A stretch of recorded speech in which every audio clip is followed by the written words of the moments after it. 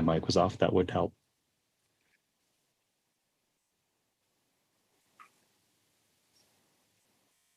My bad, Seven.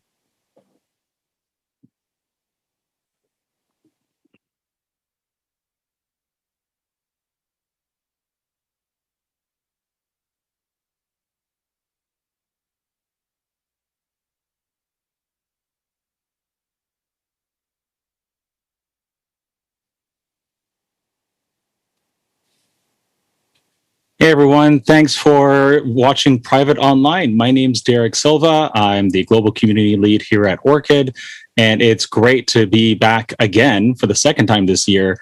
For anybody who's not aware, we did this once already in March. We had Edward Snowden, we had a bunch of great thinkers and some practitioners as well, thinking about privacy, digital security, what that means, how we practice it, and what's happening going forward. And it went so well, we decided to do it again with the same team in the background helping us manage it. We've got Seven. We've got a partnership with Handshake, appropriate, today as well. And it's just really exciting to be here. Again, speaking of Handshake, Chjango Unchained from the DWeb Foundation and representing Handshake as well. Thanks for joining up with us and helping us put on this event once again this year. Yeah, it was an amazing, fortuitous event for us to join up with Private Online. You guys had Edward Snowden come on last time, and this time we have Glenn Greenwald here, kind of closing the loop on that end. So, yeah, thank you so much for working together. It's been great. I'm Chjango, and I'm a longtime cryptocurrency advocate. I've been in Bitcoin since 2014, and I've been being an evangelist for nation projects ever since then. Back then, it was Bitcoin, and today it's a decentralized domain name project called Handshake. That's great. And I know we're going to hear a lot more about Handshake later today. We have an amazing slew of guests. I just want to give a little bit of context here. We have people like Glenn Greenwald, as you mentioned. We have Naomi Brockwell, who is very well known in the space. I don't want to downplay all of her other contributions, but she certainly made a name for herself by making some amazing content, music specifically. You can be there, we also have Willy Woo. We've got Isaiah Jackson, Ayla, Lee Quen, Josh Goldbard. It's going to be an amazing day, and I'm really looking forward to hearing everybody speak, and I'm sure learning a lot. How about you, Chjango? What are you looking forward to? I'm looking forward to talking about the sorts of solutions that are out there that circumvent online censorship, deplatforming, demonetization, and all those nefarious things that lead us sort of into this trajectory where we're going to have something like a social credit system and all these dystopian nightmares coming to life. So blockchain is sort of one of the solutions to leading us to that utopia, I guess. And that's kind of what we want to talk about today, and that's what I'm excited about. Yeah, I think that's one of the differences you'll see from the first edition of Private Online or Private Virtual Summit back in March to today. I feel like we have a lot more practitioners. We have a lot more people who are actually in the space, doing the things, making mobile-to-mobile payments possible using a very secure platform. Crypto-powered VPN, where we know nothing about you, decentralized domain name service, etc. So I hope that everybody really, leans in and hears what's being said and really engages with the projects, the communities, buys their own Handshake domains and stuff like that. Speaking of which, I think we should touch a little bit on, we actually have some Handshake top level domains up for auction today. Can you talk a little bit about that? We don't want to preempt too much because that's obviously going to happen, but I think we should give everybody watching and listening just a hint of what's coming up later today at the end of the show.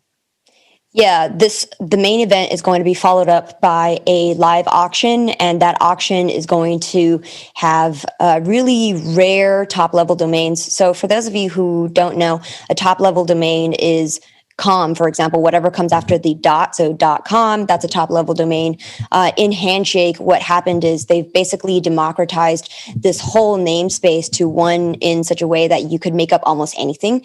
So, Derek, you could say, okay, I want .silva, and then you could do some personal branding. If Glenn wanted it, he could have .greenwald, and then he could have the sub-level domain Glenn.Greenwald, and then basically do some personal branding off of that.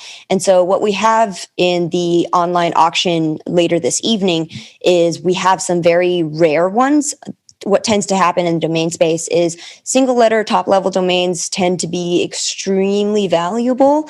And we have one such one that's going to be up for auction. It's .x. And there's another one. There's multiple ones. There's single letter, single character emojis. And those are going for some piping hot rates right now. There's some alternative projects that are selling single character top level domains for, in the hundreds of thousands of dollars. And that's kind of at the lower end. And so we're going to be seeing some really hot bids going on. And I'm very excited for that. And this is going to be a great event. That's terrific. And some of the proceeds are going to charities, correct? Yeah. So Handshake actually raised $10 million in private sale, and they donated 100% of that to open source organizations like EFF, like Tor, the routing the Onion routing network, and many other organizations in the open source space. And now there are a couple of entities that are completely community run. One of them being DWeb Foundation, there's another one called Handshake Institute, and there's another one called H&S Fund. And all of those drive community adoption of Handshake, and basically drive adoption of more of the Web3 space, or what I like to call decentralized web. And so these are really important for bringing these sort of decentralized tools to the fore. And we do important nonprofit work and give grants to doing core development work and all of this other maintenance work, and browser integrations, for example. That's a big one.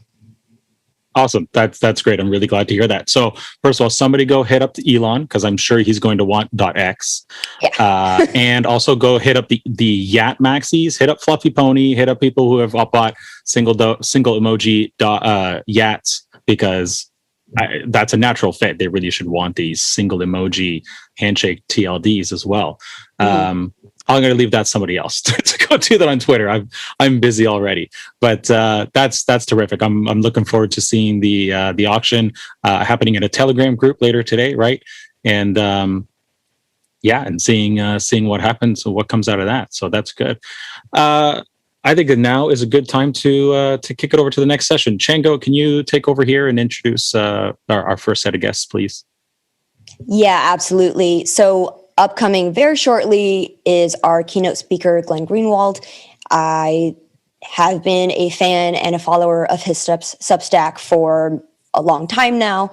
And he's a traditional liberal in the 1990s sense of the word. And he started...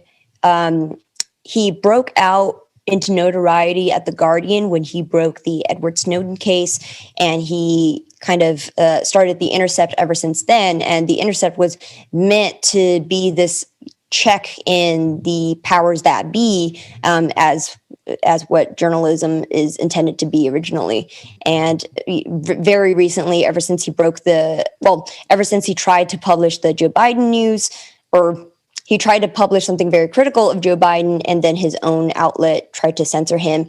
And that was when he broke out and resigned in a big way and went onto Substack, becoming the #1 Substack publisher there. And so very excited to have Glenn Greenwald on. We're also going to have Naomi Brockwell, which, Derek, you're going to give a better intro than I can for that. Yeah. Naomi is fantastic. These days, she spends a lot of her time over on CoinDesk, but she also has an amazing resume, which I've got here. There we go. Sorry. I've also listened to Naomi's songs. I think she plays guitar. Yes, she does. And she's a great singer. And like I said, I wasn't trying to downplay everything else she's doing, because she's also a tech journalist, film and TV producer. She's the creator of NBTV. That's a channel focused on privacy, tech, and crypto. She literally just posted a video the other day talking about Bitcoin mining and how you don't need KYC to do that. She has over 95,000 subscribers on YouTube. One of the largest channels on Odyssey, which you may also know as Library.tv. LBRY.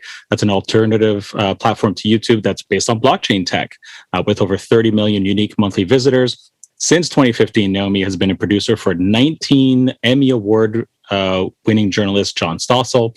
She hosts CoinDesk TV daily show called The Hash. She's a regular on network television discussing cryptocurrency, privacy, and alternative social media, doing the good Lord's work. She is also producer for the 2015 documentary Bitcoin, The End of Money as We Know It, which was a winner of Best International Documentary at the Anthem Film Festival, winner of the Special Jury Prize at the Amsterdam Film Festival, and she's also the producer of the 2018 award-winning documentary about the housing crash called The Bubble. From 2013 to 2015, she worked as a policy associate at the New York Bitcoin Center. She's the co-founder of the Soho Forum, which is a popular New York debate series, and sits on the advisory council of the Mancal Economic Education Foundation. I bet you didn't know half of this stuff, which is amazing, just the amount of work she's able to put in. She's built large communities across over a dozen decentralized and alternative social media and content platforms, and absolutely deserves your respect. Ladies and gentlemen, Glenn Greenwald and Naomi Brockwell and Stephen Waterhouse.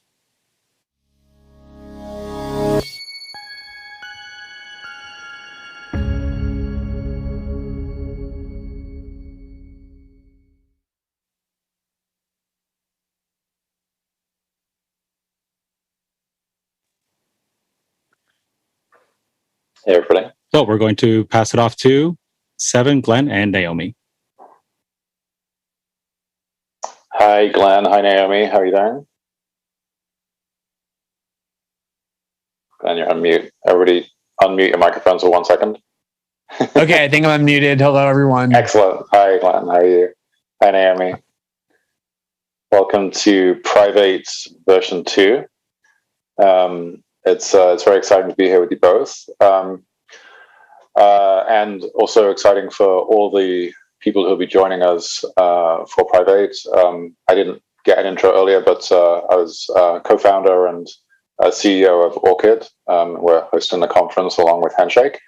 Very excited to be here with all of you. I'm going to kick off the first session, Glenn, just you and I having a little bit of a chat before you launch into giving us a bit of insight from your side on your own.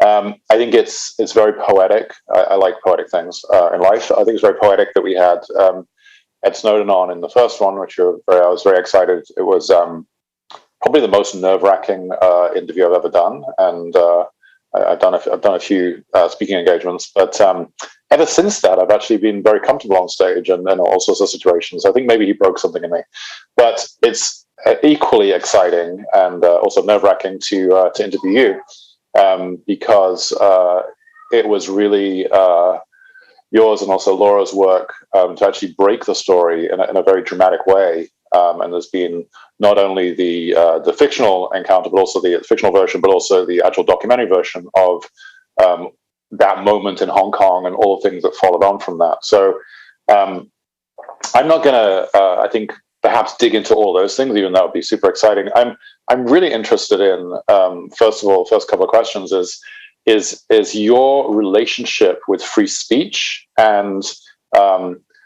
also I noticed that I wouldn't say we like have exactly the same political alignments, but certainly it's difficult to paint me into the standard kind of political thinking process, and I think that is somewhat emblematic of people who really are pushing for free speech in a broad way and its effect on democracy. So I guess to sort of, how do you think about free speech today, and especially on the internet? Yeah, so I look, if you look back at my career, it is, I think you could call it an unconventional career in the sense that I currently work as a journalist. That's obviously been the primary focus of my work over the last 15 years, and yet I by no means had most or even really any of the standard components to how one becomes a journalist. I didn't go to Columbia Journalism School. I never worked at the New York Times. I didn't begin in that storied way of, covering local school boards for a local newspaper or anything like that. In fact, when I, started writing about politics in 2005, it was because I essentially had decided that there were issues, really critical issues, primarily in the realm of civil liberties, that deserved a lot more attention than they were getting. And at the time, there was a technology that was actually pretty new called blogging software, where you could, without any institutional support, simply go to Google's Blogspot or other programs and click create blog. And suddenly you had a platform where you were able to communicate with other people. And that's essentially how I began my journalism career, and my audience grew from there. But prior to that, I had spent the last, say, 12 years or so working as a constitutional lawyer in New York. And of course, over that time, the political landscape has shifted greatly. In that time, we went from kind of the low stakes politics of, Bill Clinton and the decade of the 90s, where the Soviet Union had fallen. There was finally no more Cold War. We were supposed to have this peace dividend. I think the dominance in that decade by things like relatively unimportant sex scandals and the like indicates that politics was kind of low stakes. And then it was followed by the 9/11 attack, which was exactly the opposite. Everything became very high stakes. And that's what motivated me to go write about politics. And this whole time, despite all this kind of, turbulence, both in the political landscape and in my own work, there are a few constants that I can identify, one of which is my devotion as a foundational principle to free speech. And I've thought about why that was, and I think a lot of it has to do, and typically our politics often has to do with the era in which our political sensibilities were formed. So I was born in 1967, so I kind of started becoming of age and conscious of politics in, say, the late 70s, early 80s, formed very much by things like the Watergate scandal and the spying abuses on the part of the FBI uncovered by the Church Committee, but also a lot of the wars over free speech that happened, for example, in 1977, when the ACLU, predominantly Jewish leftist lawyers of the ACLU, decided to defend actual Nazis, people who dress up in Nazi uniforms and wear swastika armbands, who wanted to march through Skokie, Illinois, a town of overwhelmingly Jewish Holocaust survivors. And those kinds of debates were of a civil liberties variety. How much protection do we need from tyrannical abuse of state power? And my views of it were formed based on what had been the predominant revelations of the time, is that if you give the state too much unchecked authority, they're going to abuse it. And free speech, for me, became a foundational view, both because the one thing you don't want to empower institutions to decide is which ideas aren't permissible to be aired, but also because free speech seemed to me to be the primary tool to combat the excesses of tyrannical power. And that has been a through line. As a lawyer, I worked on a lot of free speech cases, including controversial ones. It tends to be people who have very unpopular views who are targeted with censorship. So if you want to defend free speech, you end up defending on people with unpopular views. And then as a journalist in the war on terror, free speech began threatened, and I worked a lot on that. And now there's a threat coming from pressures on big tech companies to censor. So there's kind of a through line, at least in my work, around this issue. Yeah, that's great. I have a lot of alignment with your thinking process. And I was born just a couple of years later than you, but in a different part of the world. But also, as I grew up during in my early career on the internet, thinking about how internet censorship was initially being pushed forwards and the fights that we had on that. The same thing, I've been working in the Bitcoin and crypto space since 2013, and really the first concept that really aligned with me there was this idea of censorship-resistant money. At the time I was like, can we create a monetary system that doesn't require, and most people often think about this as like, oh, what does that really mean? We can move money between bad people, or it's all about kind of like, the sketchier parts of the internet. But to me, it's like, expressing yourself through your investments or expressing yourself through how you transfer money to a part of the world where someone needs money, you're kind of donating and so on. That's also an expression of free speech. And with our work with Orchid, we actually focus specifically on the idea of building censorship-resistant systems. As you've looked at or become aware of the space that we spend a lot of our time in the crypto space, have you become aware of, I think you kind of had a quote recently talking about the kind of alignment of deep state and Silicon Valley powers and other corporations with governments sort of like coming for different parts of free speech and so on. There's definitely a sense within the crypto community that that's happening to us too. We feel like, oh, hang on a second, all of a sudden, the new guy's in charge, and it's not that different from what just happened before. So we're definitely feeling a lot of pressure in that. Do you have any thoughts on that, or how you think that the sort of kind of institutions are opposed to things and aligning themselves more with, say, the banking system that exists or the other powers that are already installed? Yeah, I think the historical context here is critical, which demonstrates not just over the past several decades, but centuries and even millennia, that if there's a technology that's invented that can vest power in new factions and can alter the disbursement of power and the status quo authority, there's going to be an effort on the part of prevailing power centers to commandeer that technology, because they don't want new technologies that can subvert the prevailing order. That's what the ruling class by definition does, is try and preserve its status. And I think we've seen that even though these themes are often buried, these same themes asserting themselves in what appear to be discrete controversies, but which actually are part of the same kind of ongoing arms race, if you will, over who gets to control this information. So when we did the Snowden story, it's often remembered as a story about invasion of privacy on the part of the NSA and the United States for principal spying allies in the UK, Canada, New Zealand, and Australia.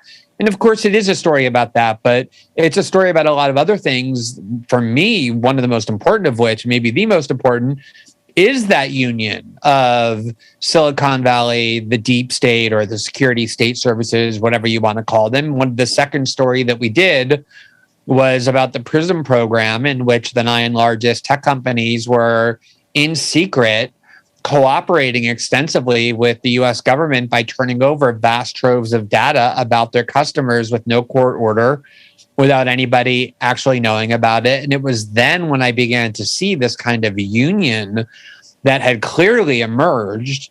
And I think when we get into, say, the Trump years, and there was a concern on the part of a lot of power centers, leaving politics aside, about the disruptive nature that the Trump campaign and then the Trump presidency would usher in. The one thing the ruling class likes is stability, not instability. And he was certainly a disruptive force. That union of kind of the security services working together with Silicon Valley, then with Wall Street, then with the corporate media, to subvert that disruption and to preserve status quo stability became even more visible to me. And, I've been working a lot more on and focusing a lot more on crypto and blockchain and Bitcoin and the like. In terms of the political and philosophical underpinnings of it, I think one of the things that happened, and you alluded to this just now, was when it was first introduced, when the people started first hearing about Bitcoin, it kind of got depicted as this sort of libertarian currency, this ability for people to make investments without being tracked by the state. And it got attached to this kind of right-wing libertarian ideology, which made many other sectors of the ideological spectrum inherently hostile to it, especially the left. And one of the things I've been trying to do over the past couple of years, especially as I think more about crypto and Bitcoin and how it relates to these broader political debates, is how to persuade people that no matter your political ideology, this centralized control, this ability to track what we're doing, to police our discourse, to control what it is we're saying and doing by virtue of this surveillance, is a threat to all forms of political organizing. and the ability to decentralize and to render much more difficult to surveil not just our financial activities, but our online activities, our political activities, all things that increasingly Bitcoin and now crypto and blockchain enable, is something that is in the interest of essentially everybody, regardless of ideology. To me, that's one of the challenges, is to how to reframe and recommunicate what that movement is about. Yeah, I couldn't agree more. And I think as we move into a potential era of programmable money and central bank, or as Ed calls them, central fascist currency, things he called them recently. I think it's even more important that people become aware of these concepts of decentralization and how important they are to our privacy. Glenn, I believe you have some solo stuff you wanted to go through now, and so I'll hand over to you to present. And it's great catching up with you. Yeah. Thanks for those great questions. I think it's the perfect segue actually into just a couple of the points that I wanted to touch on. I think we talked about my having 15 minutes or so. So if somebody, wants to kind of alert me as we're getting close, that'd be great. Or I can even kind of keep track myself here. What I wanted to do was actually talk about what I view as kind of the history of these privacy debates over the internet. Because one of the things that I think internet culture has done is accelerate the perception of time, so that years like 1995 and 1996, which in reality are part of our generation, seem almost lifetimes ago. And one of the things that I really love to do is to go back to those mid-90s discussions of what the internet was going to mean. You can obviously find some hilariously wrong proclamations. Paul Krugman famously dismissed the importance of the internet as something that was going to have similar effects as like the fax machine, and would quickly go the way of the fax machine. And lots of people in media, for self-interested reasons, were mocking the idea that the internet was ever going to be a significant technology.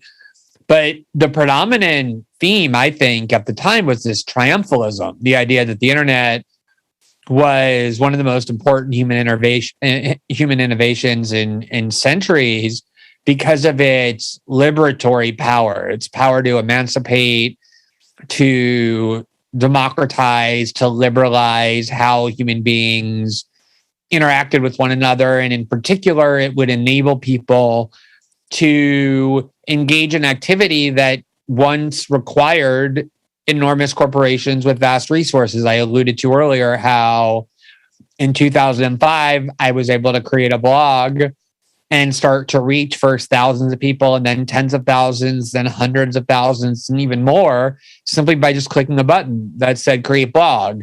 And, even 5 or 10 years earlier, that would have been impossible. You needed the vast resources in order to have a newspaper. You needed a printing press and the infrastructure necessary to produce that and to distribute it. Obviously, television was even more difficult. You needed cameras and satellites and networks. And so the internet really did enable what used to be the province of very large institutions and the rich people who controlled them to become vested in the hands of average citizens. And that was the revolutionary component of the internet. And you go back and read the kind of optimistic views of what the internet was going to usher in. And it was very much based on this idea that it was the first technology in probably since, the Enlightenment that was really going to liberate us, emancipate us from, as human beings, as individuals, from centralized corporate and state control. And I remember very well when I first started using it, that's what excited me so much about it.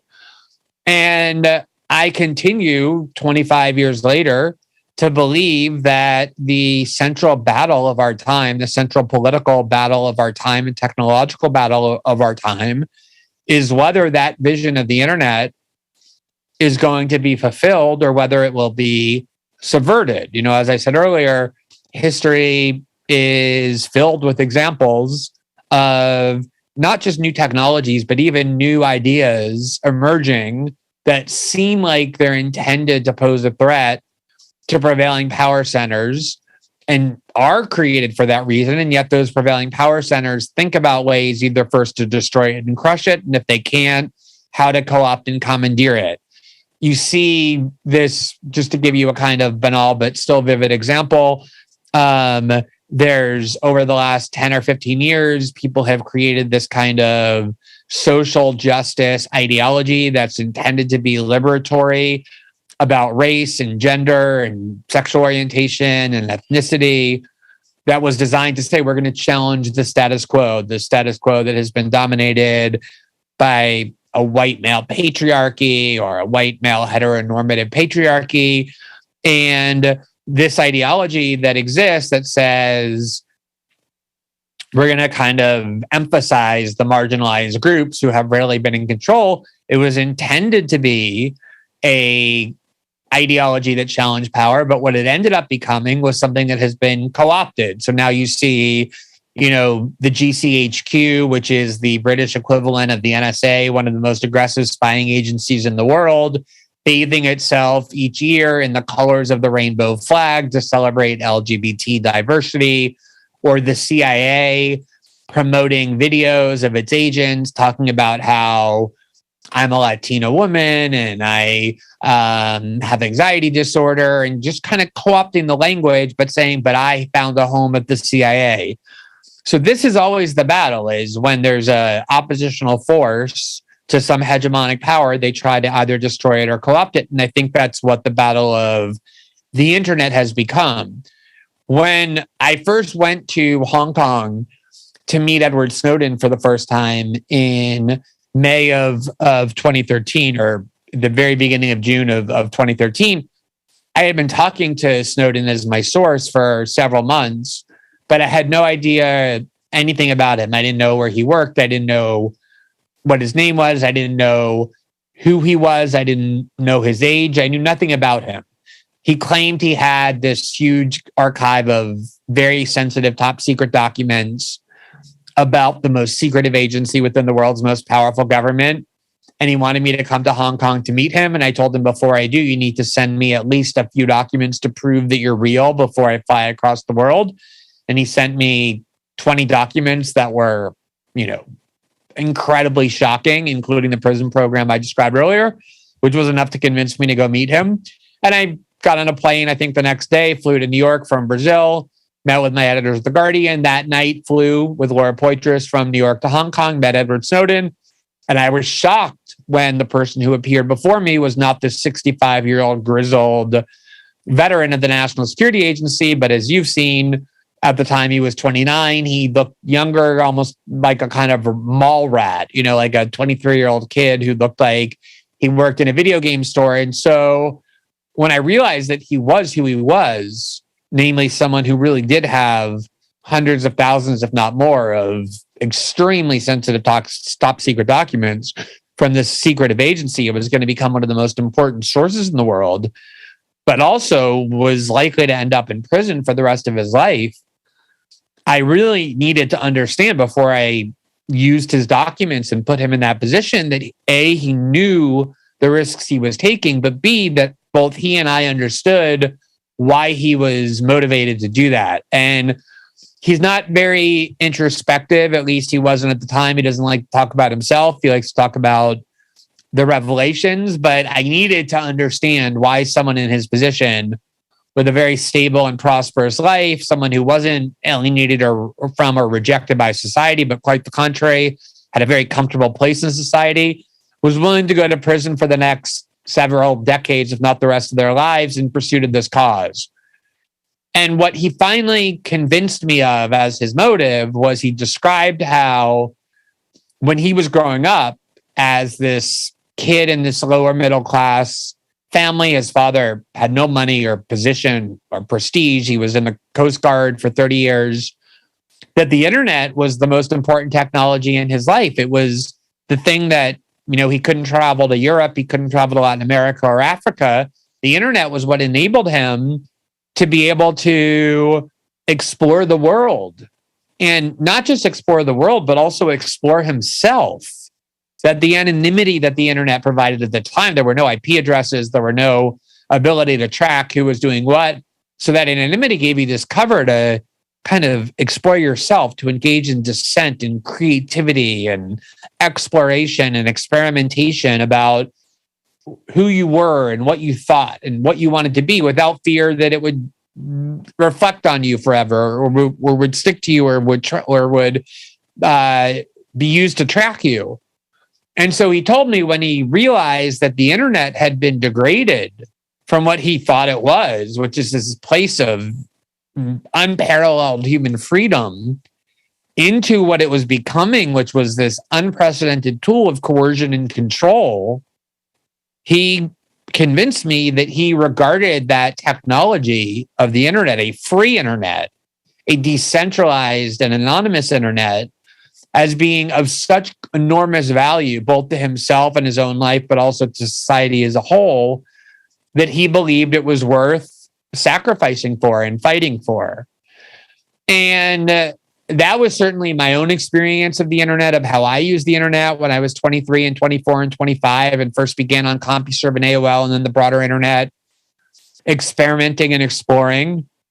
And although 1996 and even 2013 does seem like several lifetimes ago, when we have a fast-moving politics and internet discourse and Trump and all the things that has brought, and Brexit and the tumult throughout the democratic world and the Western world, to me, there is this constant theme to most of our political debates that is still very much grounded in that original conflict, that original battle that he convinced me he was motivated by, and that I ultimately became motivated by, well, which is whether we are going to have the internet as a free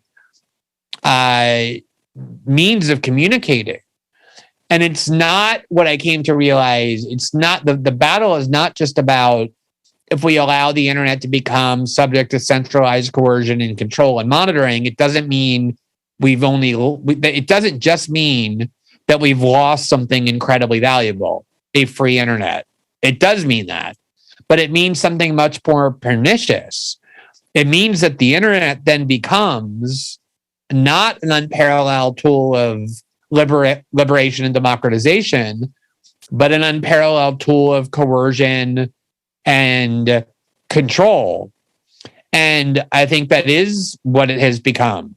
There has never been a technology that has enabled any government, no matter how repressive, to track citizens and to collect data about people, not just what we do, but how we think, more powerfully than the internet is now vesting states and other corporate power centers to assemble.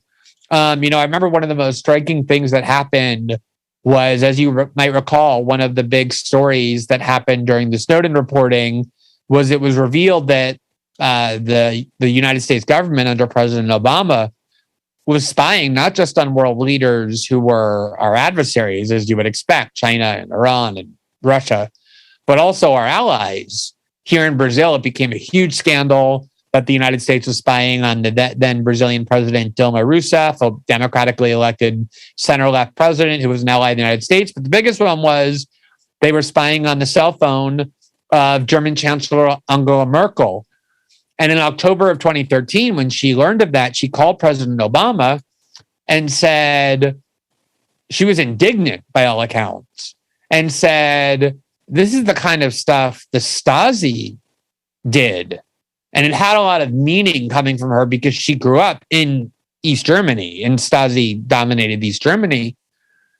And The Guardian went at the time and interviewed Stasi officials, Stasi agents, about that claim. And the Stasi said, actually, the capabilities that we're learning about that have been developed are so far beyond what we ever dreamed we would be capable of doing.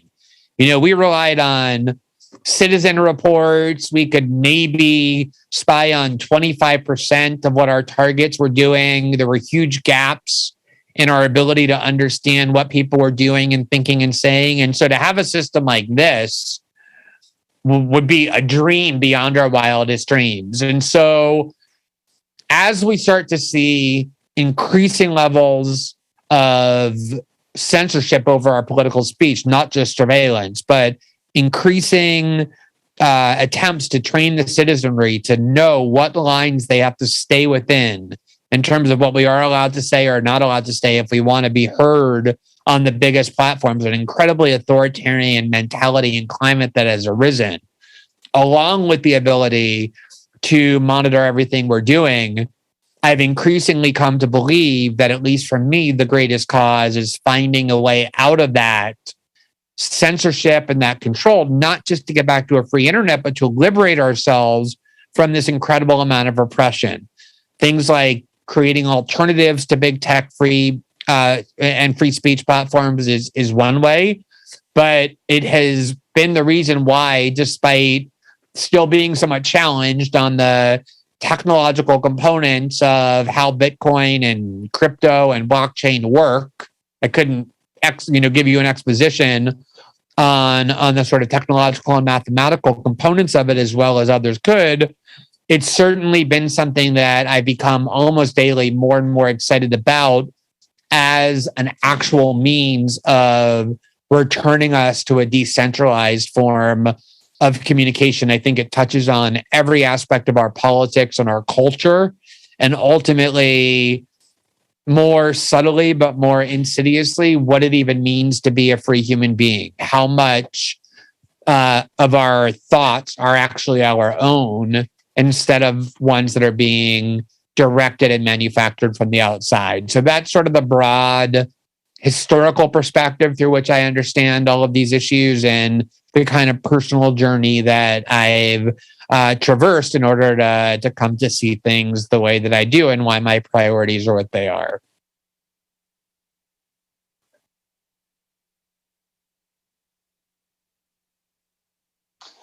Thanks, Glenn. I think you definitely answered a number of the questions I'd had earlier, and also went way beyond that. I hope that the community that I'm a big part of in this crypto community can make a difference. Is already hopefully making a difference in this space.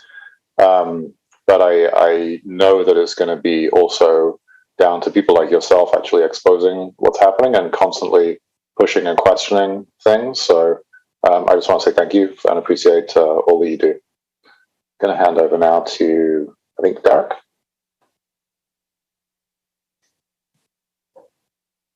Hey, thanks, Evan.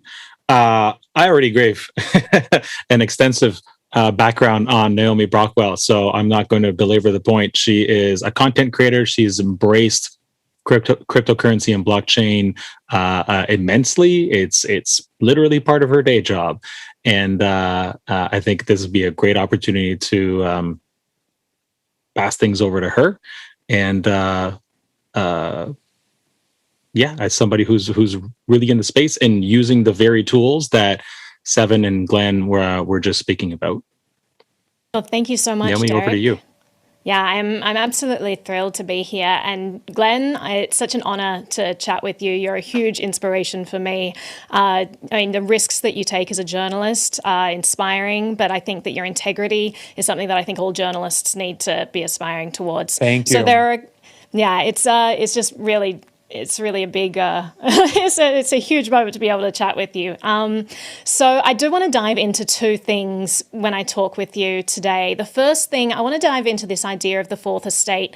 You have very eloquently explained what that is in your book, No Place to Hide, and the importance of that importance of having an institution to counterbalance government institutions, have something that provides accountability. So I want to dive into the importance of that and then look at the solutions, because as you were just talking about, we started off with this world of blogs, this kind of decentralized internet.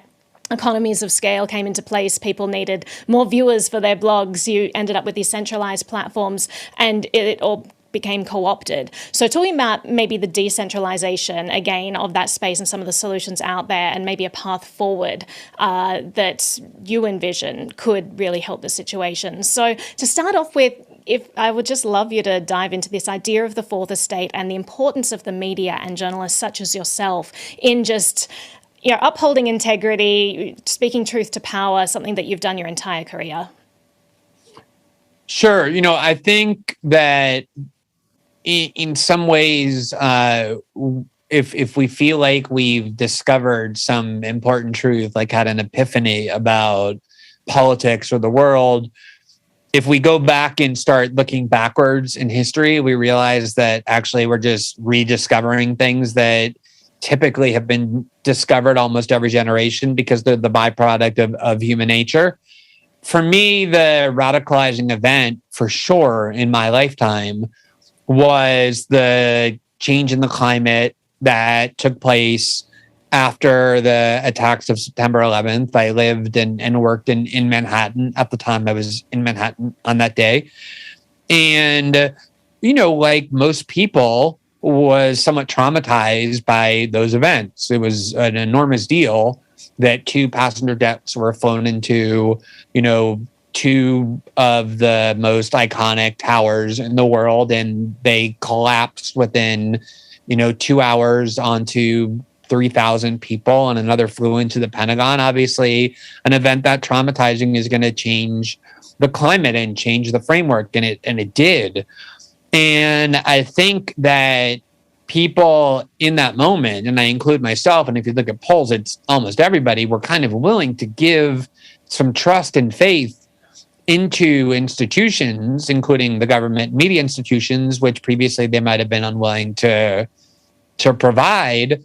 And within a very short period of time, that trust proved to be misplaced when the government and the corporate media united, regardless of motives, to disseminate a series of falsehoods that led to the invasion of Iraq. And very shortly thereafter, people realized that what they were encouraged to be convinced of in order to support this war ended up being false. And that obviously led to a lot of questions about how is it that, not right-wing media, but the most prestigious media, the New York Times, the Atlantic, the New Yorker, NBC News, played such an important and central role in disseminating these incredibly consequential, weighty, but destructive falsehoods.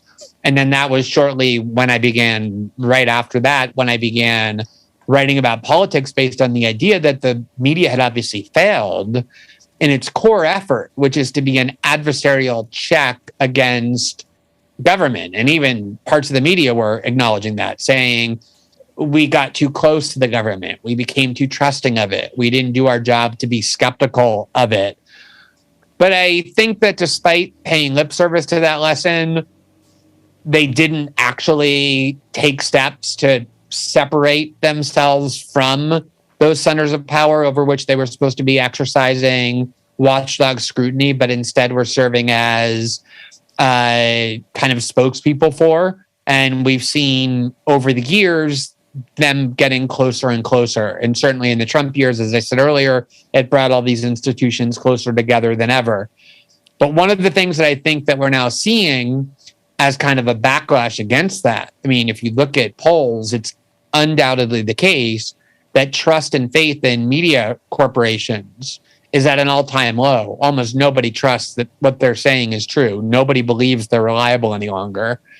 And that is in turn creating a space for a new media ecosystem, one that's independent, one that doesn't rely on these large corporations. And increasingly what you're seeing is the audiences for these large media corporations disappearing and migrating to spaces that have become basically defined by their independence from those orthodoxies. And that to me is the fulfillment of that original promise of the internet I talked about earlier. And it's one of the reasons I'm so devoted to that migration to those platforms that are there to serve as kind of an oasis of free inquiry and free thought. But also because I think that it is vital that we have a check against not just the centers of power, but also these media corporations, which in their own way have become their own center of power as well. Absolutely. So just another quick question, then I want to dive into that migration because I think it's super interesting. When you were first publishing all the Snowden revelations, you talk extensively in your book about the rigmarole, all the hoops you had to jump through. You know, the idea that, and I don't think a lot of people realize this, the media is expected to run all of these reports that may be critical of the government past the government in advance and get permission from them in order to post said criticisms of the government. And I was shocked when I learned about that from your book. I did not realize how incestuous this relationship had really become. And I worked in corporate media. I understand that you need to have access, and in order to keep access, you basically write about, and make films about whatever the White House sends you on a silver platter as news of that day, right? But this was a whole nother level. So I just wanted to get your take on all of that and how we can possibly expect to have a free press if the press is expected to send everything to the White House first to get permission before publishing. One of the really remarkable and unusual components of the Snowden story was obviously it was the most important national security leak of that year, and I think you could argue of this generation. And in the past, when there was a big national security leak, there were basically only two places that you would go to if you were in the government and had that. One is the New York Times. The other is the Washington Post. That's where Daniel Ellsberg, for example, took the Pentagon Papers. It's where most of the leaks, the big leaks of the war on terror were taken. And, Edward Snowden chose to avoid that framework. He came to me, someone who at the time was a columnist, but only for about 10 months at The Guardian, and it always kind of had one foot at least very much on the outside and just like maybe a few toes within establishment media. And the other was Laura Poitras, who had never worked in any major media outlets, who was a documentarian whose Oscar-winning film in 2005 or Oscar-nominated film in 2005 about the Iraq War got her placed on a watch list, a government watch list. And he has talked about the reason why he came to us. It was because when I first started writing about politics in 2005, the big scandal that I immediately focused on that actually began to build my audience was the New York Times had revealed in December of 2005 that shortly after 9/11, the Bush administration had ordered the NSA to begin spying not on foreign nationals, but on American citizens without the warrants required by American law. They had concocted this theory that the president had the power to ignore congressional law in the name of national security. And it was a huge story. The New York Times published it in December 2005. It won a Pulitzer. And it's what I began my career by writing about almost every day, the significance of that story. As it turned out, the New York Times had learned about this program, not in December of 2005 when they published it, but almost 16 months earlier, in the middle of 2004. And when they learned about the existence of this program, instead of doing their jobs as journalists and going and reporting on it, they instead went to the Bush White House, the top editors of the New York Times, and said, we've learned about this program. And George Bush said, if you publish anything about this, you will have the blood on your hands from the terrorist attacks that you will enable. And the New York Times decided to conceal the existence of this domestic spying program, this illegal domestic spying program, even though in 6 months there was about to be an election, a presidential election, allowed George Bush to stand for re-election without having the American people learn about what the New York Times had known, which is that there was this illegal domestic spying program in place. And the only reason why they even ended up ever publishing it in December of 2005 was because the lead reporter, Jim Risen, had gotten so frustrated and angry knowing that he had this huge story that he told the Times he was going to write a book and publish it there. And the Times was worried that they were going to get scooped by their own reporter. And they finally let him, because they had no other choice, publish it in December of 2005. And the lesson Snowden took from that, and I wrote about it a lot at the time as well, was that even despite this kind of mea culpa that the New York Times and other media outlets did, we weren't sufficiently critical of what we were hearing from the government about Iraq, they still had this interlocking relationship. And what Snowden was most worried about was that he would unravel his life. He would, risk going to prison for decades to turn over this vast archive of secret documents to the New York Times or Washington Post. They would maybe publish one or two documents, win Pulitzers and all the other awards, but get convinced by the US government to hide most of it. And when we got this archive and, I was at The Guardian, that's what the US government very much tried to do, to bully us, to coerce us, to pressure us into concealing essentially all of it. And when I refused, they were shocked because that's not how things worked.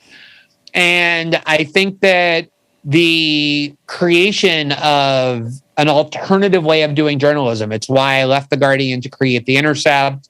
It's why now I am devoting myself to the development of independent journalism, separate from these big corporations that are wedded in so many ways to the government, to the Pentagon, to the security state, is precisely in recognition of the fact that obviously you can't have a fourth estate if they're actually in bed with the first, second, and third estate, right? They're the mistress of the first, second, and third estate and not the fourth estate. And you need that free press to check those institutions. Absolutely. So let's dive into this migration that's happening. You just alluded to it yourself. You're now devoted to Substack. It's a fantastic publication. I love how independent it is because I know that when I'm reading it, I'm reading Glenn Greenwald and I'm not reading something that has been, tempered or has been, dulled down and censored in any way. And that's just so wonderful to get back to those roots of writers being able to connect directly with their audiences. The only hesitation I have about migration to a lot of the popular platforms out there is that we're relying on the goodwill of those CEOs and those central agencies to say, okay, we promise not to censor you. We're actually one of the good ones. I mean, Google started out that way too. Their tagline was, don't be evil. YouTube was, the idea was it's you in your grandmother's basement and with a camera computer doing whatever, and you could connect with an audience. And then they became completely co-opted as well. Now they push all the corporate media narrative.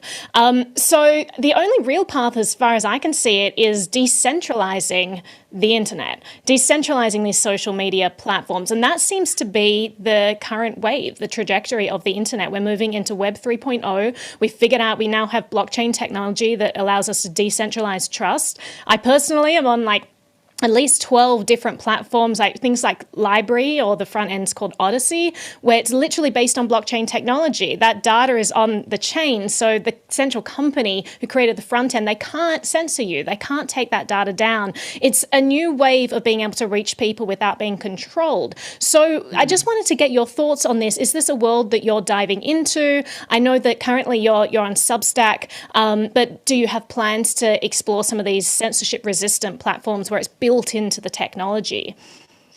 Yeah, for sure. I think the history there is really interesting and has been a little bit forgotten, which is if you, you said this yourself, and I agree completely.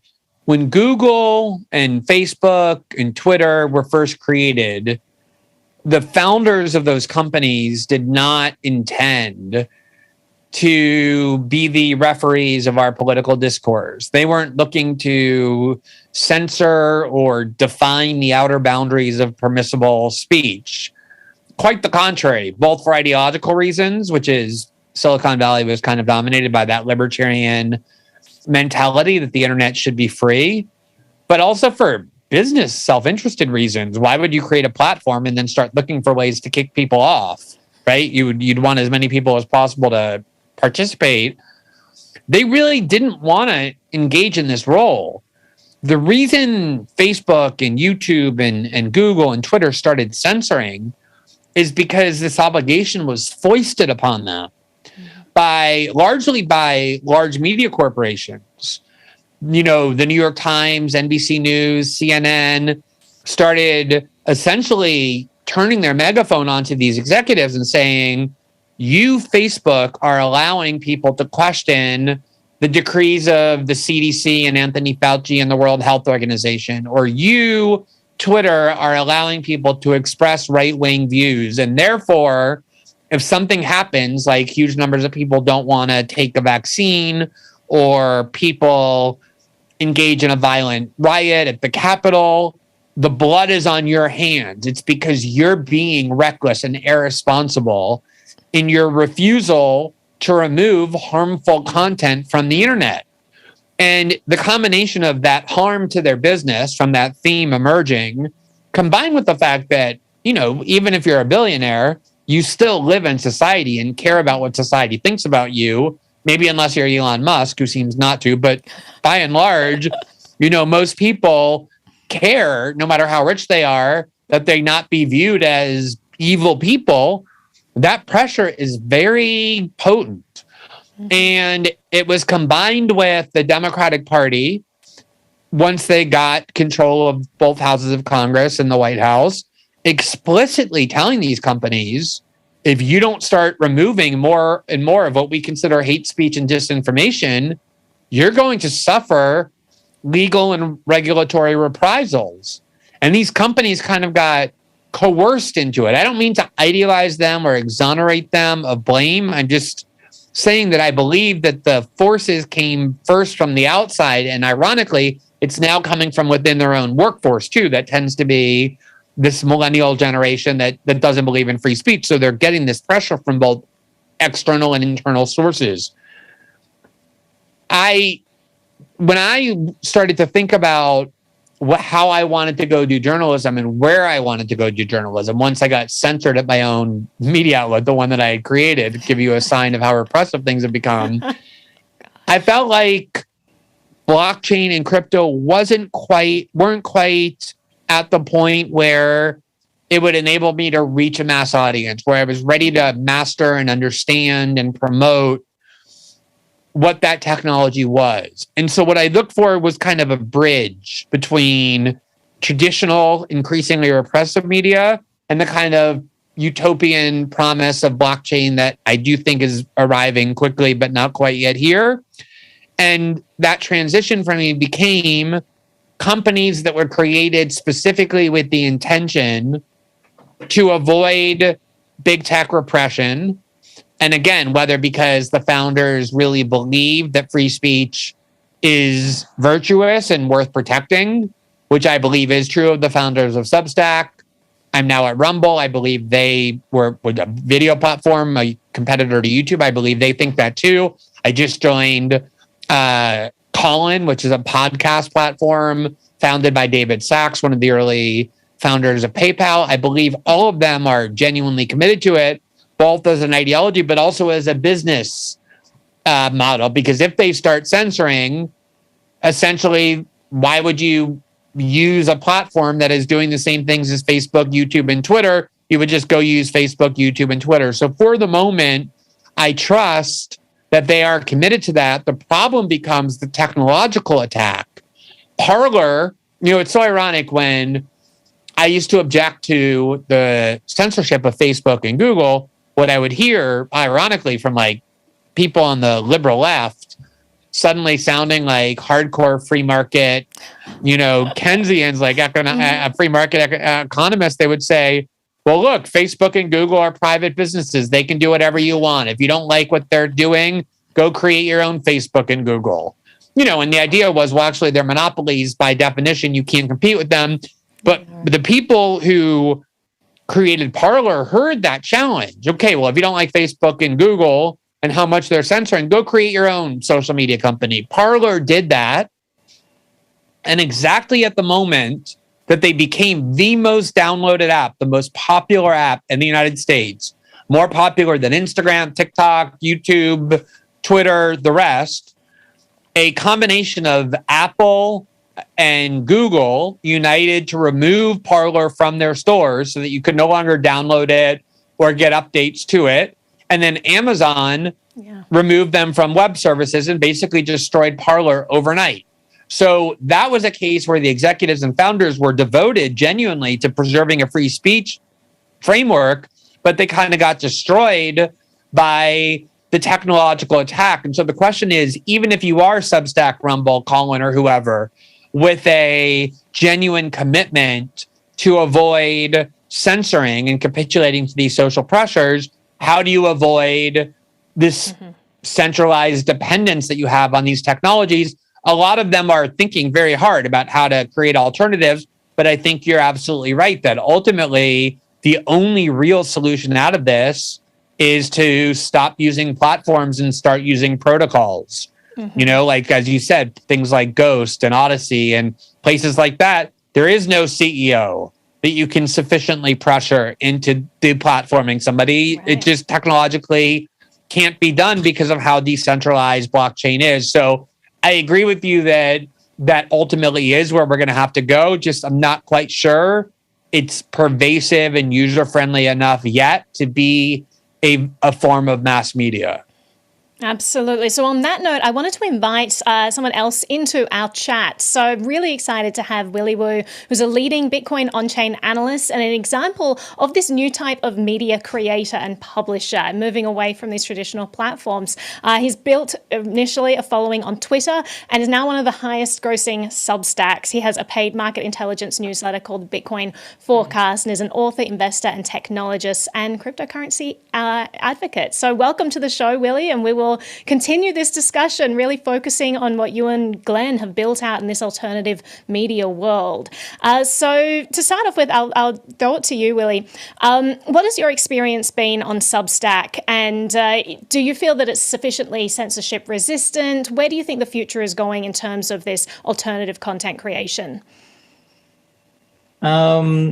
Actually, I'm thinking I've really appreciated Substack in that the usability is there. It's very quick to get started, very quick for any publisher to get their voice out, earn an income, and really bootstrap. My experience is that ultimately I think that this thing is going to move to platforms.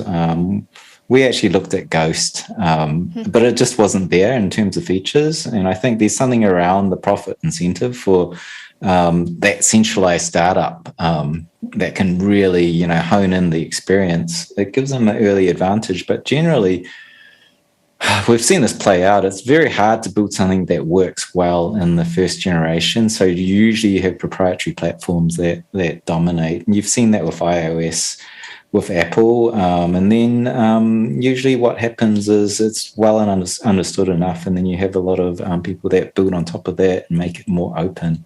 So that's the way I view Substack. It's a very important platform. I think it's strengthening on democracy, but I also think there's more evolutions ahead of it that would really create like open protocols, open standards that truly decentralized and not subject to these kind of political pressures.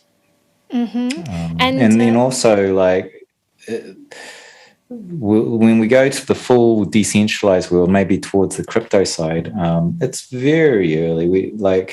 I know it makes a lot of headlines, but in reality, only 3% of the world use or have exposure to Bitcoin or in crypto. So if you were to look at that in the adoption terms of the internet, we're really very much in like the mid-90s of the internet, and but it's accelerating very, very quickly. Its adoption curve is way higher than any other technology ever. So we're only like maybe 4 years away. Like the current trend says in the next 4 years, 1/8 of the world population will be on crypto. So, and then it's doubling at the rate of 2x per year. So it's going to come up really fast. And though we're really early and the experience isn't there, I think there's going to be huge strides over the next, 4 years. The next decade is going to be very different. And a lot of the conversation has been around nation states and governments abusing power. Now, it's interesting in that, like, crypto is the power of decentralized money. It's money that is by consensus by the general population that has value, and it's created by the population. You did not need to be a sovereign nation state to create that. And if you look at sovereign states, they are really funded by two things. Both of them are taxes. One is the tax on income, corporate income, personal and corporate income, and the other tax is the hidden tax by being able to print more of your money to fund your nation. Now, when you get into the situation where we've created a decentralized money and it's global, and citizens have the option to actually accumulate that rather than the national currency, it really depowers a lot of what we've traditionally seen with the nation state. So I think that in the next 10 years, we've got a lot of changes afoot. It's almost like the completion of the digital revolution, and we don't know what's going to happen after that, but I kind of see a lot of this kind of posturing for control, even between nation states, and maybe China and US is like grabbing the headlines right now. I kind of think that, given the arc of technology, this kind of battle is going to be somewhat obsoleted, which is kind of a very... it's not the most common viewpoint, but this is what the numbers show with the adoption of crypto. Absolutely. Well, we are actually out of time for this segment, but Willy, so great for you to join us to talk about your Substack experience. And Glenn, just been wonderful chatting with you about media in general. So I wish both of you all the best as you begin your independent journalist journey and start to explore more decentralized media as well. Excited to see what that future holds. But I do believe we're taking a short break now. And when we come back, we're going to be hearing from Chjango and Derek and diving into Taproot. So stick with us, so we'll be back soon.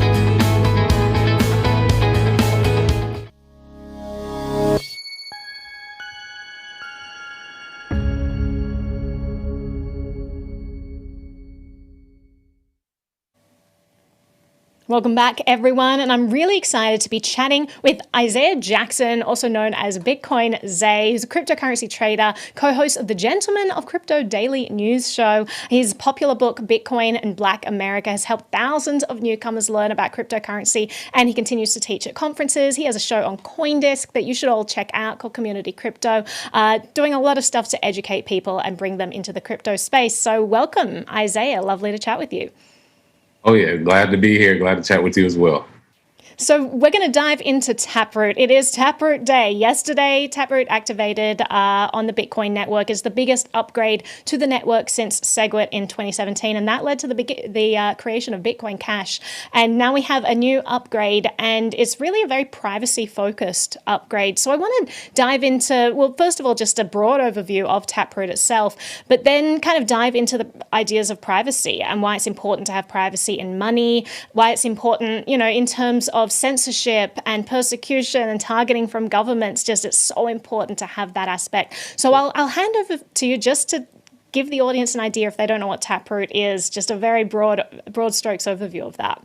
Oh, yeah. So Taproot, congratulations to everyone who helped bring this to light. Taproot, like you said before, is a privacy upgrade. The ability to batch signatures into one transaction gives you more privacy and allows you to take away that origin address of where it came from.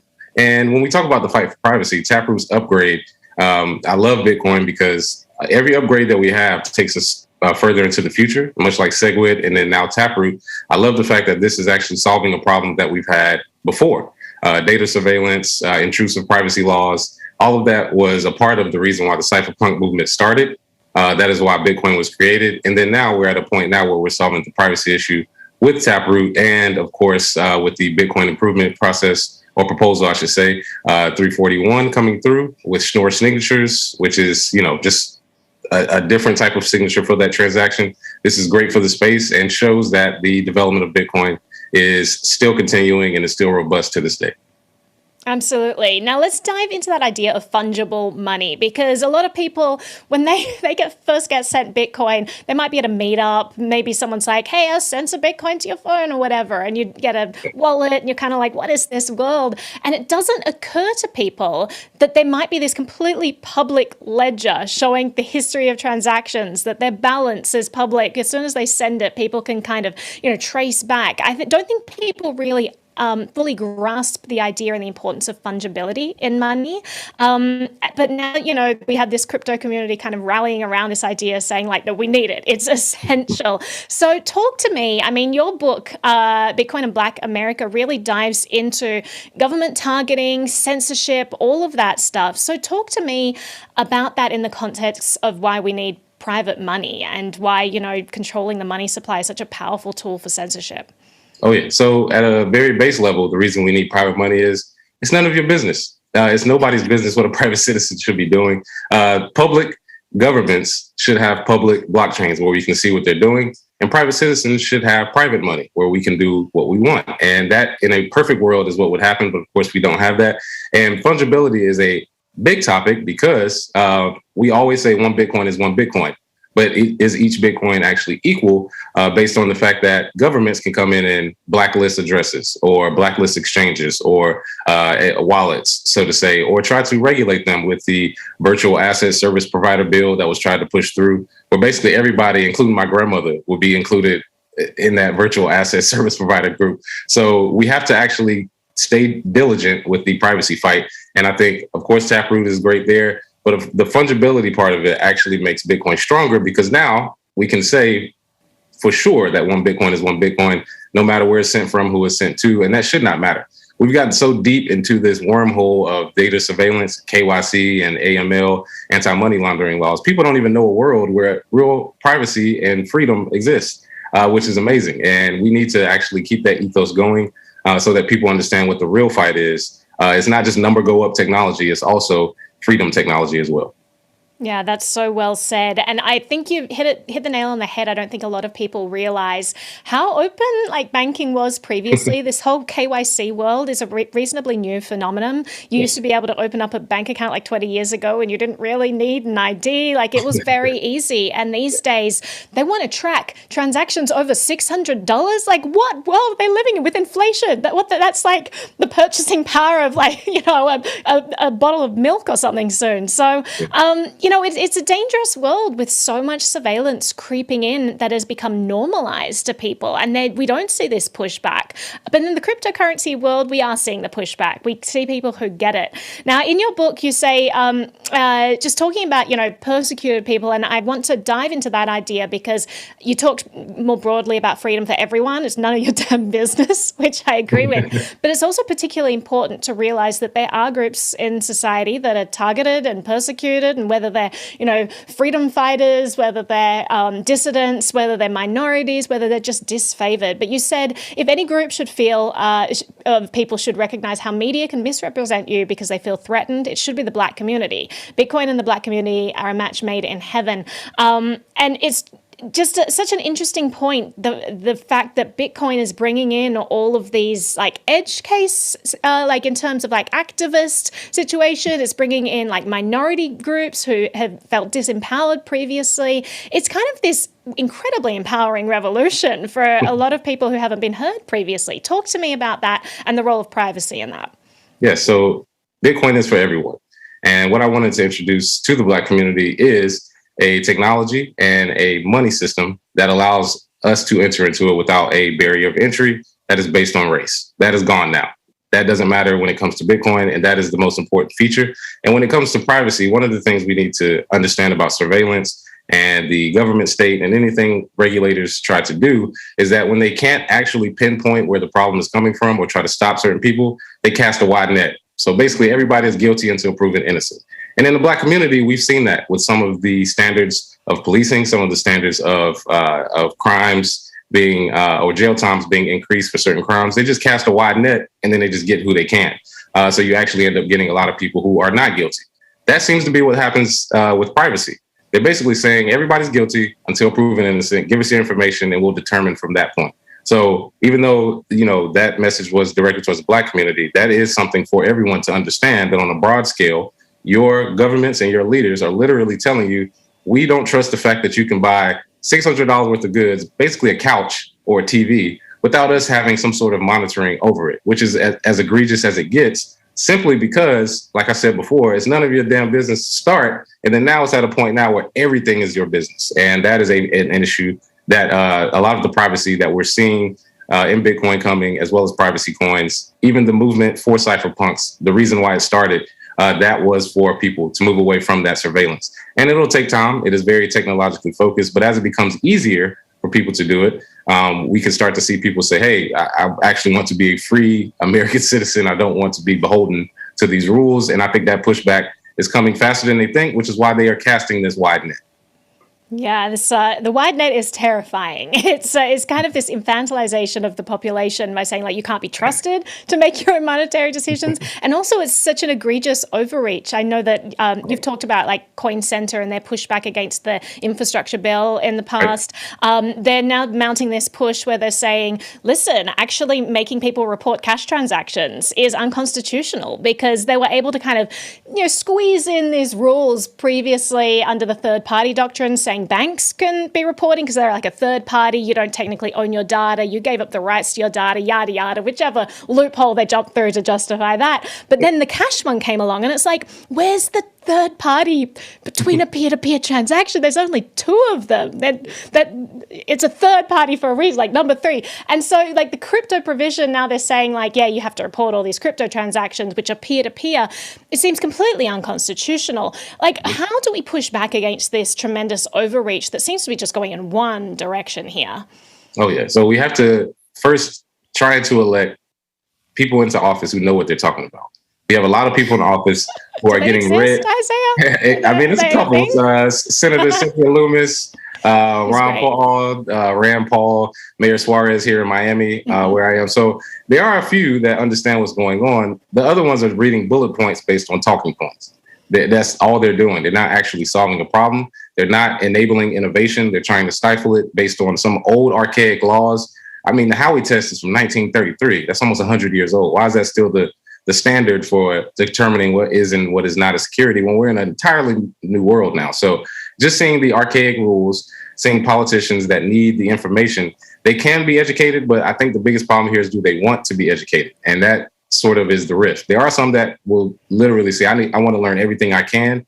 And then there are others who are saying, hey, as part of my agenda, I have to push back against this because I think, and this is maybe a bold prediction, I think what we're seeing here is a lead up to something similar to Executive Order 6102 back in the 1930s, where they basically said our economy crashed because everybody is keeping all their money in gold.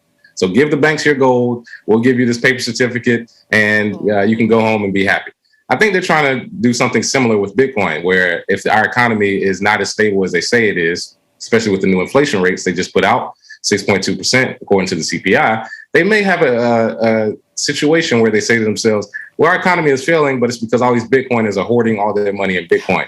We need to try and collect it off of exchanges. And that's why I also say no keys, no cheese.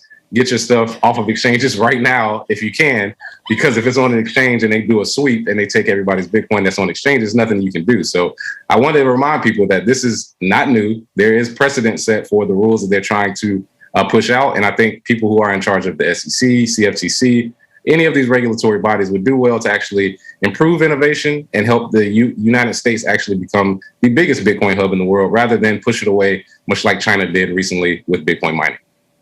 No keys, no cheese is now my new favorite slogan. Not going to say no, not your keys, not your coins. That is out, and no keys, no cheese. I love it. So let's talk about the path forward, because I've chatted to people like Nathan Wilcox, Zcash developer, and he says that, in the future, we're not going to have the term privacy coin. We're going to have privacy built into every coin. It's going to become so normalized and it's going to be demanded by consumers. I hear that and I get real excited because privacy is my shtick, but then I also look at the reality and the fact that people are still on Facebook giving away all of their data and they're using Gmail and they're, and so I just feel like we have this giant chasm to cross to get people interested in privacy. And my experience has shown that it's only people who are personally affected by their privacy being invaded, the people who have their bank accounts frozen, the people who have their data hacked and leaked. It's only the people personally affected that seem to become fired up and really want privacy. How do we change that? How do we get more people interested in this? What's the path forward? Oh, yeah. So I think sometimes you have to give people solutions they don't know they need. So there are some people who honestly think the world is perfect, everything's good. I don't need privacy. What am I hiding from? I have nothing to hide. And I think that is a misnomer, because even if you have nothing to hide, if you think you're doing everything straight, one of the things you don't want is that intrusion of privacy, because down the road, there may be something you may or may not want people who watch you to know. You don't want to set that precedent, open Pandora's box. Hey, yeah, just take all my information. That's a terrible way to start. So I think what we have to do is continue building these privacy tools, continue implementing privacy into the layer ones that we are developing, so that we actually give people a solution they don't know that they need. So imagine being able to tell someone, yes, you can have private transactions, don't need to go into all the technical stuff, and they understand that, hey, well, this is how every currency works. So this is what I need to use because privacy is important. Some people may not get it at first, but we'll have to drag them along just like we had to do before with Bitcoin. They didn't believe it before, but the evidence speaks for itself. So a lot of times we do have people who are in the space, like you said, they'll give it away to Facebook for free. They don't understand data. They don't understand anything about the surveillance state, but we can lead by example. And that's one thing I'm big on, is just lead by example, show people the way, and they'll follow when they are ready to. And I hate to use the meme where people say not going to make it, but some people are not going to make it. And they're just not. In all of human history, there's never really been any great idea where 100% of the people supported it and just started instantly. Some people are going to be left behind, but focus on the people who do want to learn, and then we'll have a strong enough group where we can bring in and usher in a new type of privacy into money. Yeah, absolutely. And I think you said it so well, this idea that, administrations come and go, but that data is forever. So what you may be doing today could be considered normal and totally fine and accepted by society, but a new administration comes in and things can change pretty rapidly. So that data is a treasure trove for them to dig into and find whatever they want to target you. Yeah, I mean, the whole, I don't have anything to hide. Yeah, well, what about now? You spent something that's $602. Now that's something to hide. Tax evader, reporting evader. Yeah. Just overnight. So you don't want to set that precedent. Trust me. Well, there's something to be said about your other point where you said, let's tell them, privacy is that thing that they don't realize they need. It kind of reminds me of Steve Jobs and the smartphone. No one knew they needed a smartphone. And then he came along and he's like, oh, no, you do. I've invented this thing. You all need it. You just don't realize you need it. And it's this idea that in order to bring something mainstream, to popularize it to large amounts of users, it's not necessarily that you convince the individuals how important it is that they go seeking it, but you convince the technology companies that it's important and they just start implementing it. That's how we got SSL across the entire internet. That's how we get encrypted iPhones, because these companies said, well, by default, we're going to make this stuff private. And we all benefit from it. I feel like that's what Bitcoin is doing right now. People may not realize that fungibility is important. People may not realize that privacy and money is important. But Bitcoin devs came along and says, it is, and we're just going to integrate it, and you will thank us later. So, how does this change things for people in terms of using cryptocurrency? Oh, yeah. So, of course, like you said, we implement it. They figure it out later.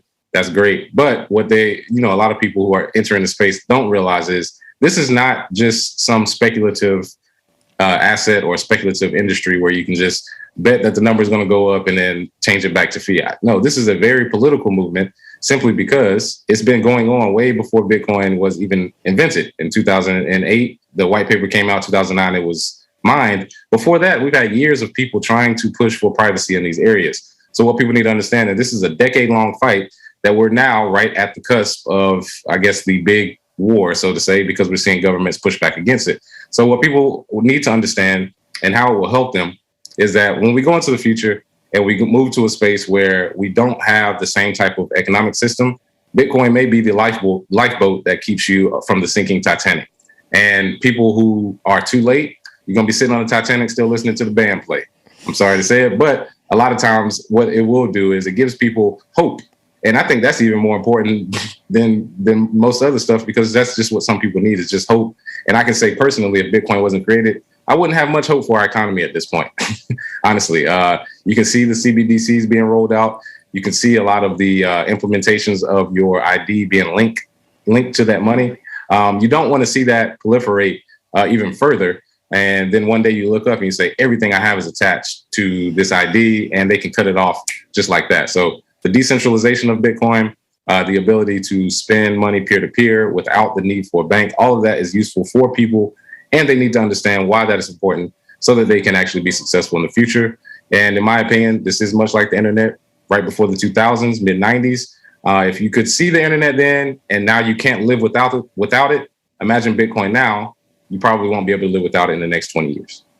Absolutely. And remember, no keys, no cheese. You heard it here first from Isaiah. Thank you so much, Isaiah. That's all the time we have for this segment, but it's been wonderful chatting with you, and we'll catch up with you soon. But upcoming on our next segment, we're talking about deplatforming. We're talking about control of the internet and how Web 3.0 may be able to help there. So I'm absolutely delighted to invite on our next two guests. We have Ayala, who has a very popular OnlyFans account, also runs a company where they sell a deck of difficult questions, which I actually own. It's called Sinkhole. I highly recommend it. It's like these probing questions where you draw from a pack of cards, and it's a good icebreaker for very interesting conversations. She is someone who definitely pushes boundaries, knows how to get interesting conversations started. If you've ever followed her Twitter, you will have the time of your life. Highly recommend that as well. So thank you so much, Ayala, for joining us. We also have Lee Quinn, who is a journalist from California. She's the co-founder of both DesFem magazine and the Association of Cryptocurrency Journalists and Researchers. She's been published in TechCrunch, Vice, Playboy, Business Insider, Newsweek, Teen Vogue. The list goes on and on. Al Jazeera English. Absolutely delighted to have Lee on as well. Welcome to the show, guys.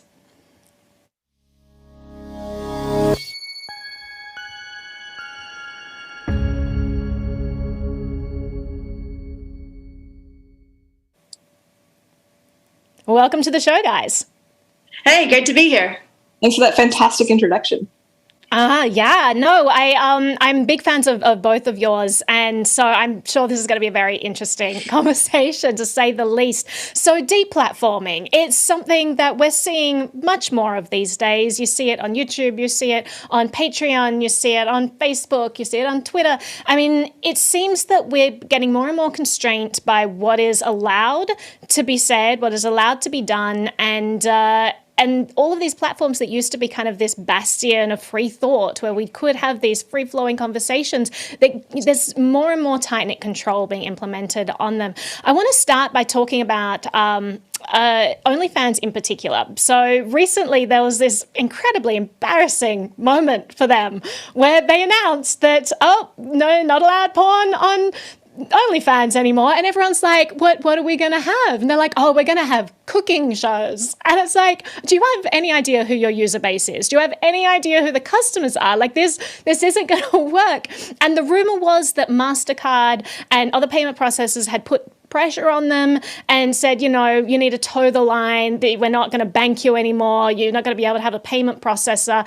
It really highlighted the fact that payment processors have such control over what platforms are allowed to exist and what content creators are allowed to exist. So Ayala, you have an incredibly popular OnlyFans account, and I want to dive into your experience on that, and your experience, I don't know if you've tried to do the same thing on other platforms and have been deplatformed. Just kind of, I want to talk about the rigidity of the places where you're allowed to express yourself, and whether OnlyFans, I mean, they've changed their mind for now, but whether this is something in the future where they can once again be co-opted and a bunch of people could be deplatformed. Yeah, absolutely. I think that this problem is getting worse in recent years. Like, I've been a sex worker on various online platforms for a decade now. And in the beginning, like, nobody really noticed or like kind of cared about the sex work thing. It's like the visibility of OnlyFans, I think, really made it vulnerable. Like, suddenly people outside of the sex work industry have very strong opinions about like what should or should not be done between consenting adults online, which is really unfortunate. But yeah, I just anticipate this is going to continue to happen. I've had like my financial like systems having issues because I'm associated with sex work. For example, Coinbase like froze my account because I used like some crypto in association with like exchanging porn or something. It took me a long time to get my Bitcoin out of there, which in hindsight was a great move, but still not a good experience. And so like, I'm not surprised that OnlyFans made this move. I don't think they wanted to. Like, the people who run OnlyFans have been in porn for a long time. So I think it's just like pressure from the external things, and you run to something like Fansly. And then, of course, once attention comes on them, then there's going to be pressure on them. And it's just a rinse and repeat. The atmosphere is not very friendly to sex work right now. No, absolutely. And Lee, I want to throw it to you just to kind of get a background of where these policies might have come from, because there's something called Operation Choke Point. And it's this idea that there are kind of these informal letters being sent out to banks where certain industries were just deemed high risk and the bank accounts were shut down. Walk me through kind of that history and your perspective of that, and how this pressure is kind of really a form of censorship when it comes down to it. Yeah, definitely. So there are certainly a lot of people, some involved with particular religious groups, some with different political groups, that are attempting to put pressure on payment processors, banks, and other kinds of financial service providers in order to, as you're saying, highly censor or restrict people involved with certain at-risk industries. But the one thing I want to emphasize, that doesn't only apply to businesses. They can actually, it depends on your country and jurisdiction, apply to people. You can have people whose accounts are labeled as high risk because they're personally involved with the sex industry. And even if, let's say like OnlyFans, for example, does have their MasterCard deal, I believe, still running, but they had to change the way that they operate. They have to review everything before things goes up, which obviously makes a backlog of all the content that is trying to be posted on the website. But there's also, like, even when things are still working, there's still restrictions on certain kinds of words that can be used, certain kinds of role play or fetishes that they can cater to. For example, age play or diaper play, or people who use like food coloring for fake blood and different kinds of medical play. All of these are heavily restricted, even when they eventually meet all the other requirements that MasterCard and other kinds of payment processors require for them. So it's really important to not only think about the fact that, like, yes, these organizations are restricting who gets access, but even when you get that access, it's only if you follow certain rules. And that means it just changes the way that we talk about sexuality online and other kinds of topics that are deemed high risk. It really defines the public conversation and what people are and aren't allowed to say publicly. It's always nice when they repress conversations. It just completely eliminates it. These things don't just bubble under the surface. It's just stop it, and no one will ever talk about this stuff. Good work, Prohibition. Ayala, I want to throw it to you. So on your site, you accept cryptocurrency. And crypto, as we know, is peer-to-peer. There's no intermediary. It kind of eliminates this idea of middlemen getting in the way and dictating who can and can't get paid. What's been your experience with that like? Has it been a popular form of payment? I know that it's a burgeoning industry, you know, and probably most of your customers aren't into crypto yet. Do you see that changing in the near future? I hope it changes. I've been accepting crypto for my sex work for many, many years at this point. I'm a very strong proponent of it. But it's not very scalable in the way that OnlyFans is scalable. Like with OnlyFans, it's very like, I can reach a couple thousand people all at once and then have them do payments.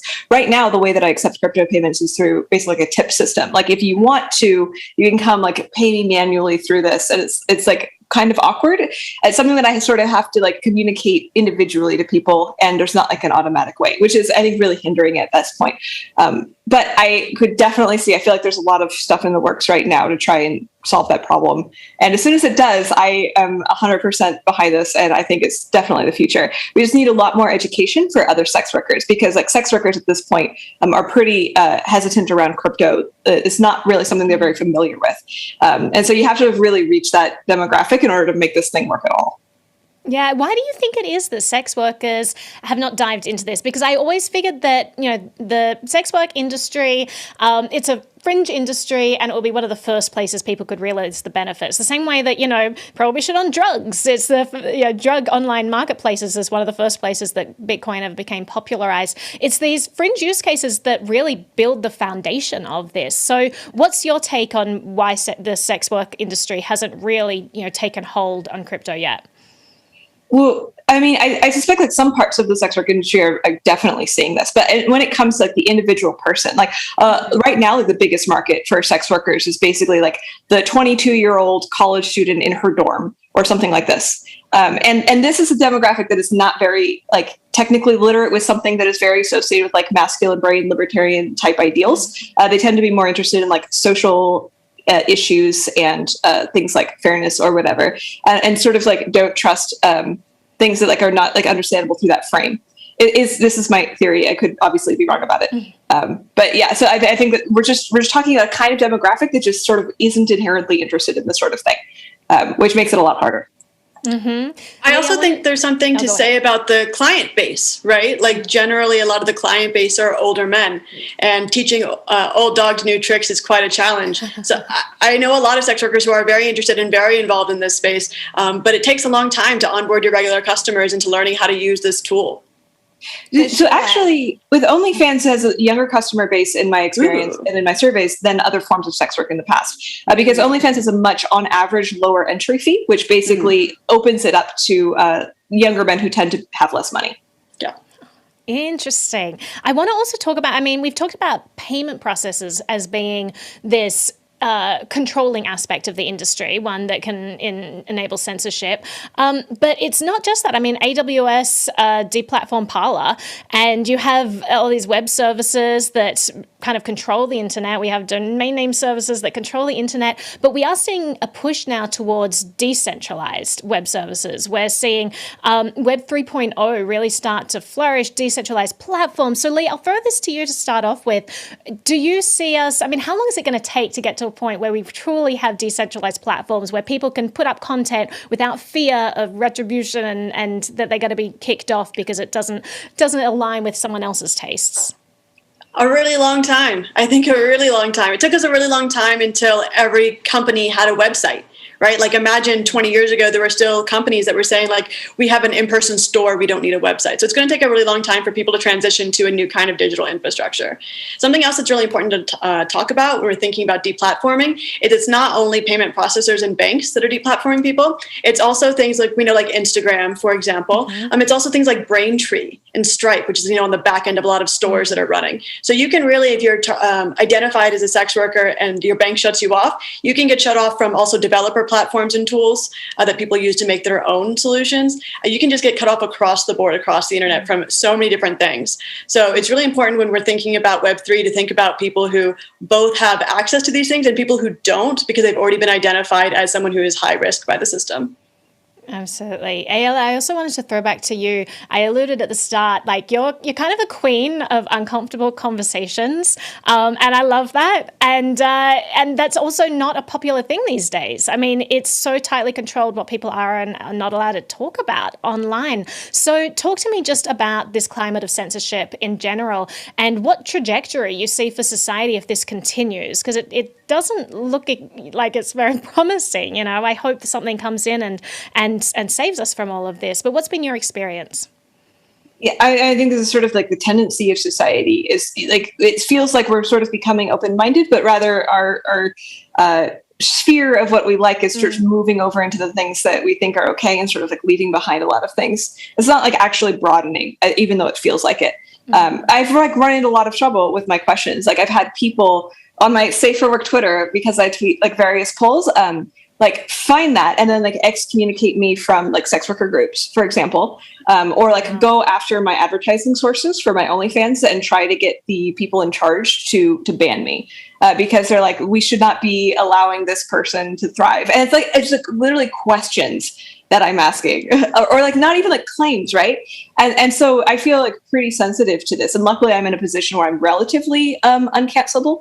Sex work platforms themselves tend to already be kind of on the gray areas and tend to be less likely to deplatform you of their own will, right? Like other things like Instagram or something might, but like the sex worker, they won't unless they're forced to, especially when it comes to social issues, like if you might be tweeting something controversial, which is great. I love that part. But now, like especially with OnlyFans, a lot of the what is required to make money on that platform is linked to the rest of the internet now.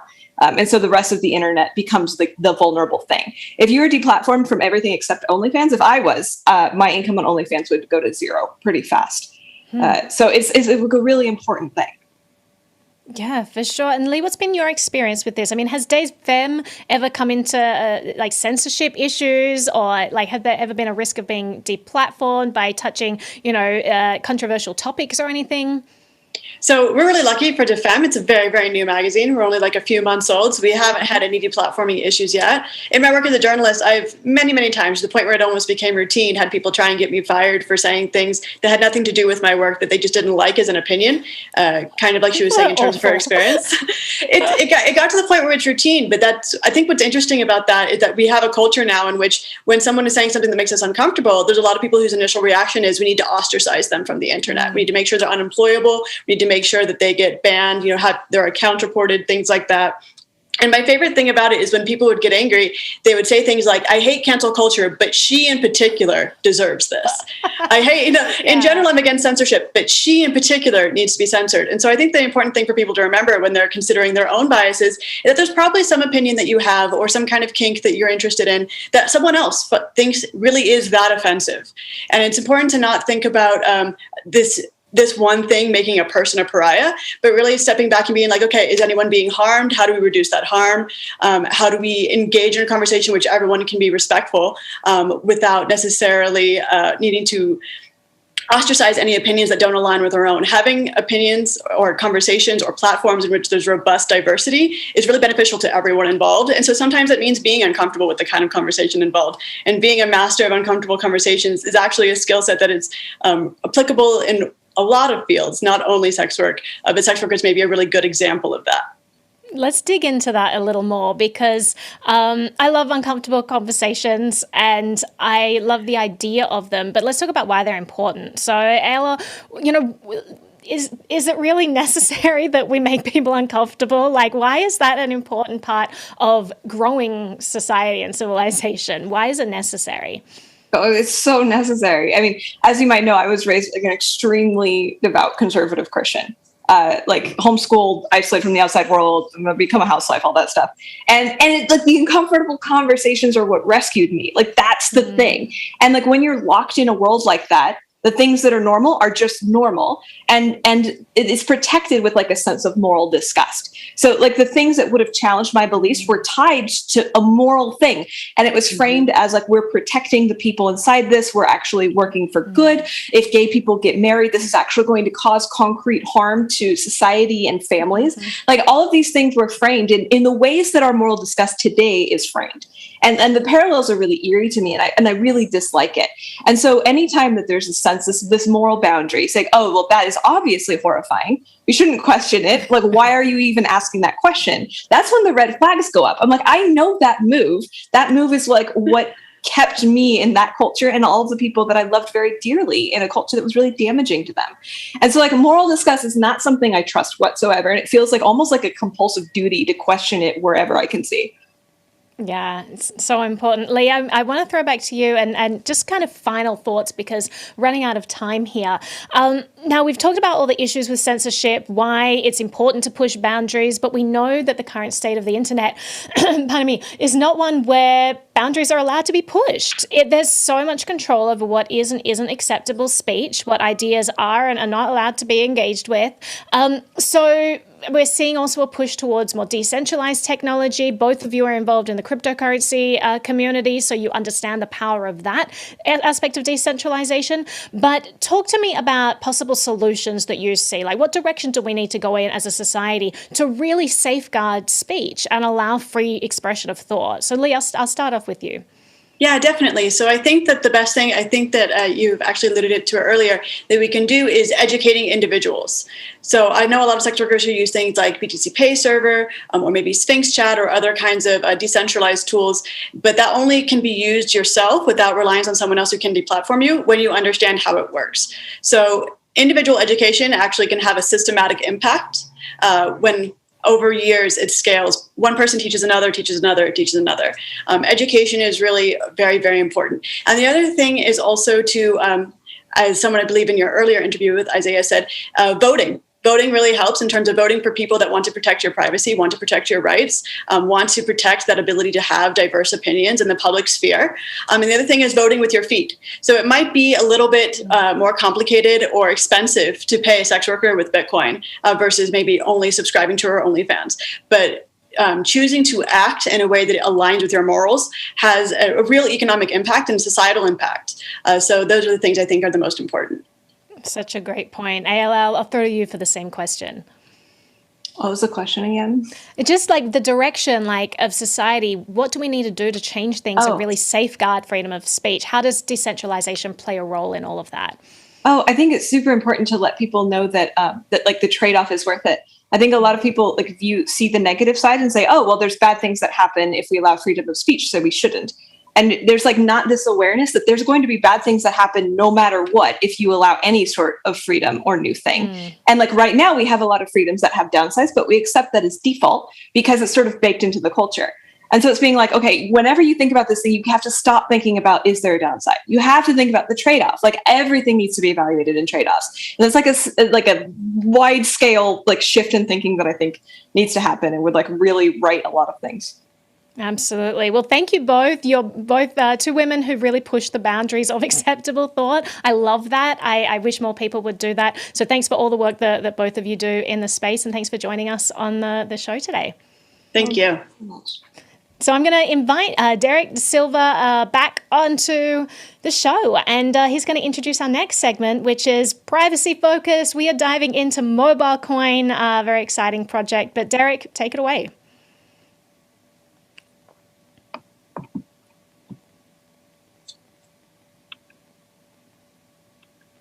Derek, you're on camera. Oh, and you're also muted. Of course I am. I was just so engrossed in that conversation. It was great to hear from Ayla. I'm not sure exactly. Sorry how to pronounce it. It was great to hear from her and Lee about what they're doing, what they care about. Echoing some of Isaiah's comments earlier. Not your keys, not your cheese was fantastic. I can't say enough about how memeable that is, first of all, and the entire conversation was fantastic. So yeah, we're going to change tack here a little bit, but still moving forward with more or less the same topic here of free money. Ayla and Lee were talking about censorship. Josh is here from MobileCoin to talk about payments. Josh, I know that you have a presentation you'd like to give. I'm just going to preface this a little bit by saying that Josh is a founder at MobileCoin. He's previously a founder also at Secret Party, Crypto Lotus. MobileCoin, for anybody not familiar, is a peer-to-peer payments platform built on some fantastic, very fast, very inexpensive technology. It's growing with Signal. I know it's already available in several countries in Europe, and people are really excited to be able to use MobileCoin through Signal more and more as the platform evolves and is rolled out to more countries. Joshua Goldbard, please take it away.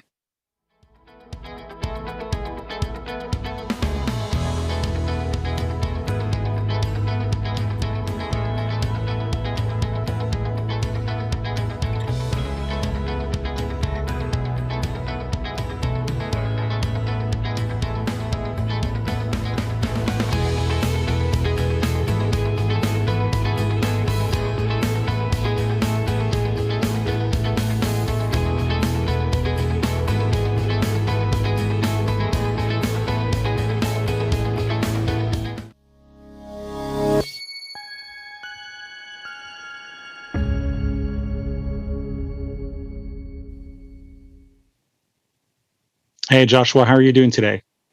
I'm super excited to be here. Thank you so much for having us.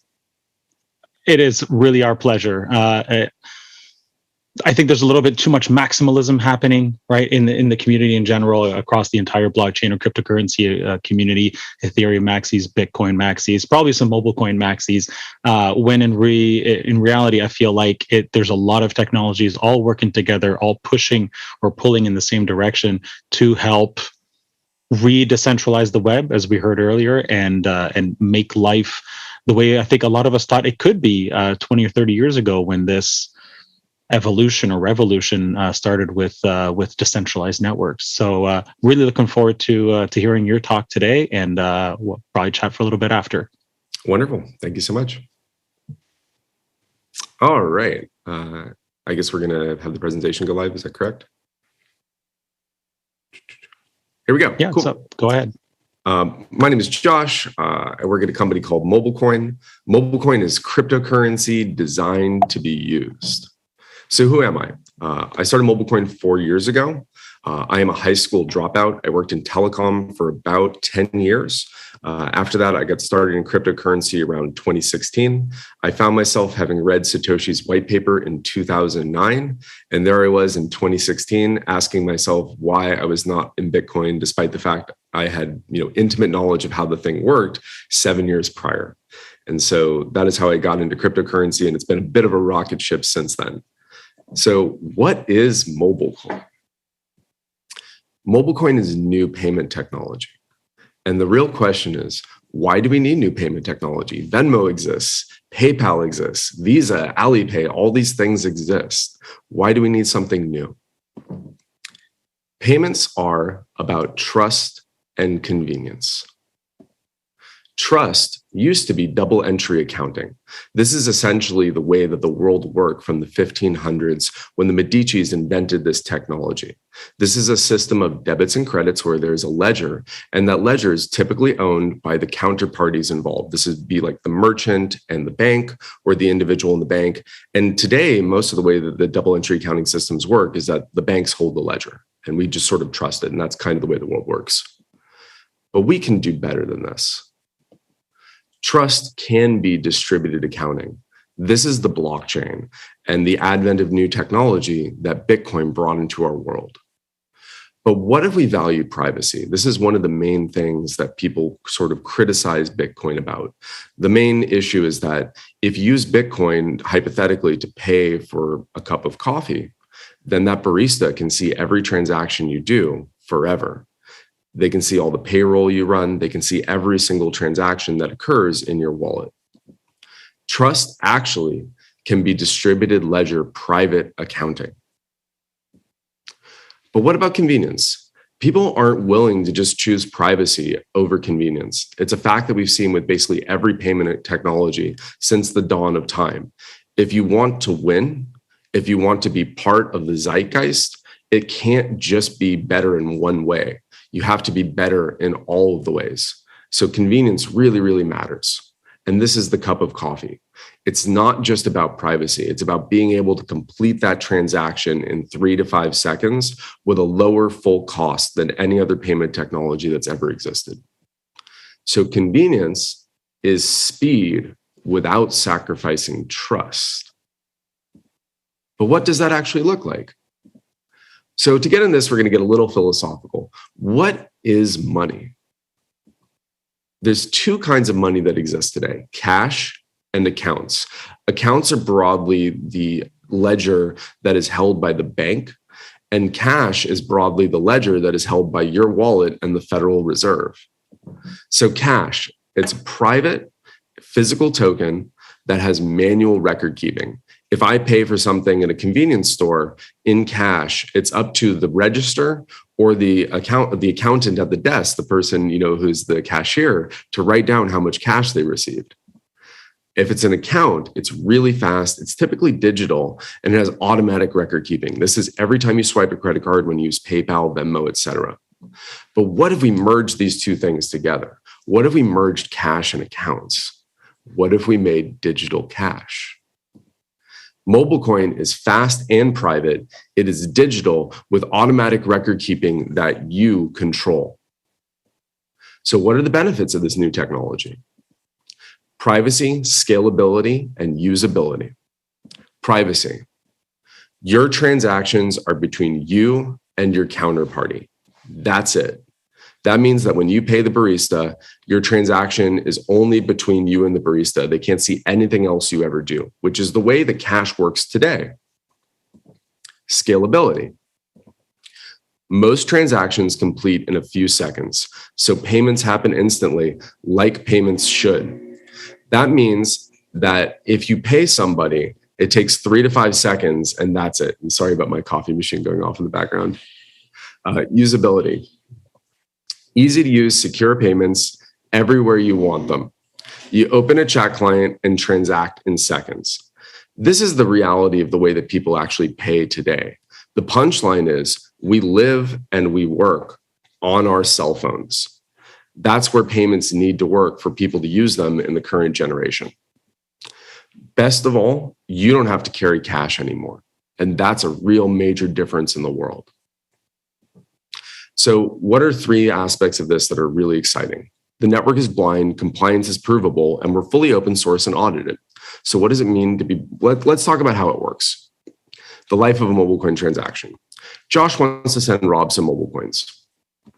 I use a messaging app, I look up Rob's profile, I click on the MobileCoin payments button in the interface, I choose how many MobileCoins I want to send to Rob, and I hit send. Completely in the background, the MobileCoin payment network encrypts the transaction in a way that reveals basically nothing. Rob gets a notification that he's received MobileCoins, and that's, instantaneous. But why? Database leaks, mobile, counterparty risk. Leaks are expensive. Leaks lower customer confidence. Leaks are bad for business. You can just go on the internet and Google privacy leak for any organization, Facebook, LinkedIn, Twitter, everyone on the way down, all the way down to the smallest organizations in the world, they have a database that's at risk. The beautiful thing about MobileCoin is that merchants never hold your payment data, so there's nothing for them to lose. This lowers the cost of payments because this is a huge risk for these organizations. Every time they leak information, it costs them a huge amount of money in fines. And MobileCoin completely eradicates that problem. There's no personally identifying information to hold. Mobile first. This is the way that payment networks actually work in the Far East. They work an Alipay directly in your handset. And that's completely different than the way the Western world works. Right now, MobileCoin works on a cell phone. It's designed for mobile applications, and your phones hold the keys while nodes do the work. This is because mobile phones don't have the processing power to actually interact with a blockchain network at full speed.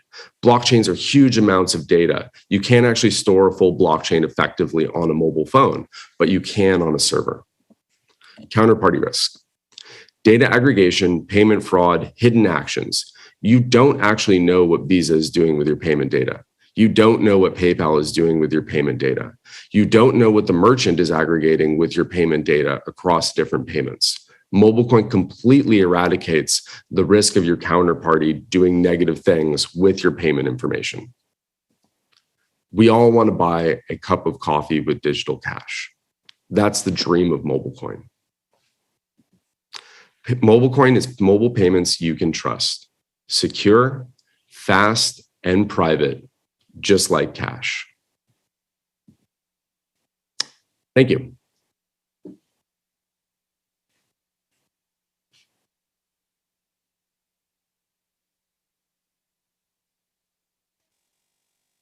Thanks, Josh. That was terrific. I think we've got a couple minutes here. I just want to ask, what was what happened at some point in your life to make you think this needs to happen? I need to start a new thing. I need to start MobileCoin, raise some funding and really go after this. That's a great question. So I was working at Crypto Lotus, which is a hedge fund that invests in cryptocurrency. And the entire time that I was there, I was vaguely frustrated by the lack of consumer-facing products in cryptocurrency. If you look at the sort of the market over the last, really 10 years, there's a lot of amazing technology, a lot of just beautiful tech stacks, but nothing that makes it brain dead simple to use. You want something that you can put in your parents' hand and your grandparents' hand and actually have them succeed. Your grandparents know how to use WhatsApp. They know how to use Skype. Those apps are like vaguely complicated, but they've still figured out how to use them because the user experience is really well designed. And in fact, there are digital methods that people have used to send money, Cash App being one of them. And, anybody can figure out Cash App because the design of it is so simple. So I think that the broad thing that I wanted to invest in when I worked at Crypto Lotus was a consumer-facing crypto product. Unfortunately, I never really saw one that existed. And so I kept joking, somebody should make a consumer-facing crypto product. And I'd always looked up to Signal because of the way that they have built a consumer-facing cryptographically secure messaging product. And they did that by hiding sort of all of the nasty parts of cryptography under the hood. When you send a message, you don't think about the way that a message is being sent. It just works. And it feels like WhatsApp. Right. And so I wanted a cryptographically secure payment system that felt like the Cash App. I wanted it to, to be able to send something with no centralized third party that just worked in a handful of seconds while protecting your privacy. And that was the vision. And it kind of started out as a joke, somebody should make this. And eventually I just decided that I was going to try. And, as a high school dropout and somebody that had never really shipped a software project on my own, like I don't code, I don't write code.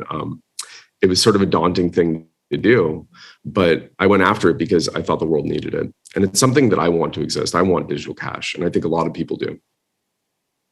Yeah. And you know what? I think that ultimately comes down to, or leads to a lot of inventions. I want this thing to exist. It doesn't exist yet. And if I don't do it, maybe nobody will. So I'm just going to go ahead and do it. And that's fantastic that you were able to get the ball rolling, I guess, and ultimately make this happen. So thank you, I guess, for going down this journey, this rabbit hole, and making MobileCoin happen, because it's, like you said, it's actually usable. And I've got Signal, I've got a UK number. It's I've interacted with it a little bit in Mobot, and as part of the beta testing, and it's been fantastic. So really excited to see more public-facing or consumer-facing, crypto-powered applications like MobileCoin, like Orchid. Handshake is out there, and you can register your domain. Just more and more, we're finally getting down this path that I think a lot of us started on 3 or 4 years ago, and it's taken a bit, but we've actually got some very decently user-friendly applications out there, if not incredibly user-friendly, that people can actually use. So thanks again for your time today, and for giving us this talk and spending a few minutes with us here on Priv8. I just want to close and say that I think if you want to make really great consumer-facing products, you have to say no to almost everything. This is a mistake that I think a lot of product managers, a lot of founders make, is trying to kind of stuff the kitchen sink into the product. If you want to make something beautiful, something that's just, dead simple to use, you have to say no to all of the tempting little ways that you can make the product seem like it's better, but not actually create the user experience that people want. You start out kind of trying to make the product you want. And then once you have something to show the world, you have to relentlessly prune the dream into the thing that is the essential part that people actually care about. For MobileCoin, it's pretty obvious. It's just, send payments fast, simple, inexpensive, and do it on a mobile phone as quickly as possible. And, if you hit that dream, maybe that's something that the world really needs.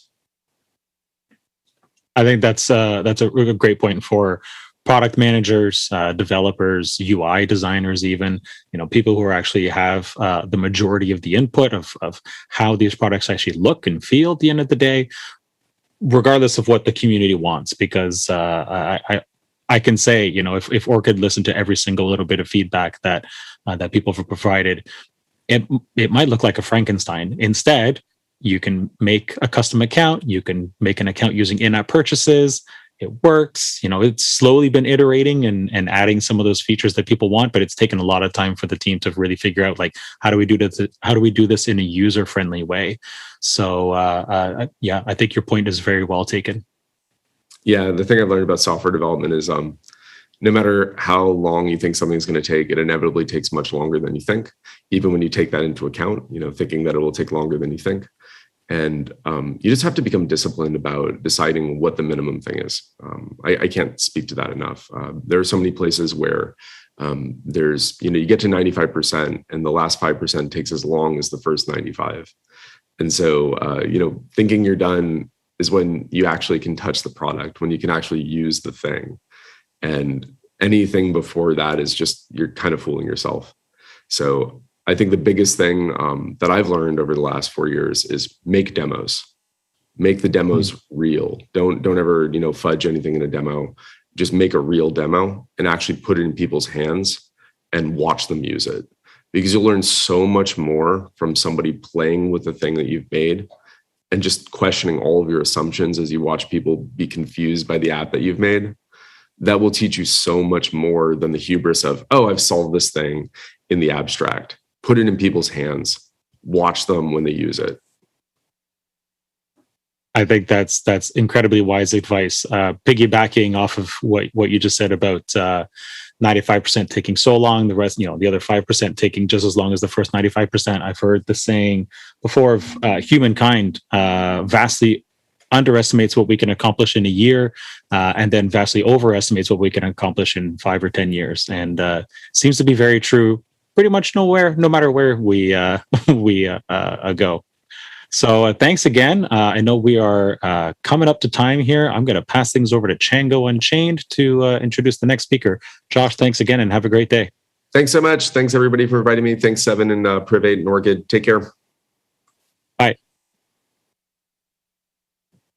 Great. And up next, we have Zach Vorhies, also known as the Google Whistleblower, who has leaked 950 pages of internal documents to Project Veritas. And this was a well-known leak.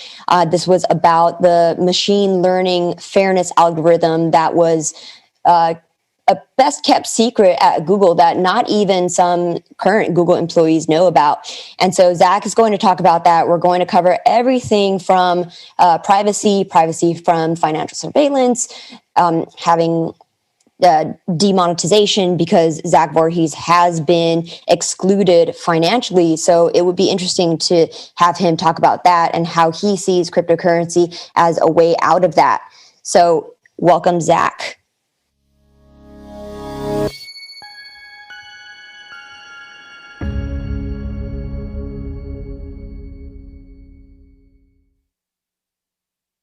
Thank you very much, Chjango, for that introduction. Hello, my name is Zach Vorhies. I'm known as the Google Whistleblower. And today I want to talk to you guys about what exactly Google was doing with its machine learning fairness, why they were doing it, and why we have to decentralize from centralized sources of power in order to assert our sovereignty. With that, I want to get into how we fix censorship. I've got a unique view on this. This is something that I've been obsessed with because, as Plato said, those who tell the stories rule the world. And there's no one better to rule the world than you, the people. And so today I'm going to be talking about how to decentralize our voices. And this is something that I've actually been working on for about the last year. And so this isn't just something that I've come up with sitting idly around. This is something that I'm actively developing as a software engineer. And so I'm leaking out the secrets, because once the product comes out, I feel that there's going to be a lot of people that are going to be copying me. And I hope that that is the way that happens, because I want to be a trendsetter. So with that, let's get into it. And the topic of the speech is, how do we fix censorship? This is a big problem.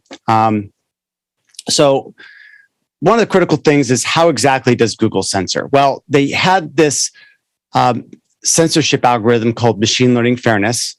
It is essentially machine learning, which, as some of you know, is a gradient descent algorithm that takes a bunch of training data and then figures out how close novel input is to the training data that it has seen in the past, and then figures out what sort of decisions to take.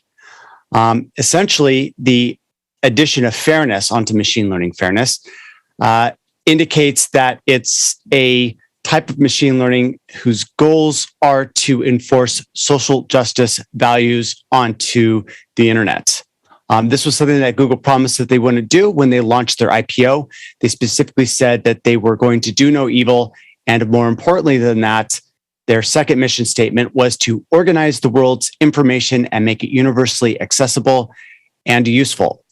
I believe that the application of censorship directly contradicts that mission statement. I believe also that it's an existential threat to humanity. And that leftism, as it was practiced in Google, is essentially not a tolerant ideology. It's one that is almost like a religion, is the closest thing that I can think of it. You either agree with it or you're excluded from political, scientific, and other debates. So what is the goal here? Well, as Google has said in numerous slides within the company, people are programmed. And it's a 4-step process. First off, training data are collected and classified. Algorithms are programmed. Media are ranked, filtered, and aggregated. And then people like us are programmed. And you may think, well, maybe this is just one engineer's opinion, dude. But as I discovered, this existed in other places as well. This is what they refer to as a generalized filter bubble. And as you can see, the same process is applying here. The end step is people are programmed. And the more I thought about this, the more I realized that this was true. It turns out that all of our opinions are contained within the available information that we have access to. And if we have access to it, then it sort of forms our Overton window. And what Google's wanting to do is they want to take that Overton window and they want to shift it and gradually shift it using incrementalism so that society as a whole can come up to a manufactured consensus of a new norm. And in order to do that, they decided that they had to rewrite their news algorithms. And what better model to use than the direct politics that were happening at the day? So as many of you will remember, Trump and Comey had this fight. Well, as an insider, I saw Google literally rewrite its news algorithms in real time in order to try to hurt a president, a sitting president. You may not like Trump. I definitely think that he's got a lot of rough spots. I'm not a big fan, but I don't think that a giant company with a monopoly should rewrite their news algorithms in order to target a person that they don't like. So this was, they were also doing it for, the Paris Agreement, climate change. And I want to just kind of give you a look of kind of a high level view of exactly how Google is able to manipulate the news, right? They literally have a thing called Hive Mind. That Hive Mind system right here is, I don't know if you can see my mouse or not. That is a thing that is detecting signals out of the noise. Like if you could imagine all the news as a haystack, then what Google is doing is that they're trying to find the needles in that haystack, and they're trying to figure out what they want to boost up and what they want to suppress. What do they want to suppress? Well, in my time, I saw that they really, really didn't like anything that contradicted the pharmaceutical cartels. And what they wanted to do is they wanted to take their competition, which was independent entrepreneurs, and they wanted to put the thumbs on the scale. They wanted to demonetize them. They wanted to tank their organic search results. And as you can see here in Self-Hacked, he was a very popular blogger. And then one day, traffic goes down. And then he's able to get it back up. And then it goes down, and then down again, and then down again. And then it is what it is. This is Marcola. He was named by Biden specifically as someone spreading vaccine misinformation. And one day he lost 99% of his traffic. This should terrify everyone and is the most stinging indictment against centralization of power we have ever seen. Additionally, Google had this thing called a YouTube query blacklist, and most of it was centered around the Las Vegas massacre and various searches that people were doing to try to uncover false flag attacks. It's it's absolutely insane. If there's anything you should watch in my disclosure, it's the YouTube query blacklist. It's absolutely mind-blowing. And what I also noticed, since we're on the theme of health, that they were blacklisting Cancer Cure and the Cure for Cancer. This made me realize that there was really something nefarious going on. And that's when I discovered that there's actually a whole bunch of different cancer cures. The ones that are allowed to make it onto the Google search index are pretty much fake. The big ones, if you know anyone who's got cancer, is B17, which occurs naturally in dried apricot seeds, and then another thing called GC-MAF, which the FDA has been aggressively trying to destroy, the UK as well. MAF stands for macrophage activating factor, and GC is a glycoprotein. So it's a thing that they refine from blood and then they inject into you, or you can inject into yourself, and it really just destroys cancer. And the UK and the United States has gone out of their way to make it as legal as possible. In fact, the guy who figured it all out by the name of something Bradstreet, he was found in a river with 2 shots to the chest, and it was ruled a suicide. Check it out. It's Jeff Bradstreet is his name. And then when he died, the Washington Post, I believe, was dancing on his grave, saying that he was someone peddling misinformation. So, there, if you want to see something, go down this rabbit hole of GC-MAF and B17. Maybe you'll save someone that you love. I certainly told everyone about this on my Twitter, and I had a few people reach out with cancer and said that this had shrunk their tumors like within a couple weeks. So it's really a crime against humanity that YouTube would be sitting there and saying, "Oh, you can't search for this at all." Since my disclosure, this YouTube query blacklist has gone away. A lot of these search terms are now searchable again. And look, they also don't want you to find supplements. And they also have their social justice search terms embedded into the YouTube Google search engine. You can do this today. Go to google.com and type in men can, do a space, and let it autocomplete and see what it autocompletes to today. Do the same thing for women can. And ask yourself, why is Google doing this? Why does Google have a fight in these social justice terms? Like, shouldn't it just provide value to the customer? Well, they don't think so. So YouTube is no good. They're outsourcing a lot of their censorship to the likes of the ADL and the SLPC. I'm not a fan of either of those companies. I think that they traffic in hate themselves, and that they are defamation laundering engines. And YouTube has decided that these are going to be the people that police your speech online. And they're the ones that are defining what hate is and what is acceptable discourse. So how do we fix the censorship problem? This is a really big problem, right? Because if you can upload a video and mention vaccines, or you can mention crypto and it's going to get banned, well, that's a big existential problem to our movements. We need to be able to have democratic movements in order to have innovation, right? That's what innovation is. People coming together, finding out new ways of doing things that are better than the ways they've done before. And whenever they do that, they're going to be challenging established power centers. And so in order for us to be able to do that now and into the future, we need to be able to figure out, how do we amplify each other? And it turns out that there is a really simple format. And we need to be able to figure out how we're going to integrate this with crypto, how we're going to be able to use this with blockchain. And that is essentially RSS. It's an XML feed similar to HTML. It's very, very, very, very simple. And it's being used all over the web today in order to syndicate video.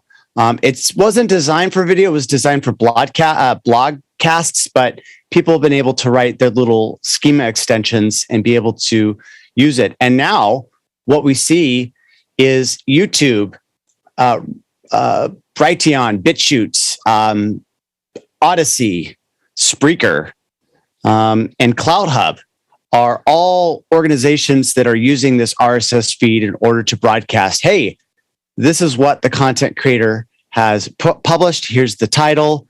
Here's some keywords. Here's a link to the video itself.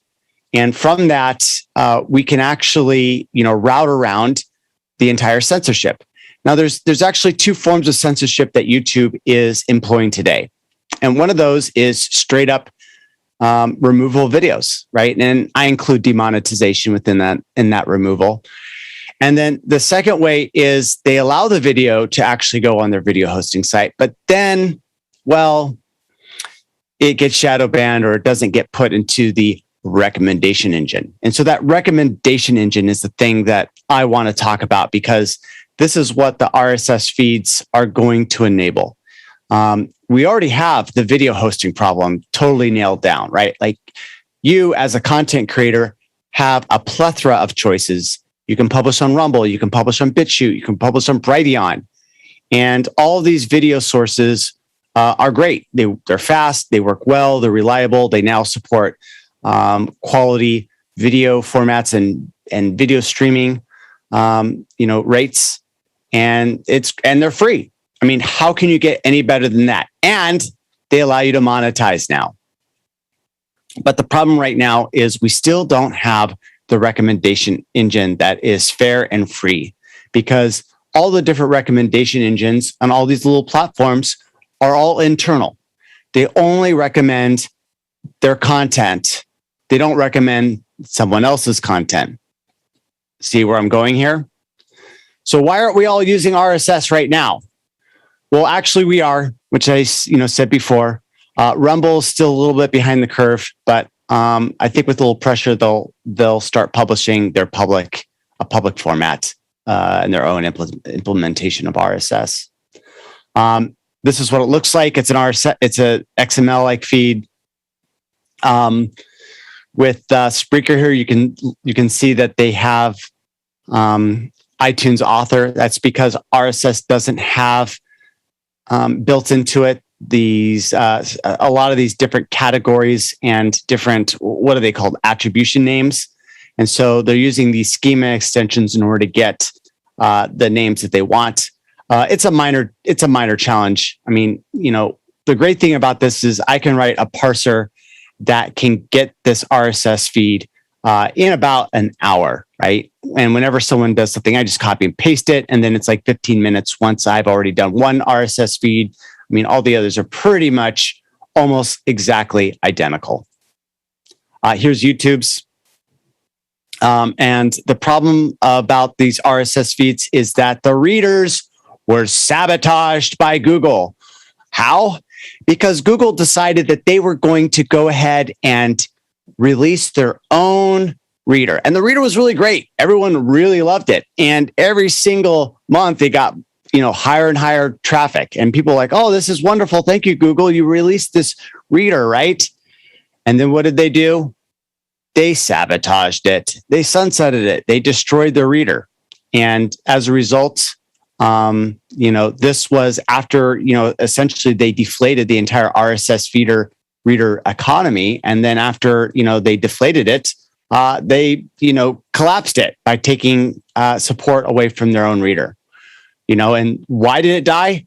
We don't know, but we do know that the Chrome RSS also died at the same time. So for whatever reason, it looked like Google really didn't want people to have RSS, right? They wanted to, they wanted everyone to go through their Google News, and they wanted them to go through their YouTube, right? And so what do we need to do? So, how did this Google Reader work? I mean, it was very actually simple. They have a spider. The spider goes out and it pulls a lot of different content creators and then puts it into a local database, typically SQLite. And then you just read off that database. And then, periodically crawls. And when it gets a new, article from one of the places that you follow, it lets you know. And this is really great. This is a decentralized model. This is exactly what we need today. But no one's figured this out yet.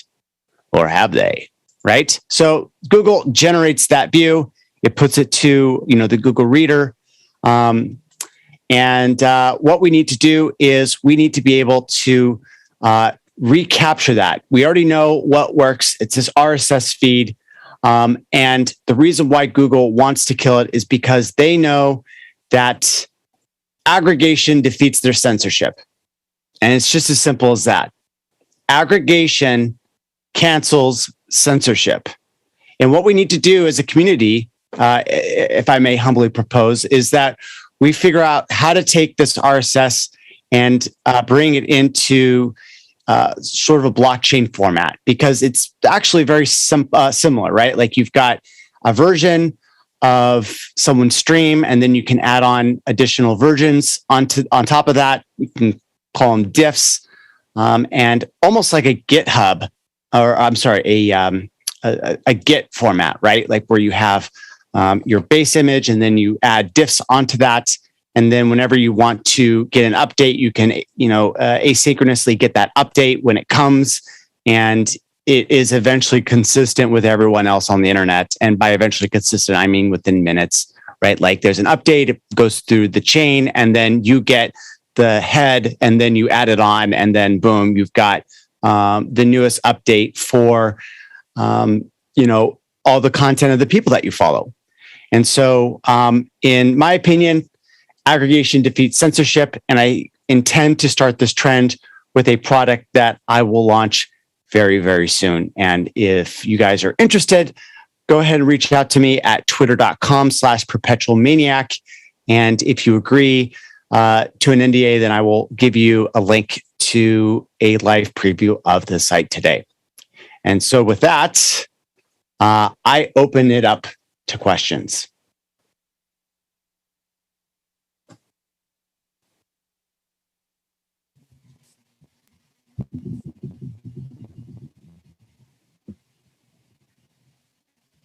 Well, I'm sorry. And with that, I open it up to questions.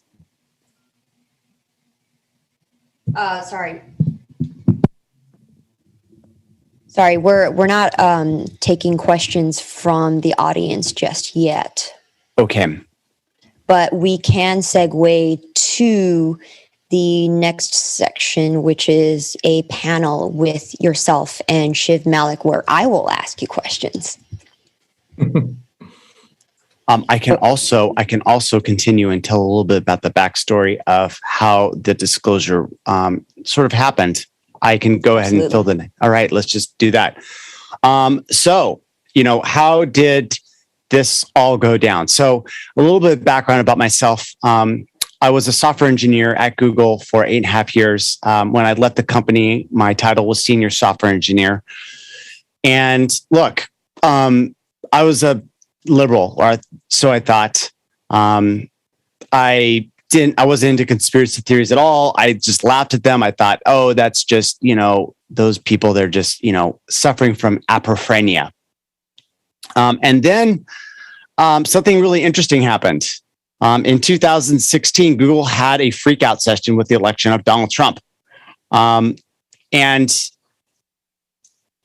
I thought that, okay, well, this is just a president. Sometimes the left wins, sometimes they loses, and, maybe they'll just allow the loss and then, try again in 4 years. But to my utter surprise, Google was not going to do that. They basically had a full-on freakout session. And I remember 1 week after, Trump got elected, there was this really famous meeting now that happened with the company. It was an all-hands meeting. And with this meeting, they basically talked about how they were going to undo the Trump situation.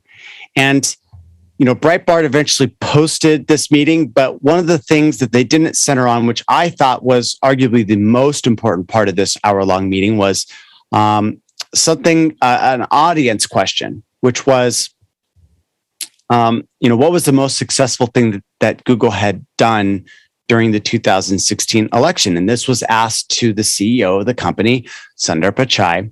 And what Sundar Pichai responded was the following, that it was the use of their machine learning in order to censor the internet and fake news that was the most successful. And I went, wait a minute, what? We're censoring the internet? I thought that our mission statement stated that we weren't doing such a thing. And so this sort of led me down into the rabbit hole of essentially, what Google was up to. And I said to myself, well, there's got to be a fake news team if they're defining what fake news is and getting rid of it. So I started to dig in, and Google, mind you, is a fully transparent company. Unlike Apple or the CIA, where everything's siloed and compartmentalized, and you can't ask questions about what your neighbor's working on, Google is the exact opposite of that, or at least they were in 2016. And that was, I could go to any team in the company, and I could see what they were working on, their OKRs, their snippets, and see what they were up to. And so I went to the fake news team and I looked at what the fake news team was doing, and I realized that all of the examples in their design documents were basically focused on Hillary Clinton. Hillary Clinton running weapons to Benghazi in order to arm ISIS. And I had heard this before, and I was like, well, this is something that's really interesting. Maybe it's time for me to become an expert on exactly what's going on. And so I dug in, found out, wow, there's actually, a lot of there. And the there was that there was a weapons trafficking operation to arm ISIS. And we know this because there was a Stinger missile that was fired at a U.S. helicopter operating in the Middle East. It wasn't correctly armed, so the missile bounced off. The military later recovered it, and they went, oh my gosh, this is one of ours. What's happening? They looked at the serial numbers, and they were able to ascertain that it was a bunch of weapons that was given to the CIA. And they're like, hey, how come a weapon we gave to the CIA was given to, ISIS? And that was what the whole email scandal was about, I believe. And so, I started to realize, well, wait a minute, this actually could have not been fake news. This actually could have been something that was true. Why is Google trying to hide this? And so I realized that, okay, well, if we've got a fake news team and they're trying to create this single point of truth that's ubiquitous across the entire platform, then there's got to be something that's going to be censoring all of this news. And so when I went looking and digging into that, I had this assumption that the censorship engine was going to be called Project Dragonfly. You guys may have heard about it. It was going to be the censorship engine that was used in China. And so I went looking for that. And to my surprise, there was absolutely nothing about Project Dragonfly, not a shred of evidence within Google, which is weird because whatever is in Google, there's a paper trail. And for this, there wasn't. But I saw this other thing, which was machine learning fairness. And as soon as I saw that, I went, that is such a clever name, right? Because whenever the left comes up with something, they always give it a clever name so that if you're against it, you're a bad person. And I realized that if I was against machine learning fairness, then I was against, implicitly fairness, right? As they named it. And so I went, okay, this is what I would call the censorship engine. I think this is it. And to my, suspicions, yes, this was it. It had a whole bunch of these subcomponents, Project Purple Rain, real-time boost, real-time events, monitoring of the entire internet, looking for signals out of the noise, and then boosting up the signals that they wanted to have boosted and suppressing it otherwise. The YouTube blacklist, as I showed you. What I and the way that this machine learning fairness works is that it generates and trains classifiers.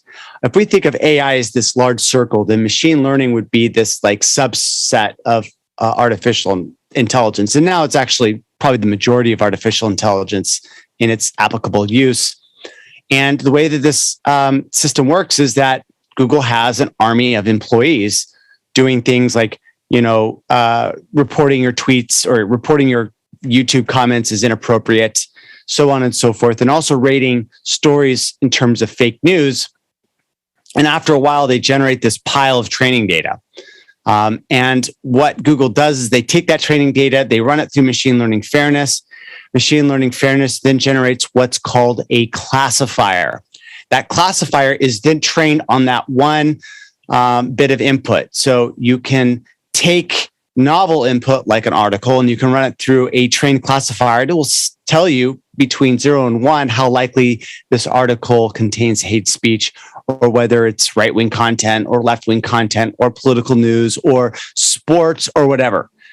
And these classifiers are being used across all of Google, Google Search, Google News, and also on YouTube. And YouTube was the company that I worked at for the final 3 years of my time at Google. And what I saw was a matrix of machine learning classifiers that were being run on every single video that you uploaded. A lot of you will realize, oh my gosh, as soon as I upload a video, it gets demonetized. How did they know? It was machine learning fairness.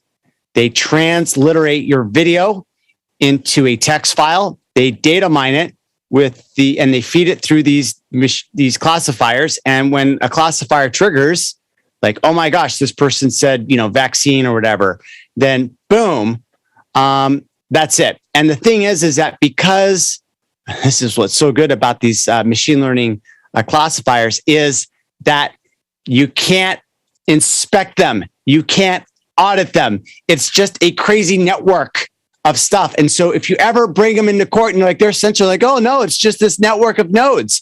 Guess what? You're SOL. You can't do discovery in court. And this is the perfect cover that they have. And this is how they censor America today.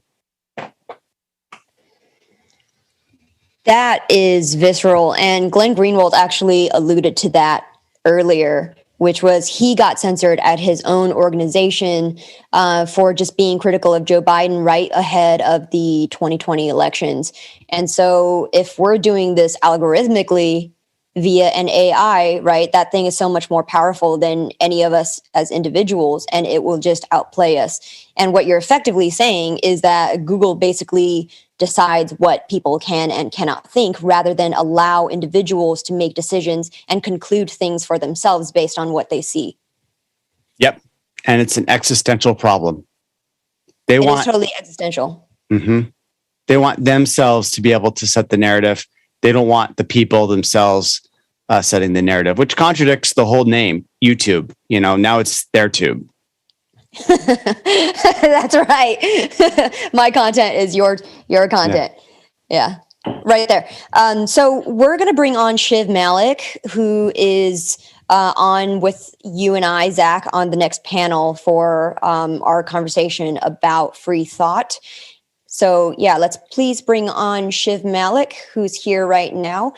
Zach, I believe we have given a sufficient intro and background about yourself. But Shiv, he's been he was previously at The Guardian for 5 years and has been an investigative journalist for another 15, or a total of 15 years. And he's moved on to working in the Web3 space, entering crypto as part of Golem, and now he has actually started his own foundation. So yeah, welcome, Shiv. Maybe Hi. I haven't done you great justice in introing you, so maybe you could fill in the rest.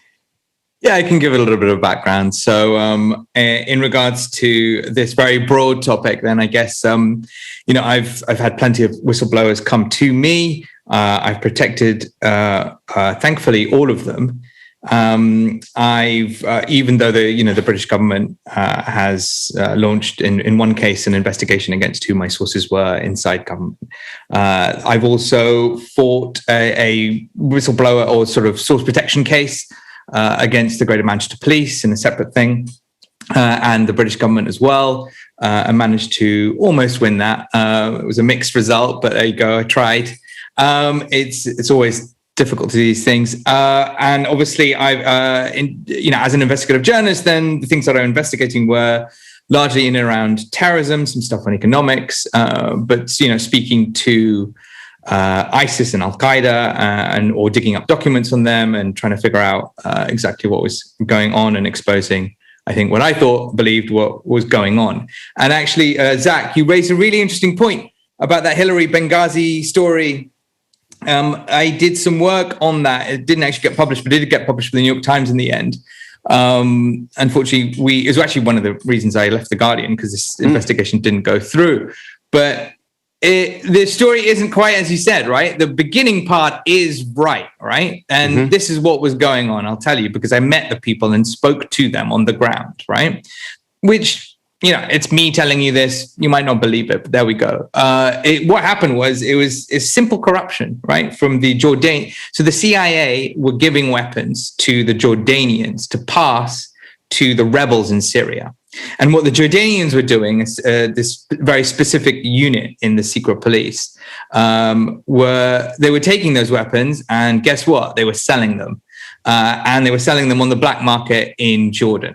And those included a whole set of, small arms, including missile launchers. And one of them, in this case, the one that I know about anyway, ended up getting into their hands. It was I think it was a Mach 11 machine gun, got into the hands of an ISIS operative and ended up killing someone on a US base, right? A US soldier.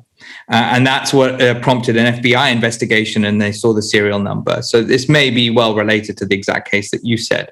But that's how it got out. And what happened was that the Jordanian government hushed it up until it was exposed by the New York Times that that's what they had done, because the Jordanian government can't, unfortunately, admit corruption within themselves because it had gone up to the king, and the king had known about the corruption and hushed it up.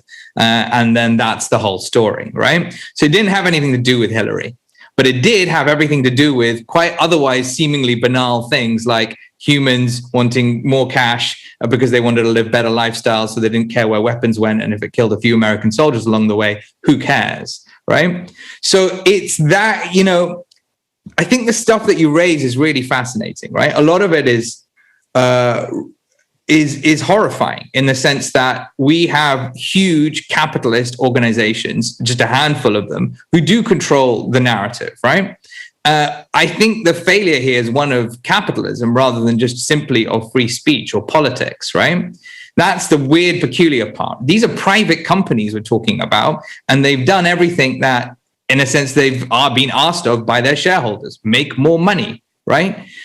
Many of these censorship exercises happen because Google doesn't commercially want these people around, right? There's a whole slew of that, right? We'll just shut your company down, right? We'll shut your SEO search down because you could be a competitor to us, right? That's not the same as we don't like your speech. I'm not saying that the examples you raised are that, but actually a lot more censorship happens on that basis than on we don't like your politics, right? Which is more worrying, but actually far more minor in example, right? They're shutting down whole industries because they're like, oh, look, we're going to build that, bring out a travel app, right? Or our own Google Flights, right? So during that process, the SEO went down for the rest of the travel industry. Why? Well, is that also censorship, or is the driver for that making money for Google, right? And I'd argue it would be, in that sense, the latter. There's also a few other issues I'd raise on that basis, which is, it's that nexus between, if you want, truth versus viable skepticism, of which there's plenty around, right? It's a good moment in history to be a skeptic because there's a lot that's going on that's really strange and not right and doesn't seem to add up. And I say that obviously with being an investigative journalist. It turns out there are real conspiracies out there, right? It's worth remembering the root, the etymology of the word conspiracy comes from the Greek, which is simply to breathe together, right? So it's truth versus viable skepticism versus just plain wrong. Sometimes people just get it wrong, right? Versus malicious lies, of which there are also many, many lies, right? But malicious lies, I'd also add in, scams. So if you come from crypto, you know just how many scams there are out there, right? People will pay Google to advertise a website that looks almost like the one that you're trying to get to. And if you click on it and you then connect your wallet to it and do X, Y, and Z, you'll lose all your money, right? Google makes money out of that. Right? They're like, hey, it's just all fair and love and war. Just do your own research, right? Oh, you didn't miss the extra I in, Uniswap? Well, tough, right? You've lost $50,000. Well, we made our, $50,000 on our end. That's on you. Is that right? Right? Is that right? Is that censorship to stop a scam? Right? It is. I think under your version of what censorship is, it would be a scam. It would be censorship to stop someone from advertising their product in that way. Perhaps, but maybe that's the question I should put to you. Would that also count or not? I mean, I think you can solve that without using censorship. You can have ratings that get placed onto websites, community warnings. And I think that the censorship issue that we're facing is, I'm actually not against censorship in all its forms. I'm against the centralization of censorship.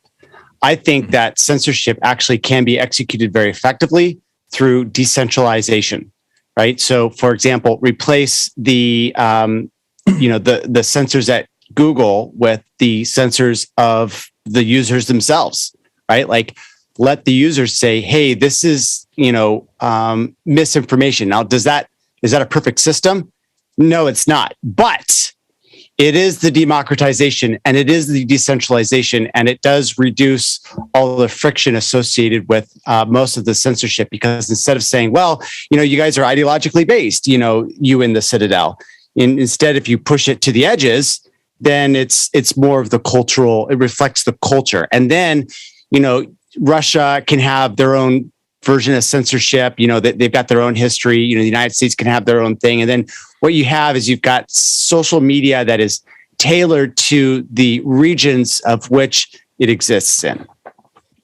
So, I mean, that's a whole other point, right? Which is, it turns out, a terrorist in, let's say, just pick Iran, or even Turkey, right? It's just not a terrorist in, let's say, the UK, right? They're like, oh, they're a freedom fighter, right? Classic problem. Mm-hmm. And I mean, that takes us off perhaps into the censorship of not just words and articles and those kinds of things, or videos, but also of code and money transactions and simple machine messages, right? Which are also up for grabs in this world of censorship. So we could talk about that. And I've fought very hard to ensure, along with a bunch of other people, that, there was a moment in which Ethereum and Layer 0, the people were advocating that, it became legal, and therefore would be totally censorable ultimately by powers that be, because you could put pressure on those centralized parties who would represent Ethereum in a legal space.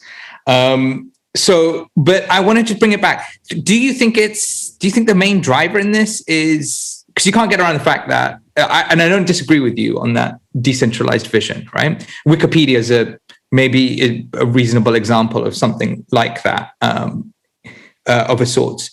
But is the driver here capitalism, right? That's the interesting thing for me. These are private companies. Google is a huge monopoly. It's a monopoly because and it enforces its monopoly because it makes more money than anyone, right? So it keeps buying up other people and shutting them down, as you mentioned, is one great tactic, and other things. But do you think the driver is capitalism, or just like because they're liberals and they have a liberal bias? And I'm happy to concede that they do have a liberal bias. Right. I haven't. Well, I think that there's a true dialectic, and then I think that there's a fake dialectic. And I think that the true dialectic is centralization versus decentralization. And that sort of fight has been, you can go to the Bible and read, Genesis 47, and you're going to see that it's that Joseph, who, sorry if you guys are Christians, he was like Dr. Fauci and a whole bunch of other people wrapped up into one. It's mind-blowing. And they were centralizing power from the Canaanites and the Egyptians to the Pharaoh. And obviously this is something that they fight against. And throughout history, what you see is this great fight between the people that are saying, we want to decentralize power, right? We don't want you to tax us and bring it into a centralized authority so that you can conduct wars of empires. And instead of having that sort of, real historical representation of what history has actually been, what we get is we get this thing, this fight, left versus right, or capitalism versus socialism. And, if you look at it under that lens, that sort of, what's the solution if capitalism goes away? It's the socialism, like a complete centralization of power, which in my opinion is I don't worse. agree with that, by the way. Yeah. I'm not a socialist. I'm a mutualist, a corporativist. Ethereum is also a very cooperative system. And that's where I'm coming. I'm not coming from like, let's go to socialism because capitalism bad, because look at this. Right. So this is not some quick, weird, quirky argument. I'm just trying to identify the problem here. Right. Which is, well, in my opinion, it's centralized capitalism is the same as socialism, and it's just equally as bad. And the solution isn't to get rid of capitalism. The solution is to have a decentralized form of capitalism, which is essentially what this country was founded on, and return power back to the people. And if you get rid of capitalism, then essentially what you're doing is you're getting rid of private property, and then you're giving it all to an all-powerful state. And we know, from the body count what that's going to entail. So there's been a sort of perversion of the word capitalism. So because at the very fundamental level, capitalism is just a means of transacting in a free market. So it's just a means of exchange that is sort of a evolution of the barter economy. So on the flip side of that would be socialism, where there is one centralized power that controls the means of exchange amongst individuals that are participating in the global economy. So that's kind of the definition of capitalism that I'm working on. And so the sort of perversion in government and how private companies have gotten to where they are today in the US especially, I think could be attributed to the centralization of power by the government. Well, what we've seen very recently with the economic lockdowns was that, federal government instigated something like that, and then it just decimated small businesses, and it drove all consumer demands to companies like Amazon. And so there's just a substantial amount of accountability that the federal government has to take, and not sort of blame it on this, nebulous word like capitalism, which in effect is just a means of exchange between individuals. But okay, so 2 points coming out might be one, like, okay, look, Google's a private company. Why we should be, as let's say we're capitalists, we should give them all the kudos that they deserve, right? Like they can do what they want on their platform. Why do we expect more from them in a sense, right? Like they don't come into, I mean, they do come into our house and tell us what to do, but in a sense by choice, right? Like people will rightly argue, look, they've done well. Like they can do what they want. It's their platform. Why do you think it was yours? Like you got suckered thinking it was like YouTube. That's just clever marketing, right? No? Or am I wrong? I mean, they've got total immunity, right? Like that, they've got fascistic. I mean, in fascism, you see companies get immunity from whatever they do. And essentially, Google is enjoying this sort of fascistic immunity from prosecution. And as a result, the market's getting completely distorted by the fact that you can't sue them for, false advertising. I'm like, there should be a stockholder revolt where they said, no, you guys on IPO day said that this was going to be your constitution. You said you wouldn't be doing these things. And now look, you're producing the worst case scenario. We're going to sue you for destroying your business model, threatening, the fiduciary responsibility that you have to your stockholders. And we can't do that, right? And so I feel that... America is a land of lawsuits. I'm sure if there was a lawsuit there, a lawyer would have taken it out. No, they all get thrown out. So. I mean, look, what Google does, and look, I've raised money for a lawsuit, punchgoogle.com, and what I learned in raising that is essentially that they have stipulated in their end user license agreement that if you're going to sue Google, you got to do it in their rigged California courts. All right. And I mean, Trump's latest class action lawsuit in Florida, they were like, hey, look, I live in Florida and I'm getting harmed in Florida. We want to sue you in Florida. And the judge said, oh, sorry. No, there's a jurisdictional clause in the end user license agreements. We got to go to California. And so the problem is that all these different perverse corruptions have been entangled in this debate about, why Google is doing what they've done.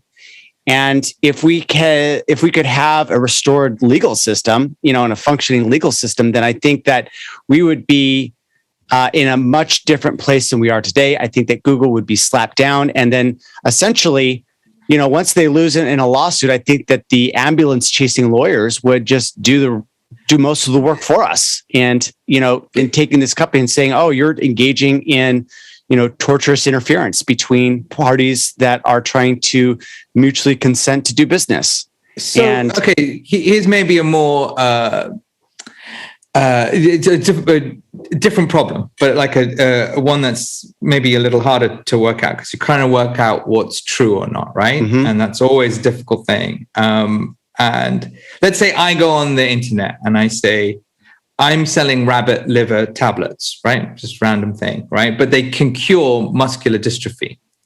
You don't know if that's true, right? And no one else does, let's say, except for a bunch of people who've actually studied this for a very long time. And they say, you know what, that isn't true at all. And I'm making money from this, right? I'm like happy to sell my rabbit liver. I believe in it genuinely, right? Modernity is really complicated. This is, I think, the fundamental problem, right? People barely grasp how their car works, but they certainly don't know how it's put together. And they couldn't tell you, and they couldn't sit there making their own car most of the time. And then you get something more complicated like medicine, and there's even smaller numbers of people who actually know what are going on.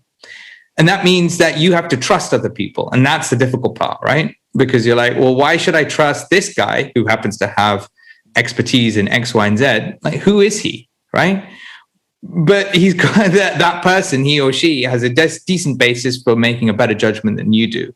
And that's the system that's sort of broken down. But what would you do would you stop me? I mean, I believe in my rabbit liver tablets. No, I absolutely. It's a real thing. I would absolutely not stop you. And the reason why is because we already have a solution for this.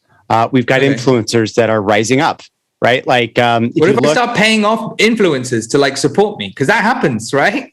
All the time. It happens all the time with the FDA, and that's the centralized corruption that we see. But the thing is that with this bottom up sort of credentialing, like I'll give you a great example. Dr. Berg, he has totally changed my life. He's not even a medical doctor. He's don't take my example, because this is one that's on the table, right? I go and I say, hey, yeah, you're right. Like, I need more influencers. So I pay a bunch of people who are like, yeah, sure, I think it works. I spoke to the guy and he seems really like honest, right? Yeah, but you wouldn't be able to pay off Dr. Berg. And that's the guy that I listen to. And he's the highest so that rated one guy.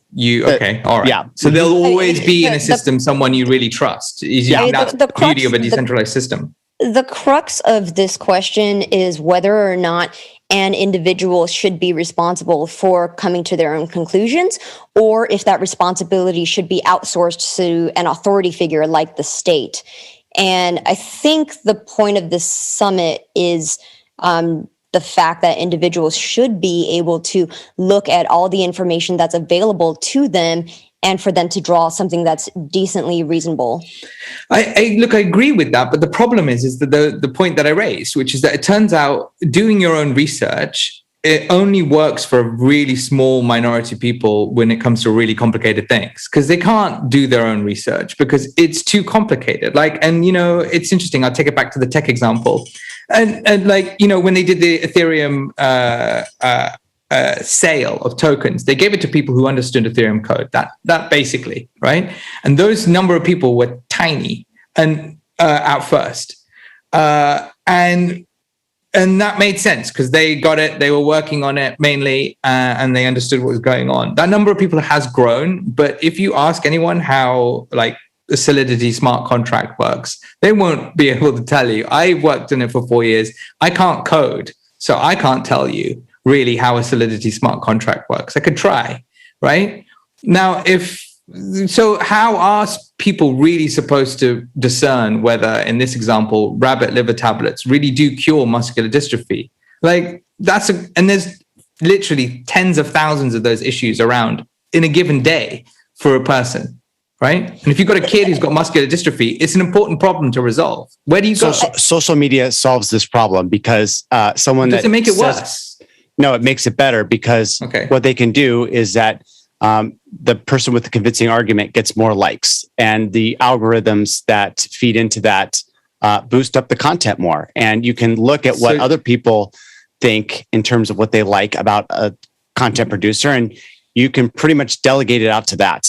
And you know say, who's really good at that sort of thing as well is ISIS recruiters. I watch them do this really well, right? They have excellent arguments for joining ISIS. They really do. And they're convinced, right? I watch them recruit loads of people. I don't agree with ISIS ideology, but they have some really good points. Let me just put it, and they get it. They source it from the Quran, and they're like X, Y, and Z. And they're also like, hey, look, you can see what's going on socioeconomically, and come over and fight for your brotherhood, right? They were all over Twitter, all over YouTube in 2012, 2013. I spent ages uncovering those people and going, oh my God, this guy he lives down the road from me, right? He lives, an hour and a half drive. He's not in like Syria at all, right? But he's really good at sending young, impressionable males over. Now, they did their own research. They did. Those people got a lot of likes. They were trusted, right? What do you do, right? Is it on YouTube to say, maybe that's not something we want on our platform? Well, I mean, to some degree, there is going to be propaganda no matter what. But to some degree, we do have to believe in the intelligence of individual people for them to make reasonable decisions for themselves, because they know what's best for themselves, right? So if it's something like what rabbit liver tablets, it's up to them to research on the internet. The entire premise of the cryptocurrency space is do your own research and not your keys, not your coins. If people had listened to influencers or figures of authority in 2012, they would have never gotten into Bitcoin because they would have thought of it as an anti-money or a money laundering currency. I wouldn't have gotten into it, had I thought that I had to have 100% of the information about how Bitcoin or UTXOs worked. But no, it was more of, I collected certain data points and figured that this is going to be the future of the financial internet in 2014. I didn't need to appeal to an influencer or whatever. Influencers are actually, behind the curve. And so is social media. And so, individuals who are ahead of the curve can make certain decisions for themselves based on doing their own research. I mean, look, I'm all for doing your own research because that's literally what my job was for a decade and a half, right? And that's what I did. I was like, I'm going to investigate for myself. And then I happened to get paid for that, which is really nice. I got a license to ask questions. But I had humility, right? I was like, I don't know the answers to this. And actually other people do. I'll ask them, which is, I guess, maybe part of the process, right, of doing your own research. But I think that, is there a way of marrying, and this is the question to Zach, that decentralized vision, which really appeals to me. And I think, as I said, like Wikipedia is a decent example of that, right? People complain about it all the time, but nevertheless, it turns out it's still a bit of a closed, right, system, right? There are selected people and it's really hard to find out and really hard to get in. And, but once you're in, and like, who are these moderators anyway, right? But it's a decent example of that. How do you marry that decentralized network with, for kind of truth and veracity with the complicated nature of modernity, right? And you take it up a notch, right? Like, apply that to there's so many presumptions that you have in there in your thing. Look, the problem with modernity is that they don't release their formula. Their RNA sequence is secret, and it's one of the 4 mandated vaccines that we have here in the United States. I don't mean Moderna. I mean literally modernity, as in like the world in which we live in right now is very complicated. It's not as easy as it was to figure out. Like a horse and cart's easy to figure out. A car's more complicated. Electric car's way more complicated. And people need to use those things now, right? Mm-hmm. And figuring out like, how vaccines work is always been hard, and people have never trusted those things, it turns out. But life is more complicated ever than it was, right? It's like a fundamental philosophical problem with how we live now. So I don't mean Moderna, right? Modernity. Okay. Gotcha. Right. So we've got 2 minutes and 20 seconds left. So I'm going to answer that. I'm going to answer this as quickly as possible. There's basically 2 facets of human psychology I want to talk about. One is Rene Girard. He was a philosopher. His thesis on mimetic desire, and essentially, people are herd animals, and we go towards the herd. and we want to see what the other people are doing. And this top-down bureaucracy that we've had for the last 120 years basically manufactured this herd mentality of like, hey, look, like everyone else is doing it, so that's the right opinion to have. And that's the reason why social media is so important, is because it allows this top-down bureaucracy of, hey, this is a person that you're listening to and everyone else is listening to it. It has this bottom-up of, hey, the algorithm is amplifying people of which they have high engagement, and that feedback cycle goes and raises those people up. And then people say, hey, I'm going to listen to this guy because his video is getting 150,000 views. And this is so destabilizing to the entire system that YouTube is basically like, no, we're going to have to put our fingers on the scale now and say that if we don't like the content that you're saying, that you've got to go away. And the reason why they're doing this is because they don't want the contradictions to their misinformation. And this is the problem, the existential problem that we find ourselves, where true information is actually being suppressed, because what people are doing is that they're delegating their thought processes to people that they trust. And when they actually have this trust relationship with an influencer, that influencer doesn't want to knowingly lie to them, because that's going to destroy their own reputation with these people, and then their engagement is going to decrease across these platforms. And so really it's these social media systems that are actually creating the disruption that fixes the problem of corruption in these centralized authorities. And we just got to trust, that people know what they're doing. And if there's a problem with misinformation, then the solution to that is more information. It's the same thing that Eric Schmidt said. He said the fix for bad speech is more speech, and I couldn't agree more. Absolutely. And thank you, Zach, so much for circling back on the theme of free speech. We are currently out of time. Thank you guys, Shiv and Zach, for coming on. This has been a great, turns out to be a debate, but yeah, excellent conversation, excellent discourse. Great on both sides and having different perspectives on this is the whole idea of this summit. And, we'll open it up to the next speaker, which is, I believe, Matthew Zipkin.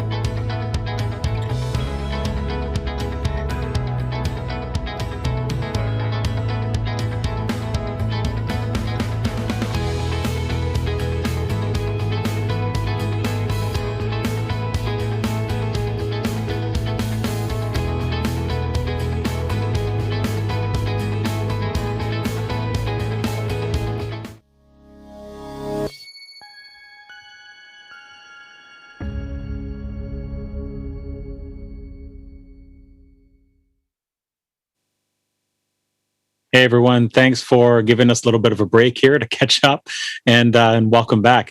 I have the great pleasure to introduce our next panel. This segment is called Free Fall or Free for All. Really looking forward to discussion here on some of the decisions we all need to make as individuals, as organizations, where our values lie.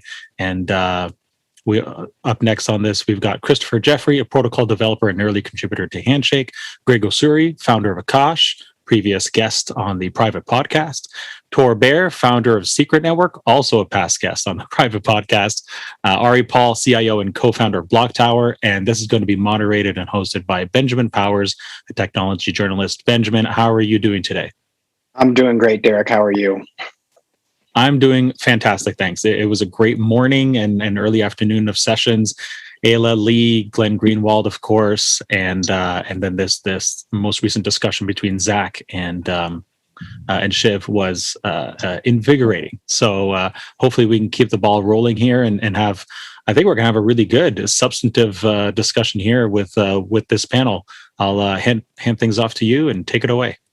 No, absolutely. Well, welcome back to Priv8. My name is Benjamin Powers. I'm a technology reporter at a new media startup launching early next year. And previously, I was the privacy reporter at CoinDesk. So I just want to welcome in our panelists to the session and give them a bit of a chance to introduce themselves. We're going to be unpacking a lot of different things in this session, but overall, generally looking at the economic incentives and how they align with privacy, how they don't, and the way that privacy is being built in or not to the future that we're all kind of building here together. So, Greg, I just want to go around the room, but give you a chance to introduce yourself, and then we can have everybody else jump in. My name is Greg Osuri. I'm the founder for Akash Network, programmer for a little over 25 years, and built Akash really to democratize cloud computing, really transfer the power from the what seemed to be oligopolized infrastructure players to really a more democratized and owned by the user, right? So as we know today, most the cloud computing market is really controlled by 4 players that the effects of which go beyond just cost. It's really comes down to the whole topic of this conversation as to what happens when few really control the many. So I'm really excited to be on this panel. No, absolutely. Thanks for being here. And Ari, let's have you up next. Sure. So I'm non-technical and probably the least knowledgeable person that's participating in this conference around the technical topics. I'm an investor and trader, and I'm co-founder of Block Tower Capital. We're a crypto asset management firm. So my perspective on this is much more from the economic side, and then also on the humanitarian side, which was part of why I got into crypto in the first place. Great. Thank you so much. And Christopher? Hi, my name is Chris Jeffrey, but most people call me JJ. I got started in cryptocurrency by working on Bitcoin and re-implementing Bitcoin. I'm the author of an alternative Bitcoin implementation called Bcoin, which is the only other implementation, I think still today, aside from Satoshi's original code, which actually mined a block on Bitcoin mainnet. So after doing that, using the skills I learned re-implementing Bitcoin, I was an early contributor to a protocol called Handshake, which is a decentralized naming protocol. And I also still work on other protocol things like Bitcoin. I just released a new re-implementation of Bitcoin entirely written in C, which is called Mako, and that will eventually be used as the basis for another port to Handshake. So Handshake will have 2 full nodes. So yeah, basically I'm a protocol developer, I'm an implementer, and that's my main focus. That's what I'm obsessed with. Very, very cool. I'm glad we got both sides of the spectrum here in terms of talking through all this. And obviously, last but not least, Tor. Yeah, I kind of sit squarely in the middle of that spectrum somewhere, or maybe in some tertiary field that's certainly not more valuable than either side of chains. Yeah, exactly. So I'm Tor. I'm the founder of Secret Foundation. I've been working full-time on the Secret Network ecosystem for going on 4.5 years now. And Secret is the first L1 to implement private smart contracts on mainnet. We're going on our 2nd year now of having private smart contracts in production. I speak a lot publicly on the value of privacy in Web3 systems as well as in Web2 systems. Occasionally, I express some excitement that we're moving in the right direction in both worlds. More often, I express doom, and I let people know that they shouldn't take these things for granted, that if we don't think very hard about it and work very hard to implement it, like Ben is probably going to allude to, these things don't just solve themselves. There's a lot of UX challenges with privacy, cost challenges with privacy, but what we're trying to protect is more valuable than the costs at achieving it. So that's where I do a lot of my talking publicly, but I really do enjoy building products that use privacy at their core to enable new use cases for end users, with the goal of getting millions of users around the world using Web3 tech that have privacy at their core. No, absolutely. And so I want to jump off something you were talking about there, which is just that value proposition, right? I think that's really important. And I think it's also something that maybe gets a little bit under discussed in my privacy reporting and a number of other areas, as you alluded to. Sometimes more private systems are a little bit clunkier. The UI is a little bit harder. There's not necessarily that obvious kind of like market value to it when you think about adaptation, right? People quite often really just like things to be as easy as possible and as frictionless as possible. And so, Ari, I want to toss this one to you initially and kind of think through, what are the economics of privacy? You know, who gains from more private system and technology, and who loses, speaking particularly to your background as an investor, for example? Yeah, well, I think as everyone at this point is super aware, most of the biggest companies in the world make their money off advertising, which is really off collecting data and then targeted advertising. And that's really a pretty new thing. So the idea of monetizing content and traffic all through this idea of targeted advertising depending on data was really a post-90s, thing. I think part of the reason that happened was because we couldn't do micropayments. So if you're facing, like, if you're the New York Times, you couldn't charge a fraction of a cent for an article, so you had to monetize in other ways. Let's see. So obviously all those big players in the current economic models lose badly to privacy, although I think they're already skating, they recognize that. And it's funny that regulation is actually a friend of privacy to some degree, in that European privacy laws are really forcing all of the social media giants to treat their data very differently. So companies like Meta are now moving more into hardware, I think because they recognize this kind of data-driven monetization is not going to be quite the driver it used to be. Let me try to end with a salient point. I think regulators are going to force something like selective disclosure of data built into the systems. So what I mean by that is, for example, with medical records, you're required to disclose it to certain government agencies. You want to disclose it to your doctor, and you want those medical records to be easily transferable, but it's illegal to disclose it beyond that. So having the data kind of contain that ability to permission it, I think is actually going to be forced on the world by regulators, by legislators, and hopefully there's at least a good side to that. Yeah, and Tor, kind of coming back to what you were talking about in terms of, I know the Secret Network does a lot of stuff. It has its own tokens and everything else. So what do you see as the value proposition here from your end in terms of it being attractive for, larger markets and stuff like that? Yeah, I want to extend Ari's point, which is, how did we get here, right? There's definitely a lot of thinking that says if we had had the technical capabilities to build something better, it's what would have been adopted. We didn't, so it wasn't. And now Web2 companies expend a lot of economic and regulatory energy trying to ensure that those systems become sustainable. But by their nature, they're unsustainable systems. I just gave a talk about this in Lisbon, where I put the quote up on the wall behind me, the quote that people might know that says, "Information wants to be free." But that's not the whole quote. The whole quote is actually, information wants to be free, but it also wants to be expensive because it's so valuable. It is the people who want to be free. And that's the tension that's been at the heart of Web2 this whole time. Like, information's been super cheap to collect, but it's super valuable to have. You can monetize it. You can turn it into an entire platform strategy that lets you take over the world and then rebrand as Meta. That's been the whole strategy. And it looks like they figured out phase 3 after profit. And, what I'm thinking in the Web3 world is, now that we have some of what Ari is describing as a better potential world for micropayments or payments of any kind to creators, we can only have those systems if those systems are not public by default. A public by default Web3 just means we're going to fall back into the same extractive patterns of Web2, where people take that super cheap information, repackage it, re-centralize it, re-monetize the user base. The only way creators and users are ultimately going to win is if these are private by default systems that do give users control. And as Ari was also saying in his last salient point, which is also mine, I do think regulators will actually help us achieve that outcome if they can understand what it is that we're trying to achieve with privacy in Web3. They're going to see exactly how, by combining permissionless systems with private by default systems, we can give users control and choice and let them take the upside in these systems rather than re-centralizing them in these giant monoliths that become threats to democracy.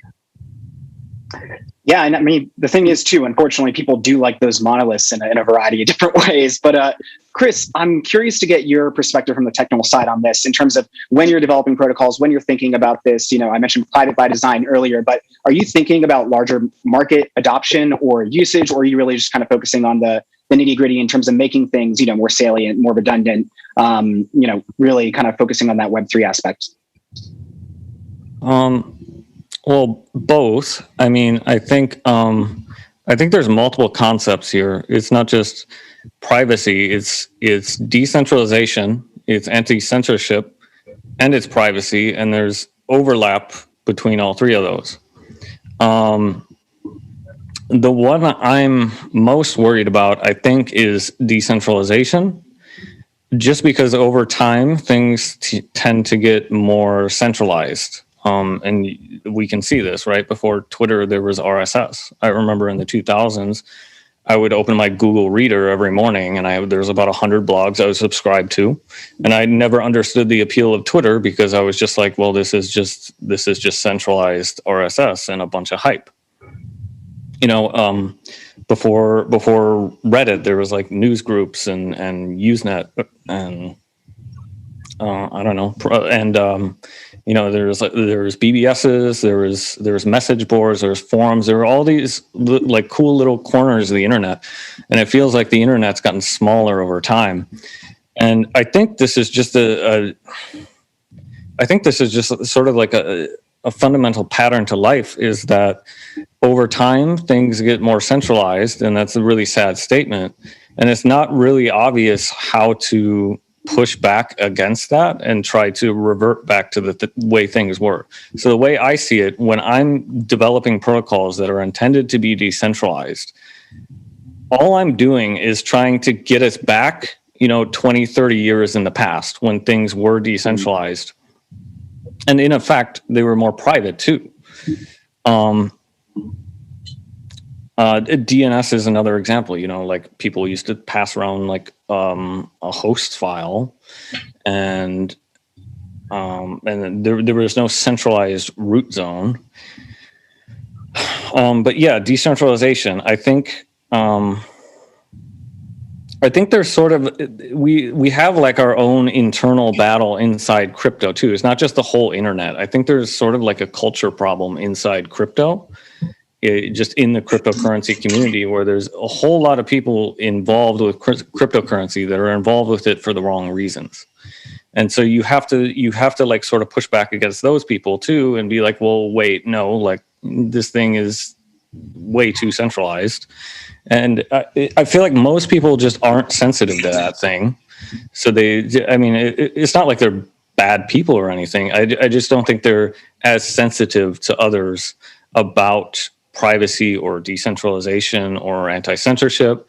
I think, you know, most people, ordinary people who just use computers, like your average Joe, like they're not thinking about privacy. So, and we've seen this, right? Like after, I mean, Glenn Greenwald was here after the Snowden leaks dropped. I actually don't remember when it was. It was a long time ago, but I remember it happening. And I was like, oh, this is going to change everything. People are finally going to wake up to the fact that they're being spied on and that privacy is actually important. And then nothing happened. Like most people just didn't care. So I don't know. There's a lot of issues here. There's a lot of little battles, and there's a lot of, it's hard. It's not obvious how to figure out how to get people to adopt these things. I mean, there's problems with decentralization and privacy, and it's not obvious how to solve them. Sorry, I ran. No, I think No, absolutely. I think that these questions were easy. They'd be answered already. And that's kind of why we're talking about this. And I think maybe to your point, we saw this with the explosion of interest around NFTs too, where people are just kind of rushing into the marketplaces. They're buying on centralized platforms. I know, for example, when I reported on an instance, back in the day, when I say back in the day, I mean earlier this year, where a platform was able to just revert NFT ownership to the original owners after, they had their accounts hacked because the hacker didn't take them off platform. And so the layers of centralization or decentralization and what people think they need is really interesting because, I do think that there are people who look at these things, say, this is terrible, I don't like this, and then log back onto Facebook, for example, or something else like that. But Greg, I want to get your thoughts on this one. We're thinking about how to incentivize people to use more private stuff or just the marketplace for privacy more generally. What are your thoughts on that? My fellow panelists have brought very important and very clear points. I think the word we can put to what's happening with the Web 2, the monetization, the most lucrative monetization mechanism happens to be the surveillance capitalism, right? Like this is the modern day, the way I would define surveillance capitalism is a modern day business model where everything we do is tracked and analyzed and monetized, right? And this is a fairly new phenomenon. This didn't really exist 10 years ago. The really result is Google really knows more than when you're pregnant, right? Like Facebook knows when you have a period. My Fitbit knows when I'm having sex. That's a kind of world we live in. And how did we end up here is I think we traded convenience for privacy without even realizing what we are trading for. And we traded user experience for privacy, right? And there's absolutely, the area you hit the nail on the head. The area really that got people here is the user experience. And how do we solve this? I believe through decentralization. Well, Tar has a point of privacy first, but I think really if you put privacy first, that is inherently dangerous for decentralization. I wouldn't say dangerous, but that goes against the open system policy or the phenomenon, right? So when you have systems that are open, that leads to more participation, that leads to more innovation. So I really don't know what the answer is. Do we do privacy first, or do we do decentralization first, or can we do both? And if you do both, how the user experience is going to look like? A lot of unanswered questions, to be honest with you. Yeah, definitely. Can you pull at that thread a little bit more for me about the decentralization and privacy first aspect being at odds with sort of the open source systems? I kind of want to, continue down that line for a bit, because I think it is really interesting and a question that, Chris, you kind of spoke to a bit when you talked about the conflict even within crypto around some of these things.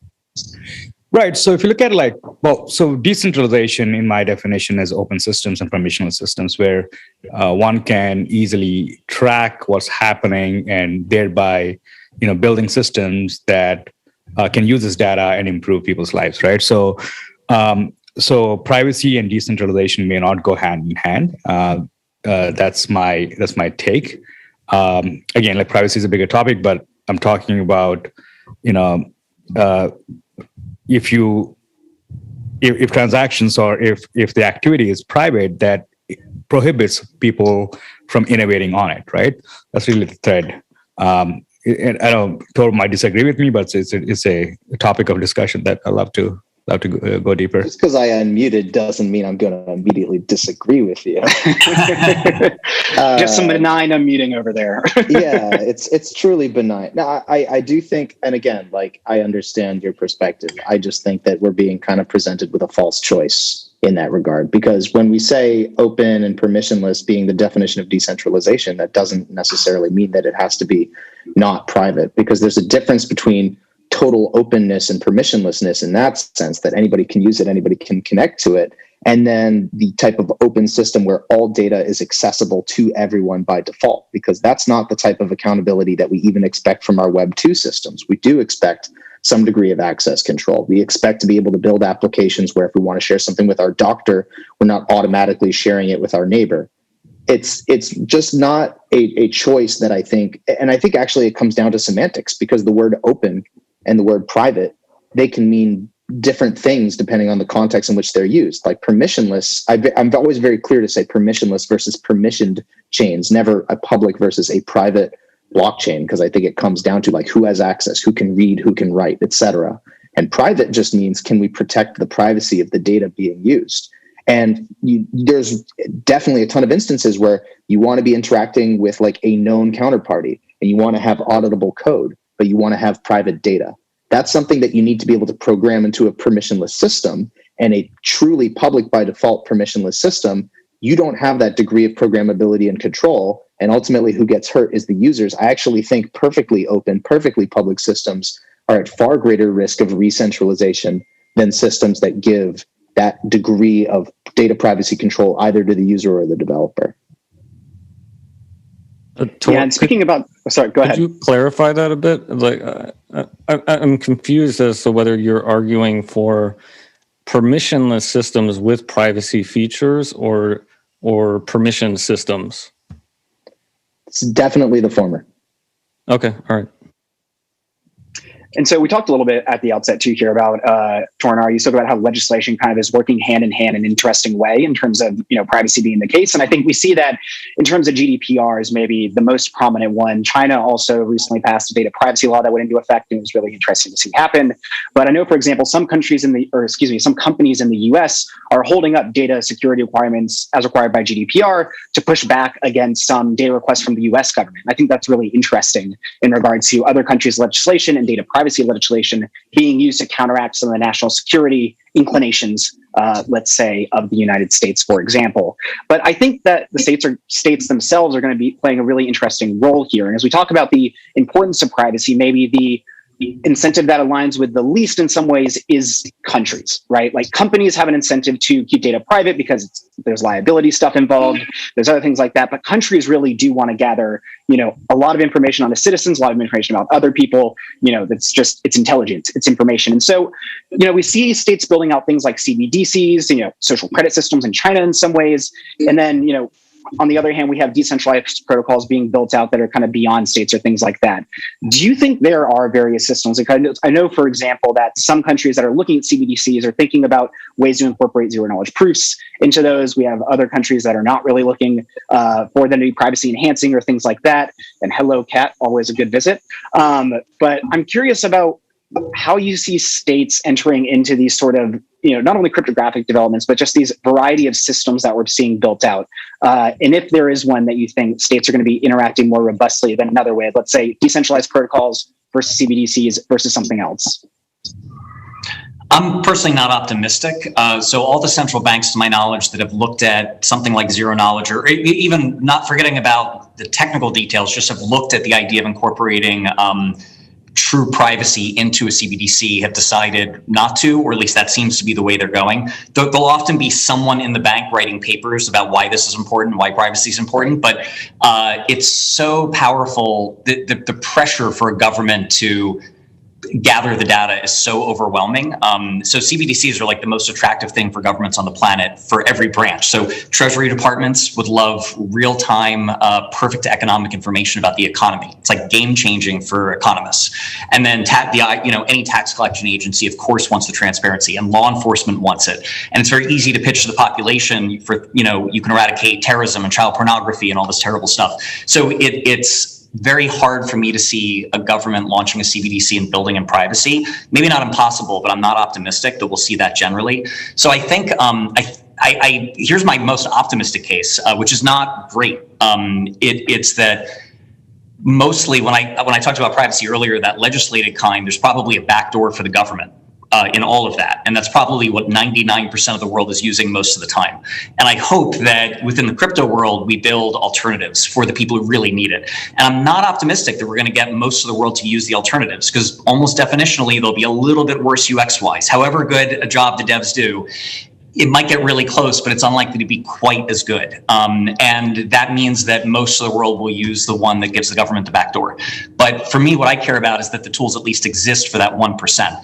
And when you think about it in terms of like people using privacy tools, most are not that easy to use. Most are not that good. I think maybe the best counterexample would be like the Signal messaging app, which as far as I know is P2P encrypted and not backdoored. And that we're seeing usage grow, although it's still a tiny percentage of other messaging apps.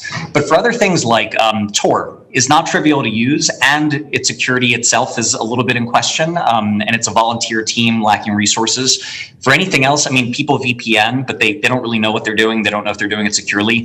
So I think, actually, to use a direct crypto example, I'll sometimes talk to Bitcoiners, including like core devs, and they'll say, oh no, well, we can anonymize our Bitcoin transactions. We know how. And if you dig into it, I don't even know if they're right that they can, but it requires a comp sci degree, right? The level of complexity to do a lot of, to make use of a lot of privacy tools is just not a consumer friendly product. So I think part of it is if we can put things like a better version of Tor, obviously this is a conference for Orchid and Handshake. So we've got developers here who are working on exactly this kind of thing. But basically putting that in a consumer wrapper, I don't think we get 90% of the world using it, but if the people who need it can use it, that's a huge win.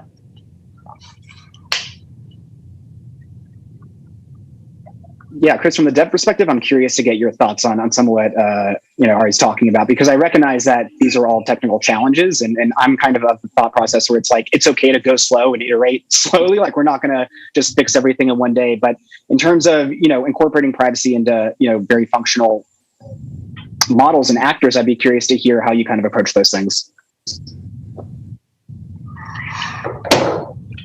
So, I mean, privacy is a challenge, especially on say, like the P2P layer. Like, if you're in China and you want to get outside the Great Wall, I mean, the deep packet inspection that they do, it's going to identify like a Bitcoin connection or a handshake connection, and it's there are certain ways to make it private, to actually make to do like a crypto handshake and use some kind of like pseudo steganographic encoding for the key exchange, like an alligator or something, and in that sense, your connection would be indistinguishable from random bytes. But at the end of the day, it's still possible for anyone to identify you.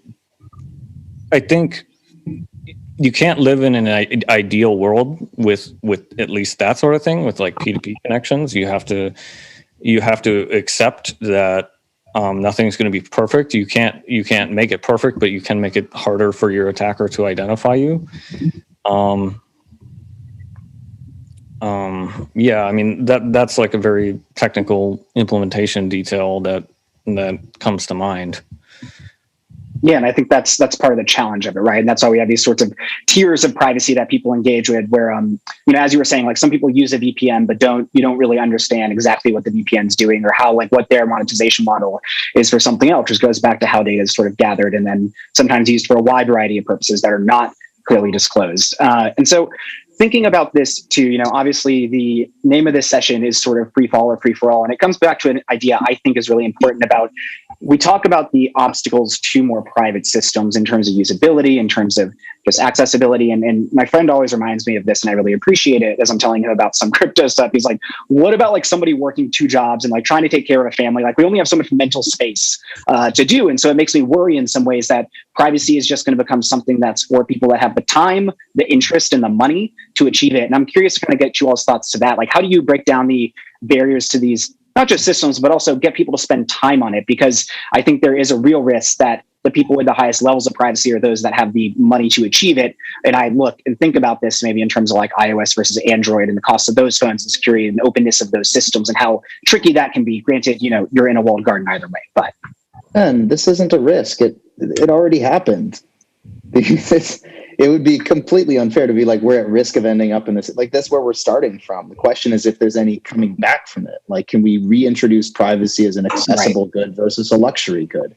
Mm-hmm. And I do agree when we say, like, we can't get people most likely to care about privacy first and foremost. But here, extending on what JJ said, like, here's what I am most worried about.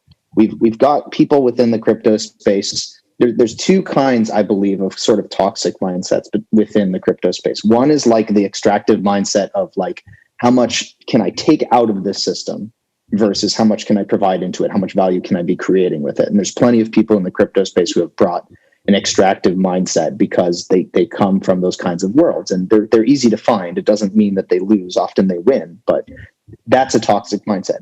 Another one is what JJ was getting to around like perfect being the enemy of good in some of these systems. Like, to what extent are we willing to accept imperfect systems that are still better at preserving privacy. Like they've made an okay trade-off between the cost of privacy and the amount of privacy protections that you will get. If we wait for absolutely perfect systems, not only are they likely to be legislated out of existence, but they could be many, many years away from a research and development standpoint. And the costs could ultimately price out anybody in the market who isn't either, as you said, a CS PhD, or who has enough money to spend to solve those problems the perfect way. And if we wait for that perfection, then what we do is we leave time for all the imperfect public by default systems to come in and dominate at the consumer level. And that is not a risk that I think we on this panel as builders should be willing to take, is that we move too slowly, we move too perfectly, and by the time we get what we want to market, there's already been an acceptance that the Web3 world is going to be public by default. That was always the way it was going to be. There was no other way. And we end up with exactly the same extractive systems that we had in Web2, except, as Ari was pointing out, that maybe they're going to be even better at surveilling us and even more extractive. That to me is a far greater risk than implementing some sort of imperfect private system in production. Greg, I'm curious to get your thoughts on this one. Oh, sorry. Go ahead, Jay. Oh, I just wanted to build on that. Like, yeah, I thought that was a good point. Like, it's possible if you have perfect privacy, yeah, you are just going to get regulated out of existence. I've noticed more and more a lot of privacy coins are being delisted from exchanges. Yeah. And that's just like, I mean, there's nothing you can do about it, right? Like the exchanges aren't gonna take a stand against that. Like, why would they care? And there's really not a way to fight against it. Like, regulators are going to come for that stuff. So it's like, I don't know. It's kind of like if you want a system that's not going to be made illegal by regulators, it's like all the data basically has to be public, which is really strange. And I also agree that there's always going to be a trade-off between privacy and convenience, right? Like, it's unlikely that most people in the world would want to use something like Mimblewimble or Grin or something just because it's too weird, right? There's no out of band transactions. To make a transaction with somebody, you actually have to connect to them because you're basically like creating a key together. And I mean, people are not going to like that, right? It's like ordinary people are not going to like that. It's hard enough to use Bitcoin with an actual local wallet. Most people are using Coinbase, but a lot of people can figure out the local wallet thing. Imagine if the other person had to be online in order for you to send them money, but that's what was necessary for privacy in that protocol. So there's always going to be that trade-off between privacy and convenience. And it's going to be very difficult to get a lot of people on board with that. I'm actually weirdly a little optimistic, just looking at, our history. Always welcome. I love it. No, just looking at our history of tool adoption, right? When the internet really came about, the idea of downloading a web browser and looking at this weird interface in an era where you had fat software sitting and providing you a far greater user experience, right? So, I mean, people did adopt internet because the convenience of an open system, the value of an open system was even though it wasn't very clear, but somehow it was perceived as valuable, and I think like we're kind of seeing a pattern in with traditional like Web2 systems where I'm seeing quite a bit of anti-Facebook, big tech, creeping into the mainstream. I mean, my mom is concerned about Facebook and Facebook prying on us, right? So that's an indication that we are. Privacy, the infringement of privacy is becoming a lot more mainstream. I think it's only time that will, eventually, make privacy a lot more valuable. You see something like Signal. Signal is a great privacy first messenger, but it's also a messenger, right? So the value proposition is just not purely privacy, but it's private messages. And that's really, I think, where the ball is, right? We can build applications that have privacy as a core primitive and build value on top of that to achieve, whatever function you need to achieve.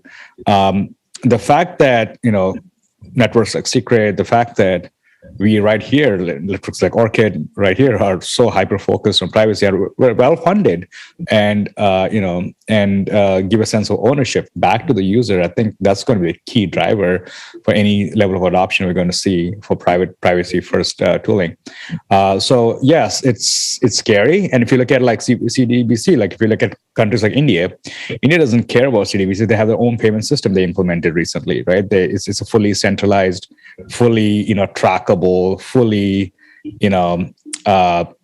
actually easy to use, but it's completely controlled by the government, right? So I don't know whether CDBC, from an adoption standpoint, is such a critical element for governments to consider. I mean, I could be wrong, but I think we're seeing it going in the opposite direction. But at the end of the day, I think privacy as a core value can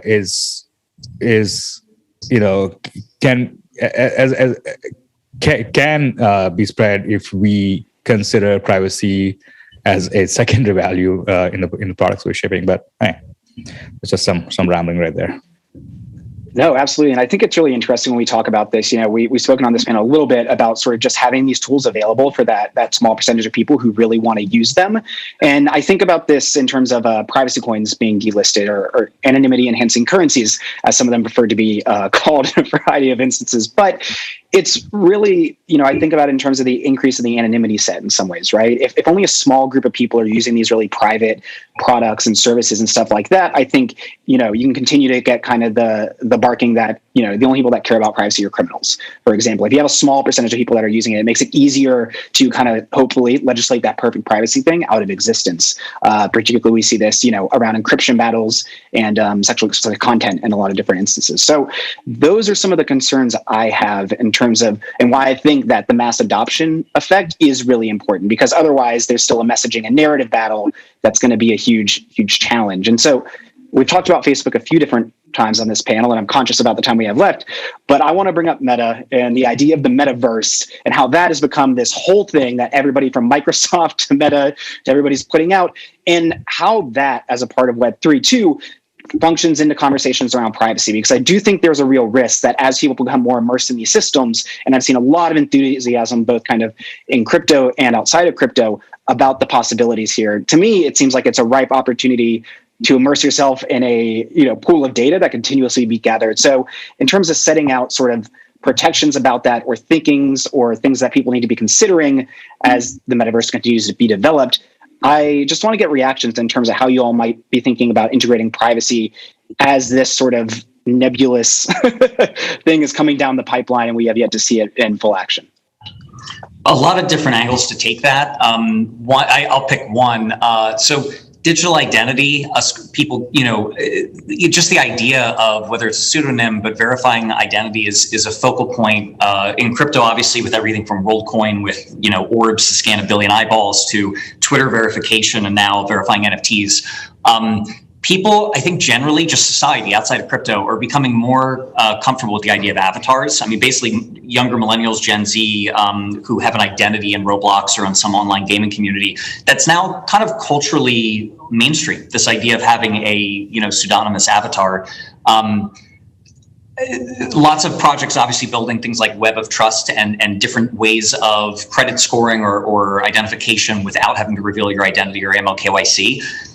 I optimistically, that's where the world's headed. So hopefully in a metaverse, it's not that no data is collected about you or that you have total privacy, but maybe you can at least hopefully hide behind that pseudo-anonymous digital identity with easy VPN tools, easy Tor type tools, Orchid, Handshake, tools to interact online and basically select your level of disclosure. And I think that actually mirrors how we go about day-to-day life. So when you meet someone, you're kind of choosing what information about yourself to volunteer, how to present yourself. Do you wear a name tag? Do you, even how you're dressed? Do you wear your business clothes if you're going out to, a fast food place, something like that? So I think we're used to choosing what we present about ourselves to the world. I'm hoping that consumer behavior will get replicated in the metaverse. I feel like this is where, as like maybe the only NFT maximalist on this panel, at least in what NFTs could represent, not what they currently represent, but just like there is a clear demand for people to want to express their identity in the metaverse. People want to be able to identify with something, and to pick on the word that Greg was saying, like my favorite word, ownership. Privacy is inherent to the idea of ownership. Can we really own our avatar, our identity in the metaverse if it's public to everyone, if we have no choice about with whom it's shared or how, if we have no choice about which selection of our identity is shared, like if I can't even choose between my profile pictures on Twitter, if they only integrate like ETH-based NFTs, and I'm forced by default to express my identity to everybody equally. Or let's say there's a portion of my identity that could actually be politically sensitive to express within the metaverse, but now it must be made public by default.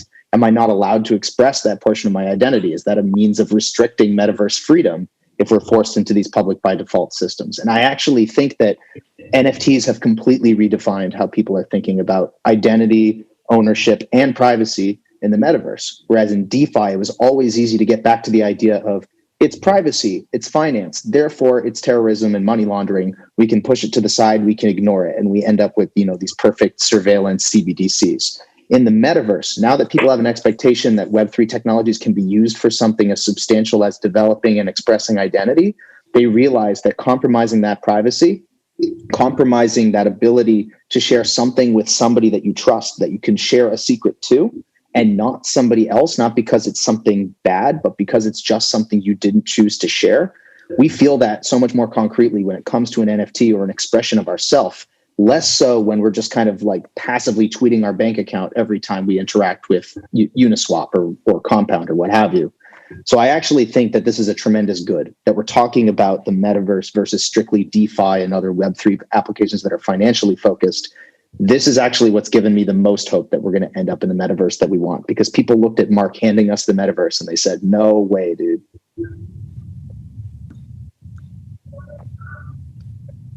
I agree. I think Mark introducing the metaverse is the best thing that happened to metaverse. In a weird way, but yeah, exactly. I mean, it's a weird challenge because it definitely preceded, him presenting it as this new thing, right? It's been here in some ways, but JJ, what do you got? Oh, I just wanted to clarify. We're talking about the creepy video that Mark Zuckerberg put out. Oh yeah, where he's literally handing you the metaverse. I took a still from that video. I put it in my Lisbon presentation. It's basically him giving you the metaverse while he simultaneously sucks up what remains of your liquid data. Yeah, I can only hope that never happens.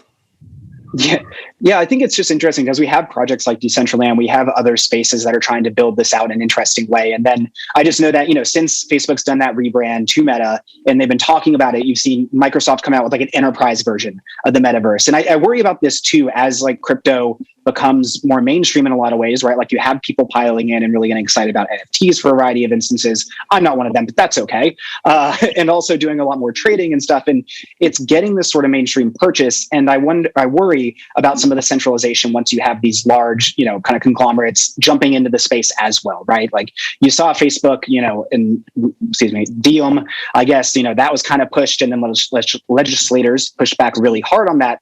And, we talked about the kind of inner fights and tribal warfare within crypto about levels of decentralization, being extractive and not really feeding back into the system.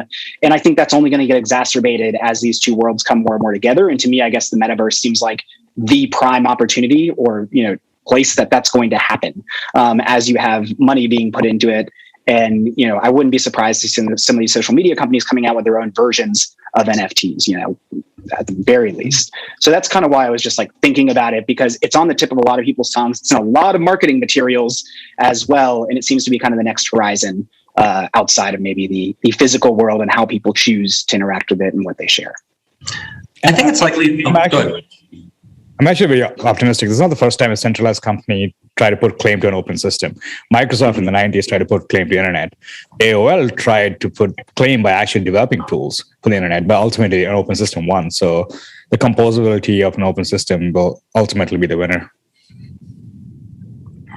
Yeah, I'd like to say, I mean, if we're just talking about virtual spaces in general as a general concept and not the metaverse, I mean, it's one thing if it's something, like a virtual space like Decentraland or something. It's another thing entirely if it's a multinational billion-dollar corporation that's known for harvesting everybody's data. That's probably not a good thing, and it's probably not a good thing if some major centralized service wins that battle. Yeah. And on that optimistic note, I want to kind of wind us down. I know we're at time, but Greg, Ari, Tor, JJ, thank you so much for being here. I really appreciate it. And stay tuned to Priv8. Up next, we're going to talk more private systems by design. I won't be here, but I'll be watching. All right. Thanks, everyone. Guys. Thanks for having me.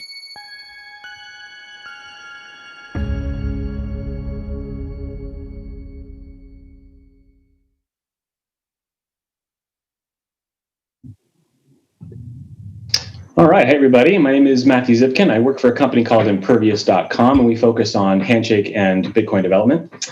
In the next 20 minutes, I'm going to be introducing Handshake to you. I assume maybe you've heard of it, but maybe don't have so many details. So I can get this, and that's good. All right. If someone can just drop in the chat that everything looks good and you can see my slides, that'd be great. So we'll just get right into it. I have a tendency to rant when I am really excited about something, so I'm going to try to keep it brief because I know I only have about 20 minutes. So what is Handshake? Handshake is an experimental peer-to-peer root naming system. It is an alternative DNS root zone secured by proof of work, and with that it can provide decentralized certificate authority. So everybody knows, hopefully, that DNS is how computers find each other on the internet, using human readable names.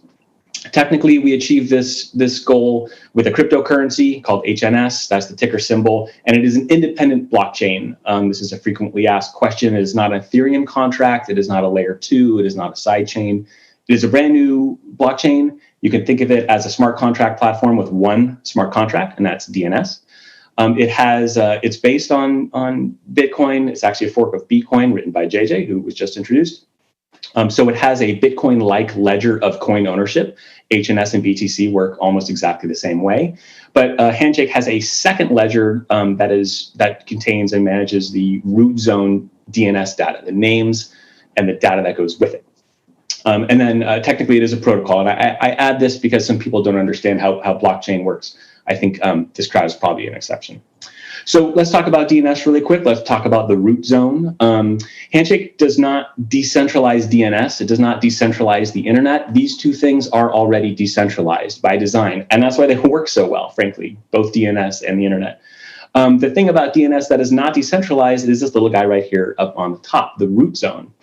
DNS works like a tree-based authority structure. There is one god of authority up here on the top. It's called ICANN. It's a nonprofit organization based out of Los Angeles, I think, in California. And they delegate authority to these top-level domains that you're familiar with, .com, .org, .net. And then each of those domains can delegate further authority, google.com, facebook.com, bitcoin.com. And then each of those little organizations can do even further delegation, www.google.com, stuff like that. Matthew, sorry. We lost your slides. Can you restart it, please? Oh, okay. Boy, that sucks. Let me see. Chrome tab. Here we go. Perfect. I don't need audio from Chrome. Okay, great. Thank you for bothering me.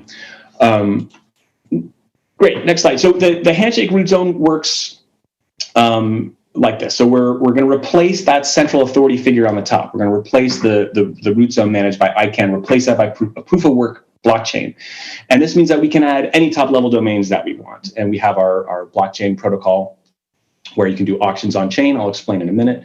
And this is where the top level domains in the Handshake root zone come from. So as opposed to .com, .org, .info, in Handshake, we have these additional top level domains.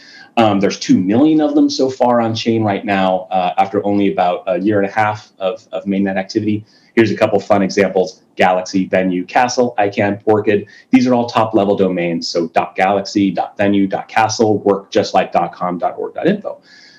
These are examples of actual resolvable Handshake URLs, HTTPS library genesis, just like that. No second level domain, no dot.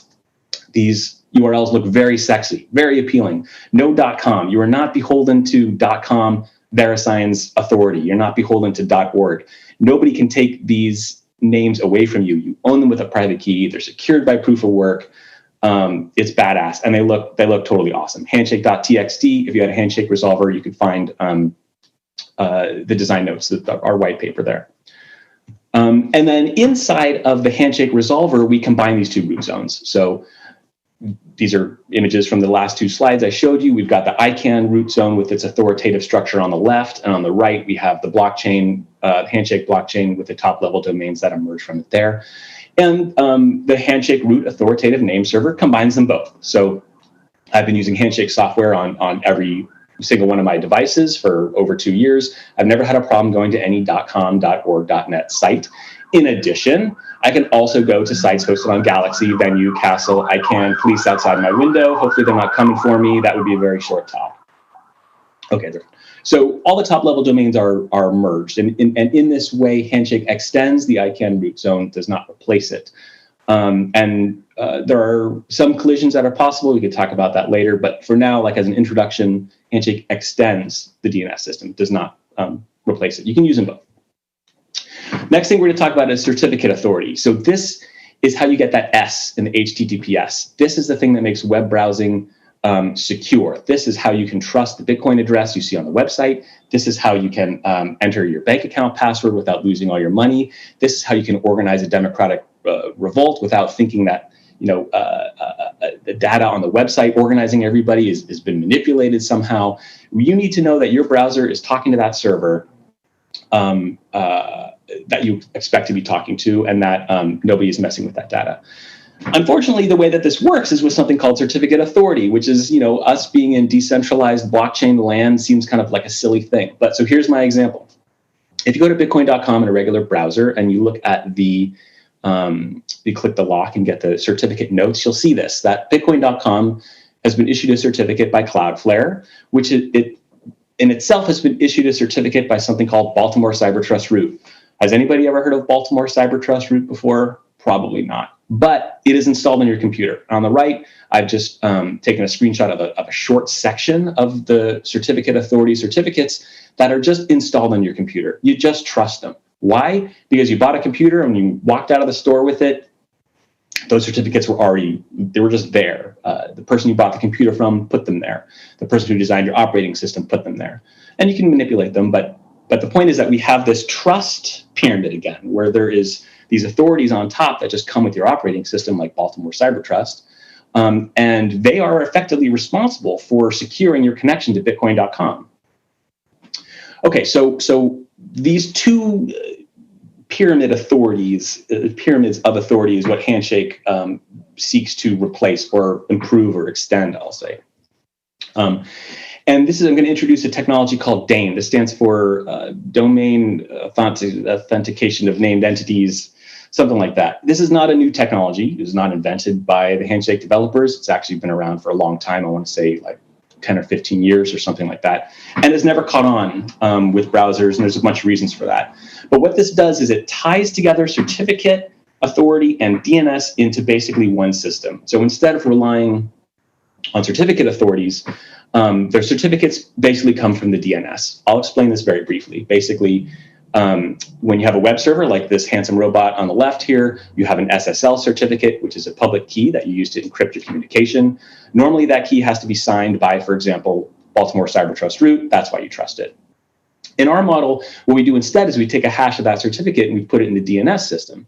Now, in legacy DNS, that doesn't make any sense because you're just trading one government authoritative system for another, and it's slower and doesn't really make a whole lot of sense. And that's why DANE has sort of failed to gain adoption, even though it's been repeatedly proposed by like the IETF and lots of very smart people.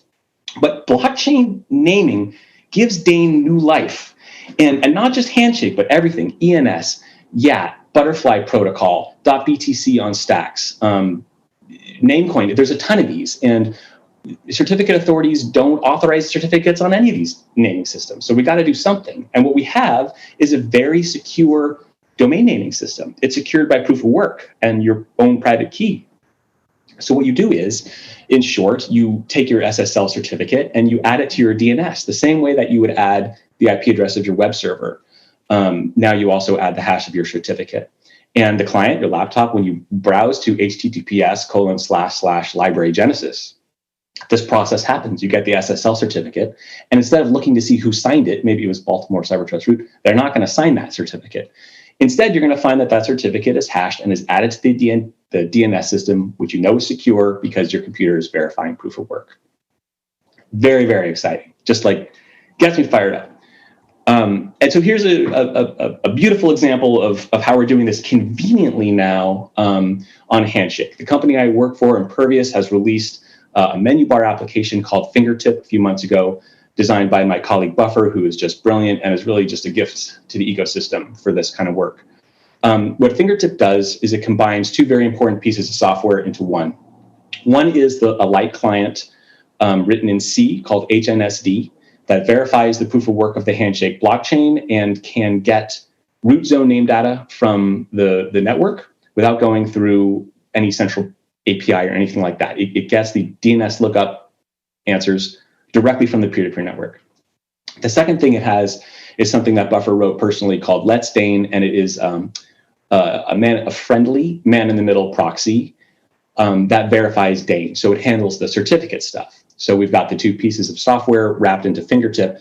You install it and you can connect it to any browser you want. You don't need to wait for Chrome to adopt Handshake. You don't need to wait for Brave to adopt Handshake.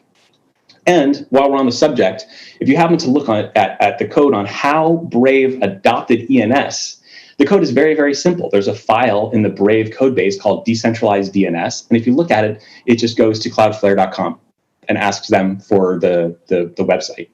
So it's like, what are we doing here, everybody? We got a blockchain. Are we decentralizing stuff? Are we trusting people? Are we not? With Fingertip, you're not trusting anybody. You're getting that DNS information directly from the blockchain. You don't need to trust it. You verify it. And then you get that the HTTPS, you get the security directly from the web server. Everything's verified. And you can go to a beautiful website like hns.blockclock, which is a website that I run that's kind of a artistic block explorer. So there we go. We can get security. It's easy. There's public resolvers for Handshake stuff too. Don't use them. Install Fingertip. This is the way. And this light client is a really important part of the design from Handshake, which was built for this reason. The reason we have a brand new blockchain instead of building on Ethereum is for this use case. It's so that individuals can install a very small, lightweight piece of software in their computer and securely browse Handshake domains without trusting Cloudflare or Brave or Infura. It's all right there. Okay, so Handshake can scale, and I mentioned a few other blockchain-based naming systems. None of them have a light client, as far as I know. Most of them could, with soft forks or hard forks, maybe get there. I don't know if anybody runs an Ethereum light client or if such a thing is even possible. The picture on the right here is a Raspberry Pi. This is a $5 computer. It is cheap. This kind of hardware can be deployed to the edges of the internet, to the periphery of the technology community. I'm talking about villages in countries where bandwidth is low, technology is rare. I mean, like, how many billions of people are there on the earth, and how many of them have got a laptop with a great connection to Infura? We got to think about everybody. So the Handshake Light client can run on this computer because it's so lightweight, and it just verifies these proofs, and it can connect directly to the Handshake blockchain without going through a central authority. There's some other interesting data on this slide. The Handshake blockchain is limited to about 63 or 64 million top-level domains. That's not a very explicit limit. It depends on how many renewals are allowed per block. I think this capacity is important. What it means is that there is not one Handshake domain for every person on Earth. We're not going to make that promise. It just won't scale. The capacity is important, and that's what's going to allow it to scale, so that people can use this cheap equipment to access the network freely. And finally, our blockchain is referral only. This is a bit of a subtlety when it comes to DNS, but basically you cannot put the IP address for your website on chain. You can't put you can put some text records, so there's some variety you could add if you really wanted to put a Bitcoin address, for example, right on your domain name. But the way that DNS scales by design, not just Handshake, but DNS in general, is by referring to other machines. So the blockchain should just be used for an IP address and a public key. In DNS, we call those an NS and a DS record.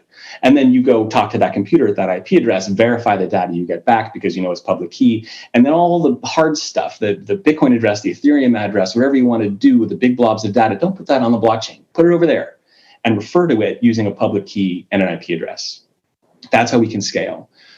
And I added a summary to the bottom of the slide too. Decentralization must apply to the users as well, not just the application. So Ethereum name system is awesome. It's decentralized. It's on Ethereum. It's censorship resistant. But how are users accessing ENS? How do I go to orchid.eth? What's going to happen there? The truth is, if you wanted to do it censorship resistantly, privately, securely, you would need your own Ethereum full node and also an IPFS full node. Does that scale? I don't think so. Handshake was designed to scale for the users, not just for the application, but for the people who want to access it. You don't need a wallet. You don't need to trade HNS for BTC. You don't need to know anything about cryptocurrency or store a private key to view a Handshake website. What else we got? Privacy. Okay, this is a privacy conference. Unfortunately, Handshake is based on Bitcoin, and so there's a lot of privacy trade-offs because, like Bitcoin, Handshake is pseudonymous. And so, there's addresses that can be linked with investigative techniques. But there is some privacy aspects that are worth mentioning since this is a privacy conference. First of all, there's no whois database.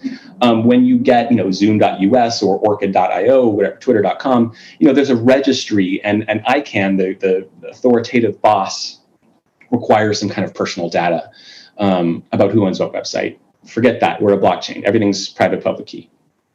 Also, Handshake has a massive airdrop that went out to over 180,000 developers, popular developers, open source developers on GitHub.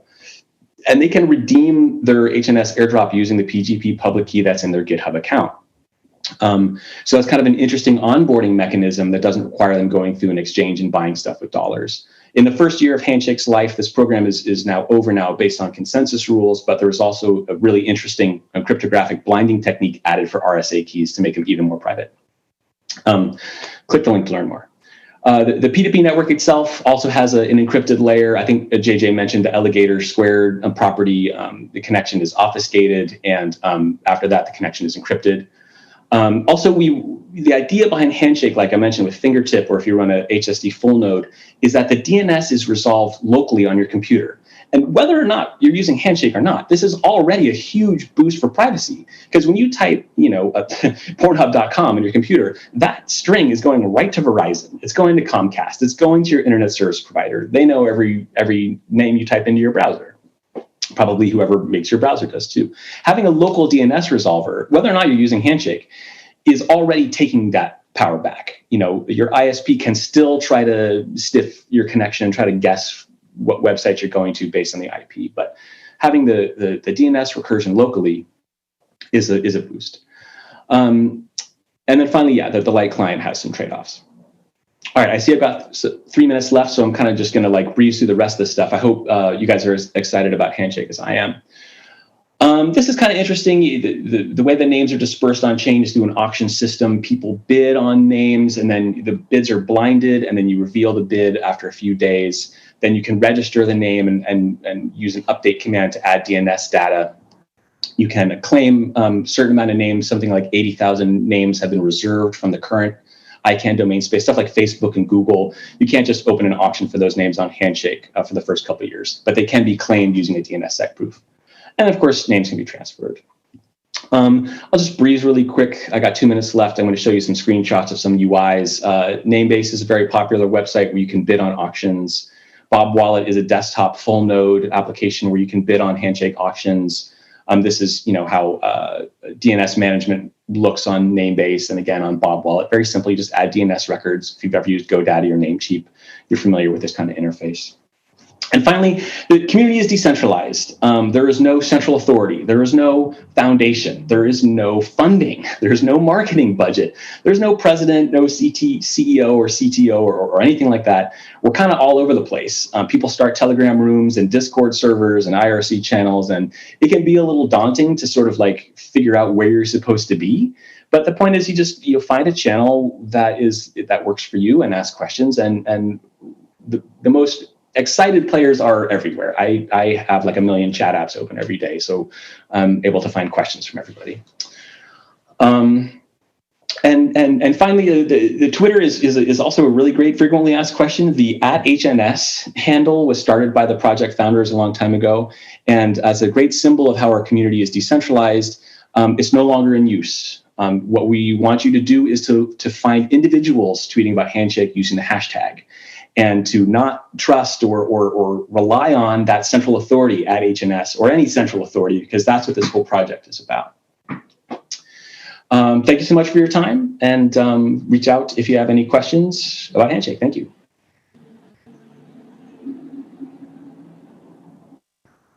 Thanks a lot, Matthew. That was a great introduction. I didn't know that there was this little toolbar app for Mac OS, Windows, Linux. I've got it now. It's syncing. Awesome. I actually bought. Sorry, how long is it going to take? Just a minute to sync. Yeah. Okay, terrific. Yeah, I've got a lot going on my laptop here, so it might take a little bit longer. I got 3 streams. I've got this going. I've got a lot going on, but that's terrific. I think one quick thing to highlight is just how seizure resistant these are, and I wanted to actually talk about that in a little bit. But yeah, just thank you very much for that. I guess, if people have funding that they like to throw at this, is there a way to do that? Maybe through Impervious's website or Handshake's website? Sure. The Discord I have here, I mean, any of those are fine. I can hook you up with people. There are a couple funding projects. One is called Handshake Institute. Another is HNS Fund. Another was DWeb Foundation, which I believe is a sponsor of today's conference. All those mechanisms channel money to workers. Okay. That's good to hear. Yeah, no, that's terrific. So thank you very much again. And we're going to move on to the next segment here. So we've been through free internet, free money, free thought. We've started freedom by design. Privacy by design remains the North Star of cryptographic and privacy-first commercial work. The economics of privacy by design requires customer choice to be engaged, of course. That's why we need strong incentives, attractive tooling. We've been talking about that, and obviously suitable use cases. We've also heard a little bit about that. So we're looking beyond Taproot, and congrats to the Bitcoin community once again on enabling that today. We have had Matthew Zipkin. Now we're going to Greg Lang, the CXO at Priv8. Greg is an entrepreneur. He's one of the 3 founders at Priv8, a privacy-first blockchain infrastructure provider, and he's also a regular host on the World Blockchain Roundtable. Prior to Priv8, he worked with Indiana State Legislature to build and maintain one of the first digital voting systems. In addition, he has broad experience spanning data science, machine learning, design, and law. He received his Juris Doctorate from the University of Kansas, 2010. He's a vocal advocate for a strong right to privacy, freedom of expression, and individual liberty in the digital age. Greg, thanks so much for joining us here on Priv8 Virtual Summit.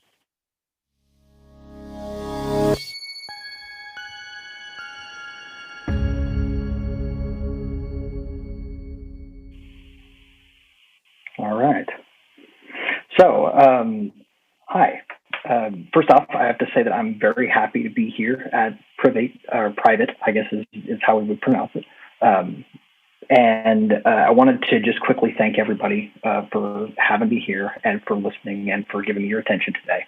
So, to our fellow sponsors, DWeb, Bob Wallet, of course, Orchid. We're really glad to be here. Thank you to our fellow speakers and, of course, to you, the audience, for whom we are here. So, quick intro for myself. My name is Greg, and I work at Priv8 as a founder and C_XO, which is basically everything that my 2 co-founders and I sort of split up between Beth Van Horn's operations work and Austin Roberts' technical work. I do the rest. So I'll be anywhere from the law to marketing on any given day. But today I'd like to talk about privacy and what we do at Priv8 to sort of fight the good fight. Now, this is a unique audience, and it's especially nice to be here when I know that people who have the same passion for protecting privacy that I do are in it, because I don't have to explain the importance of it or the worsening situation that we face.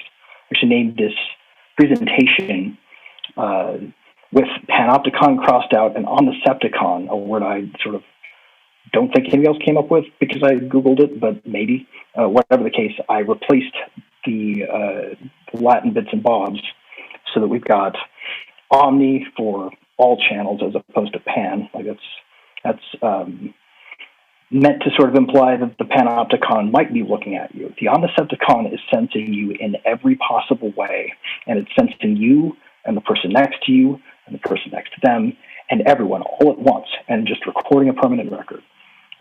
Add in a little bit of AI that can flag you and do some nasty stuff to you. You guys know this already. I don't have to explain to you how much worse things keep getting. In terms of the types of threats to privacy that are coming into being today. That's not something that you don't know about. So rather than belabor that point too much more, let's get into privacy a little bit and talk about it. All right. So this is just a little bit more of my own background. Obviously, found Rivet, Juris Doctor, you heard all that stuff. I'm a humanities stan. I love people. That is why I ultimately found myself in law school. That's why I left law to go into technology. That's why I left working for the state legislature to come work in blockchain. I wanted to help people, and I was wanting to make the biggest impact possible, and here we are. We might call ourselves cypherpunks, we might call ourselves extropians, we might call ourselves individualists or collectivists. I like to call myself a pirate, and yes, if you zoom in really closely, I'm not protecting my own privacy. That was Adam Menard's, where I was wearing that mask. So, moving on. How do you define this word, right? Privacy. What does it actually mean? Where does it come from, right? When we think about privacy, we typically think about someone peeking over a wall that we've secluded ourselves behind and looking into it, right? Someone invades your privacy. Your privacy is breached. You have been subjected to an unlawful search. It's something that someone does to you, and at first blush, there's a lot of temptation to conflate it with secrecy. So, I got to thinking, is all that is privacy just a right to a wall, a right, not to have someone looking at you at all times? Because if that's all it is, right, we end up kind of in a situation where the world looks like this. Is secrecy the same thing as privacy? Are they conflatable? Should they be conflated? Where did we get that idea? Did a little bit of digging into this myself and traced it back to our very good friend and Enlightenment thinker, Mr. John Locke, who said that people choose to live cooperatively for the mutual preservation of their lives, liberties, and states, and he refers to that generally as the concept of property. I like to think of it like this. If property is all of those things, then the first of those things is ownership of yourself, ownership of your conscience, ownership of your right to decide how to direct your life according to your view of the right thing to do. And ultimately, if we come together as a society to protect that, then something's gone off the rails here. And I think we all know what that is, right? But is that the same thing as secrecy? I don't think so. But if you've ever read Phil Salin's work, he talked about the wealth of kitchens, and we sort of are embedded with the knowledge of the tools we use. So maybe this idea that secrecy is the same thing as privacy has something to do with the fact that John Locke was an Enlightenment thinker. Back when secure chat meant meeting in a dark corner and making sure you weren't followed, and your secure transport layer was a box called a writer's box, where you had to make sure you locked that thing up and put away all your letters and your notes, because if you didn't, somebody could get into that and your secret stash was breached. You weren't getting those letters back. You can't rescind that copy. They run off with it and they're faster than you. It's gone. Secrecy and privacy look a lot the same. I mean, private keys were a brand new invention back then. These were actually the very, very first keys that you could take to a lock. And have the keys be unique to your specific lock. Prior to that, it was a more general key. It was a huge breakthrough for this type of block. And then, of course, our secured access is the place you put the keys. And that was that, right? So moving forward in time, right up until the point where we started to have different ways to communicate with one another that didn't involve person to person, that didn't involve paper and ink wells and quills, this made sense. Like privacy, secrecy, you can debate about them, but what's the difference in the real world, right? That was sort of how things were right up until we got to the Katz decision. And in Katz v. United States in 1967, the question here was, this guy was a bookie, and the FBI was on to his gambling thing, and so they tapped a public phone line and caught him speaking in a phone booth, got some evidence, and took him to court, and were going to jail him over it. So he appealed. And it went all the way up to the Supreme Court. I won't belabor the little bits and pieces of how it gets there. But ultimately, the decision looked something like this. Outside of Justice Black, our lone dissenter, who was just adamant that we stick to just paper locked in boxes, we had the very kind but kind of circular logic-oriented Justice Stewart writing for the majority, who just said phone booths are private because it's reasonable to expect privacy in them. This kind of thinking is actually what's gotten some people to think about the court deciding what reasonable expectations of privacy are by however many justices greater than the number 4 think this thing should have a reasonable expectation of privacy in it, right? So then we get to our really especially fun pal over here. I'm going to have to move this view here because I can't see slide very clearly.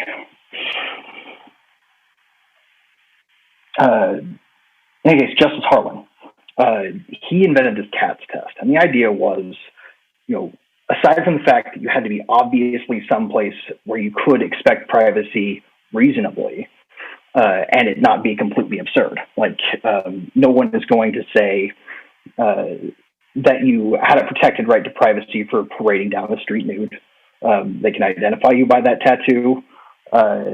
Even if you claim that you have, and they believe, a reasonable expectation in your mind to privacy, the fact that you didn't have it at all, clearly, will not, your expectation won't save you. But otherwise, that expectation is what governed. So they created this test to say, what did this person reasonably expect? It came to your perspective. And their hearts were in the right place, but that 2-factor test just did the worst sort of number on the future because we got into some questions that were way more complicated than phone booths, right? And you get into the 70s and there's this Bank Secrecy Act that they're really trying to shove down the world's throat because, we need to stop the flow of drugs. We need to make sure that we prevent criminals from enjoying the fruits of their ill-gotten gains. So we have to shove this down the world's throat, and we're starting here in this country. And what we get is a decision from the Burger Court, United States v. Miller, among 2 other decisions that I won't mention. It's unreasonable to expect third parties to protect your privacy. This is court reason. Because they can write laws that say you have no reasonable expectation of privacy in it, essentially. They can order a company to disclose your information. And as long as they write the law and it goes through the standard process, you're expected to know that. No more reasonable expectation of privacy in any law that they decide to write. So, poor Justice Harlan just watched as he thought his awesome test that would never backfire. Right? I made that up. I actually don't know if he thought that, but I assume he was overly confident in it at the time. Creates this third-party doctrine. So we get the Bank Secrecy Act plus the Katz test, and it's sort of like a horror movie. Right now, they can basically make anything they want to outside the domain of privacy with a test that was meant to protect it. So where do we go from here? I like to call this the third-party doctrine cinematic universe, because you sort of get this ongoing chain of wars. We had the war on drugs, then the Computer Fraud and Abuse Act that has been leveraged against some of the very best sort of people, all because of a stupid movie where some kid managed to hack into a non-networked computing system that wasn't hooked to anything he could access in this stupid movie. And so they write this law, and it's terrible. And, move forward a bit. Apparently sometime in the mid-90s, one of our current politicians used to brag about writing this thing right around the time of the first World Trade Center bombings. And we get the USA Patriot Act right after the towers fell, right? War on Terror. And simultaneously with that, a little known one went out with it, thanks to that anthrax scare almost nobody was paying attention to, called the Public Health Security and Bioterrorism Preparedness and Response Act, which basically said public health, it's basically like the same thing as a war on terror. We can use the same kind of administration for it, and same strategies, and eventually, continuous incremental scope and scale expansions can make them all part of the same machine. Where does this head, right? And you hear all the way through the 2010s about this sort of ongoing reauthorization. Every time they did a reauthorization, hint, this is a section expiration document. Those checks don't mean those sections expired. Those checks mean that they were reauthorized. And every time they reauthorized, they did some things like 203B, where they said, it's not just terror anymore. The FBI can use this to hunt down any kind of serious crime. So on and on we march, and we get to the point where we are now, and we all know where that is, and I don't want to beat it to death. But you get this sort of idea of that biosecurity paradigm becoming a new thing. Like it's the new war on terror. We're just going to call it the Xdemic, whatever we want to call it. The pandemic, then we have the misdisinfodemic, we've got the whatever-demic. It's all going to be able to be used towards the same end, but it'll be easier to direct at everyone. And just like all the other things that came before it, including all the wars and the war on terror in particular, same tools work for it. I'm getting down to 2 minutes and 40 seconds, so I'm not going to go into the detail I wanted to share about this automatic voter registration bit that's in House Resolution 1 this year. Seems like they're reacting to all the craziness, right, about elections. No. This thing has been resubmitted year after year after year, and they're going to keep bringing it back. This law requires that, in order to give access to people voting, we need to have databases populated. Every time you update anything with what they call a participating or eligible agency, and that includes registering for class or deregistering from class at college. So they're going to go ahead and register you to vote, update your address, and send every other piece of information they can get about this database. They're still in the pilot phase where they're saying we're going to fund grants to help integrate this into the biosecurity state and the war on terror state. But, ultimately this gets tied in. So we can conclude, right, secrecy and privacy are not the same thing. What are they? I think Eric Hughes said it best. Privacy is not secrecy. Private matter is something that one doesn't want the whole world to know. But a secret matter is something they don't want anybody to know. And privacy is the power to selectively reveal oneself to the world. So how, as a company, do we do that at Priv8? First off, rule number one, and this is kind of like a praxis. We stick with this sort of way of thinking about things, and we find our way as best we can. But we start always with open source, and that's open source your most potent tools in ways that people can actually run them and help them set them up if they will. In fact, if they offer to set them up and run them, be kind to them, because it's rare to have somebody really contribute like that. Rule number two, optimize to minimize capture. The goal is to continually aim to close the gap between your imagination and the limits of the law, right? If you can narrow it down to nothing, then you've done the impossible. So always keep trying to find more ways to minimize how you capture data. Rule number three, privacy as a policy is not a liability, it's accountability. Don't write a privacy policy that minimizes your exposure to risks by failing to meet it, Write a privacy policy that puts you on the line, because then your customers can trust it. Be mindful of the living law. That means not just know what the law is and follow it, but participate in its making and understand it, because you don't want to be like Zuckerberg, right? You don't want to have ideals. You don't want to be like Google and have ideals. Don't be evil. And then you get to the end of the runway, and they say, by the way, we're monetizing this thing. We wrote the privacy policy a long time ago. The board of directors is not going to change their minds. Would you like to keep your job, or would you like to go along with it? We'll fire your friends too. PS, right? So these guys are just puppets now. All those ideals washed down the drain because they were not mindful of the living law. And then finally, the others. You guys, right? We're here. We need to find more people, and together we can defend privacy more strongly. That's what's unique about privacy. It's an individual possession is stronger the more people that you help protect. So, and ultimately the future belongs to those who give the next generation reason for hope. It's one of my favorite quotes. And bonus rule, stay alert. You can always do better. I'm Greg Lang. Thank you for listening. At Design Heretic on Twitter, at Rivet with underscores between it on Twitter. If anybody knows the Rivet without underscores guy, I'll buy it for them. Rivet.cloud. Thank you. Greg, don't you know you're not allowed to buy Twitter handles? That's against Twitter's terms of service. Oh. which I think speaks to a lot of the core of what we're trying to get to here is like, it's my Twitter account. Technically, I should be able to sell it to somebody else if I really want to. Like you can sell a domain, but of course it's Twitter's terms of service, and so and if they find out that you bought a Twitter handle from somebody, they'll probably suspend you because you've broken the terms of service. So. Well, I hope they're watching this, so I can tell them very sincerely that I have no intentions of buying or selling a Twitter domain. But they really need to have an interface for this, because the Rivet account with no underscores is just like sitting there, nobody's using it.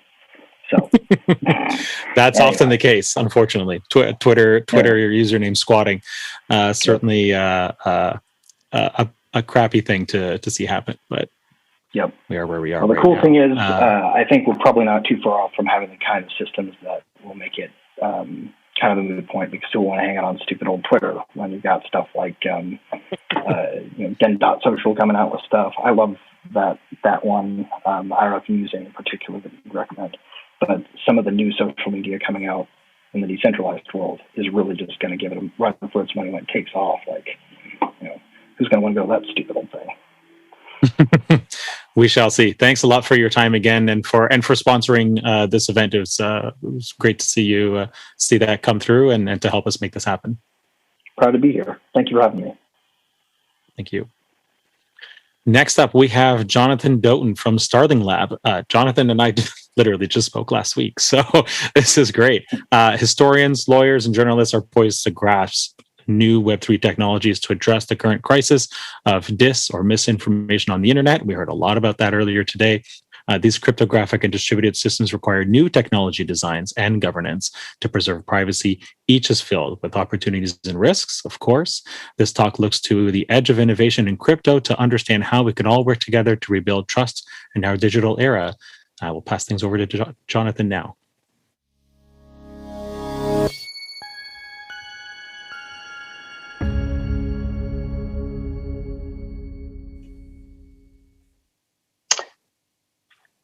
Good afternoon.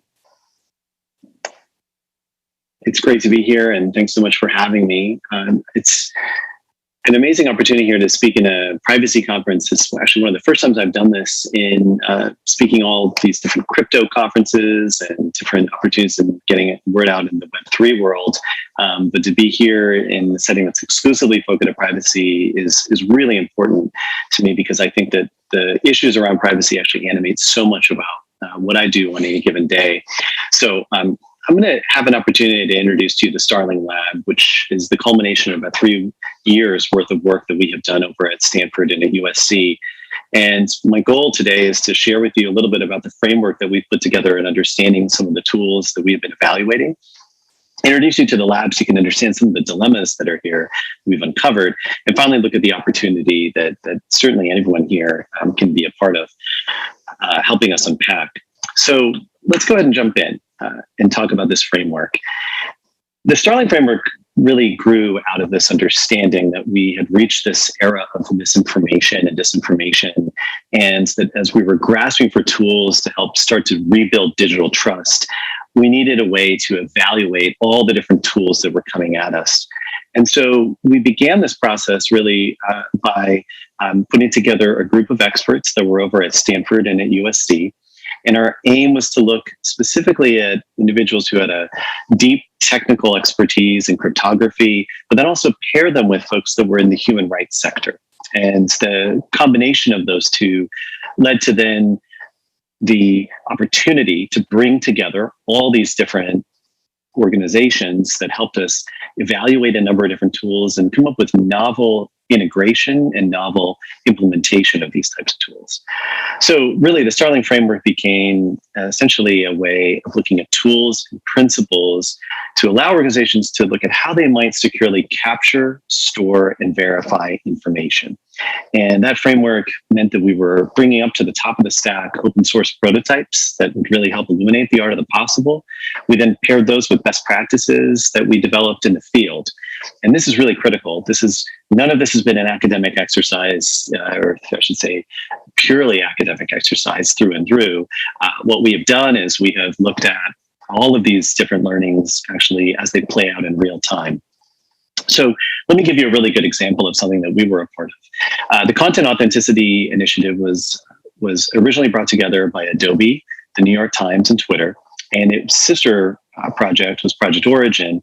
And really what they were looking to do was to find ways of helping establish provenance that links the origin or the at-source authenticity of, let's say, an image or a video, all the way up to the point in which it gets published. And that project ended up getting merged into something called the Coalition for Content Provenance and Authenticity. And it's based out of the Linux Foundation, and they've really kept a good eye to being inclusive and trying to keep up their open source standards. So in theory, this is a really positive development in the space, because we have a lot of people that have come together to address this issue of provenance, so that we know whether or not an original of a photo or video is actually authentic. And that has then expanded now to look at things like graphics. And in the future, it might even look at authenticating things like big data archives. And as you think about the problems of mis and disinformation, a lot of it comes down to the fact that you just don't actually know where something has come from. And so the provenance opportunity here is immense. So what we think about then is that we're able to use cryptography as a way of authenticating information. So we know that it is uniquely identifiable, and that as it moves through its journey in an information ecosystem, we could understand how it might have been changed. And that, of course, is really the flip side of the other part of cryptography, which is to encrypt or to keep things private. And I think that the combination of these two things, specifically in this use case that we've been looking at, is really potent. And let me explain to you why. So if you look at it, the beginning of the process with any sort of endeavor where you're trying to capture information is that you acquire the information, let's say with an image, you take a photograph. And then you take that information and you store it somewhere in an environment that might be a staging environment for you to then do some maybe permissible enhancements of the image. And then finally, you go and you verify it. So in a news flow, let's say like the Reuters news flow for their photo journalism, they would go through this exact process, right? Photographers in the field would take photos, you'd store the information, and then finally editors in the UK would verify that information. Those three things are part of a century-old process of creating an information system workflow. And what we decided to do was to use that process and then introduce various methods of authentication at each step as you capture, store, and verify. And on the other end of that, we created a next generation archive, which we called the 78 days. And the idea behind it was that we were going to capture on each of the 78 days between the election and the inauguration photographs and put them through this process and really allow you to have more confidence in the entire signal flow that was presented. The motivation for this effort, you might say, well, like what could you possibly need this for? Well, it began with this photograph here. It was taken on January 20th, 2017. And it was basically a combination photo that you can see here on the left-hand side. There was the photograph taken of Donald Trump's inauguration. And then on the right-hand side, you had Obama's inauguration from 8 years earlier. And what should have been a simple statement of fact from the Newswire ended up being a tremendous source of controversy. And in fact, the administration dedicated its first full day in office to actually disputing the authenticity of the photographs that were released by the news media. And Sean Spicer took to the podium for his very first news conference to dispute the authenticity and to claim that he was bringing alternative photographs, which were then labeled alternative facts, to what was, in his mind, the largest inauguration that was ever held. Well, Reuters was now suddenly in the crossfire.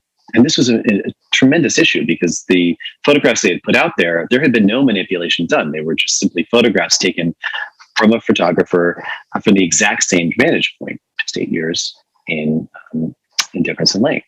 So what we decided to do for the 2020 election, knowing that there were potential issues around people questioning the validity of photographs, we started a pilot during the California primary. And what we did is we took a Canon camera and we paired it with this phone that you see here on the left. And the phone served a special purpose. What it did is it established a series of authenticity markers around the time and the date and the location in which the phone was present. And that metadata payload was stored on this phone. And then as the Canon camera took photos, the image and the metadata was paired on the phone. And then we took that combined payload and we hashed it. And then we signed that hash on a secure enclave, which was on the phone. And what this allowed you to do is to establish authenticity directly at source on the device. And that meant that now as we take photos with the phone, we can then transmit the information of the pixels as well as the authenticity markers directly into the photos newswire that Reuters maintains. And this here you see their CMS. And within that CMS, you now had this additional information around the at source authenticity. You can see here the media key and the media hash. And then as editors made changes, let's say to bylines, so in this case, I made a change to this demo here, I can now add, let's say, additional information in this caption, and we can now push out with webhooks that information onto a federated blockchain platform, which in this case, we use the Hyperledger Fabric system. And what we did seconds later was essentially authenticate the change that was made in the CMS. And then from there, we push the information out to a public ledger. And you can see that registered here. And so that information seconds later appears on that public ledger, and the entire transaction is put out there as ciphertext, and it's essentially hashed so that you're able to establish now an auditable trail that goes all the way from the camera to the point of publication. Now, what are the next steps? Well, do you have all that information? You can actually take it and you can present it to the end reader. And what the good people who were developing a number of these standards thought of was that actually that you could take this information and potentially even embed it inside of a photograph, so that now the authenticity of the information is embedded in the photograph and therefore it's portable. And as you present the information to end readers, what could happen is you could write a little web app that extracts the information out of the photograph and presents it to the end reader. So you could establish who was the photographer, the date in which this photograph was taken, the location, etc., and then link back to the decentralized web where we registered all this different information. So you can see here as an example now, really the photograph transforms from being a container of information to actually being a container of metadata as well, and then links back to the decentralized web. So now this time around, when we look back at this photo, well, if we turn to what happened in the inauguration, it's really incredible to think that we have this period of time that was sealed into the historical record with these new authenticity tools. And surely, I don't think anyone could have anticipated what had happened during those 78 days. They were indeed quite fraught. And there was a tremendous amount of activity, no less, on the January 6th, which brought into question, really, the state of our democracy And surely, no matter what side of the aisle you're on, you can appreciate that the demonization of the media, and specifically in this case, calls for violence against the media, is something that's deplorable. And the question was whether or not new tools and new authenticity markers could potentially help restore some of the information that photographers are really at risk of getting lost as photos and video are spread across the internet. So now you too can see this prototype. It's available at our lab website, starlinglab.org/78 days. You can see for yourself each of those 78 days and see all the different authenticity markers that are embedded in the photos, and get a glimpse really of the next generation of authentication of photography. So this brings me now to the lab, because you could see that really what was at stake here in creating this type of prototype was an experiment. And if you take our framework and you think about what we've put forward, so open source prototypes, we've tried to evaluate best practices, and as we've explained, we're working in the field. What the lab's purpose is to really think of how we could look at these open source prototypes and bring in more individuals to help make them more sophisticated and to evolve them in an impact accelerator. We could look at the best practices and develop courses and publications. And finally, our in-field case studies are things that we're now building out into full fellowships. So the Starling Lab, in a sense, is really an integrated approach to doing all the things that we've done over the last 3 years as a research project, now into an academic research center that's exploring how Web3 technologies can be a part of rebuilding digital trust. And we're doing that across 3 different domains: history, law, and journalism. So what is our opportunity? Well, I think that there must be a bunch of people sitting around, certainly in a privacy conference, thinking, well, this is all really interesting information to think of how it might help combat mis and disinformation, but surely there are a lot of privacy questions that arise with this type of authentication technology. And so when you think of Web3, and you think of all the opportunities that are being presented with immutable ledgers, with varying measures of authenticity, to me, really, it's that the concern that's raised is that Web3 is not actually an answer or a perfect answer, but rather I see it merely for what it is, an opportunity. An opportunity can be taken in a number of different ways. So let me take the prototype and now complicate it. So for example, when you look at the prototype here and you look at the injection of the metadata information in this photograph, well, in this case, we have a photograph that's being presented, but yet it has a variety of different dilemmas that are presented to end users. In fact, Witness has evaluated all this and come up with 14 different dilemmas in which you could really think of an authenticated photograph not as necessarily something that is helping photographers, potentially putting them at risk. Specifically, when you think about it, it's the question around choice and whether or not the disclosure of this information around authenticity is something that's being done at the full agency of the photographer. That is a tremendous risk. And in fact, what we, in looking at this information, what we then sought to uncover with like various precedents, much to our surprise, was that not only had this type of system been implemented, but it had been implemented in North Korea, where they had used exactly this type of authentication technology to surveil individuals, because every photograph that was taken on approved devices in North Korea was transformed from being just simply a photograph with anonymity to being a photograph that was linked to a specific device and therefore to a specific person who held the account that registered that device. So that posed a huge set of issues for us. And similarly, the storage technologies that we're using, they're decentralized and they're open source. So you would think, well, we've solved all the problems, right? This is now suddenly an inherently ethical technology. And yet, of course, nothing could be farther from the truth, because when you look at open source technology, it has never been deterministic. And if you look at all the problems that have existed within Web 2, many of the issues that come to define like the critical ethical questions of our day with technology around bias in our algorithms or the various invasions on our privacy, well, surely those came out of open source technologies as well. So we understand the benefits of open source for sure, but we also understand that it takes continuous effort by people and platforms to maintain proper values to ensure that we don't go down these dangerous paths.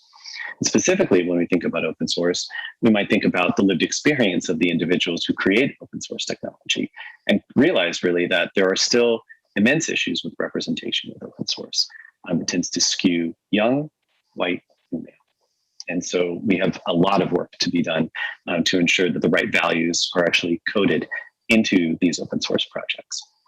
And then finally, when you look at the opportunities with distributed ledger, I mean, there are many questions around really the euphoria that has come with these types of open source tools as they've now become immensely profitable for individuals.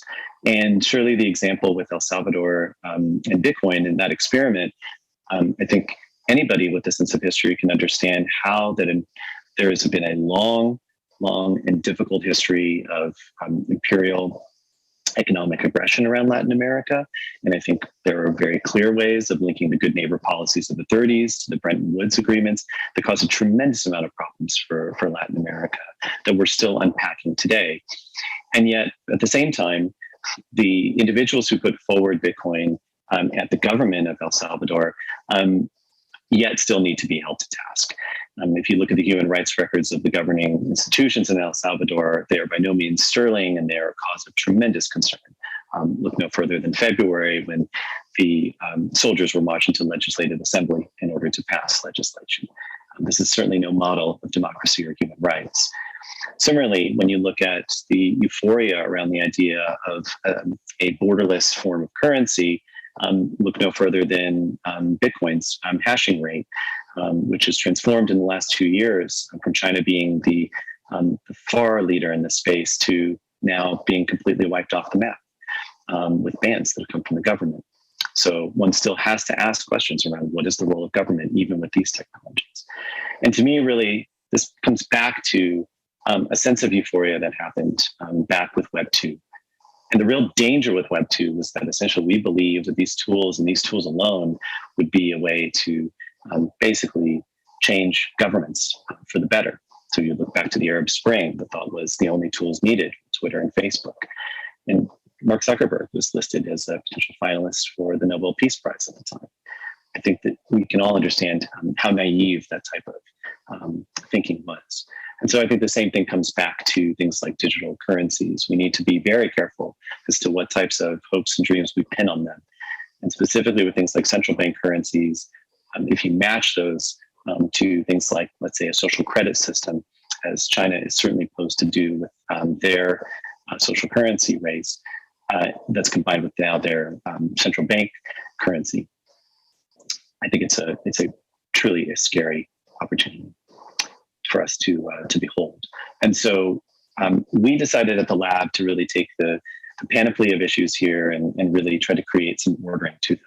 And so if you go to starlinglab.org, what to get right first, we have a really incredible essay that was written by one of the foremost experts on human rights online. And she explains, the types of things that we need to be keeping diligent about. So with that, I'll wrap up and just emphasize to everyone how excited we are to begin this conversation and to have 2 feet planted in the privacy debates that continue to exist. We are looking at authenticity technology holistically. So we understand all of its benefits, but as I think everyone here has a stake in, we also want to make sure that it is privacy preserving as well. So with that, I'll cede it back. Thank you.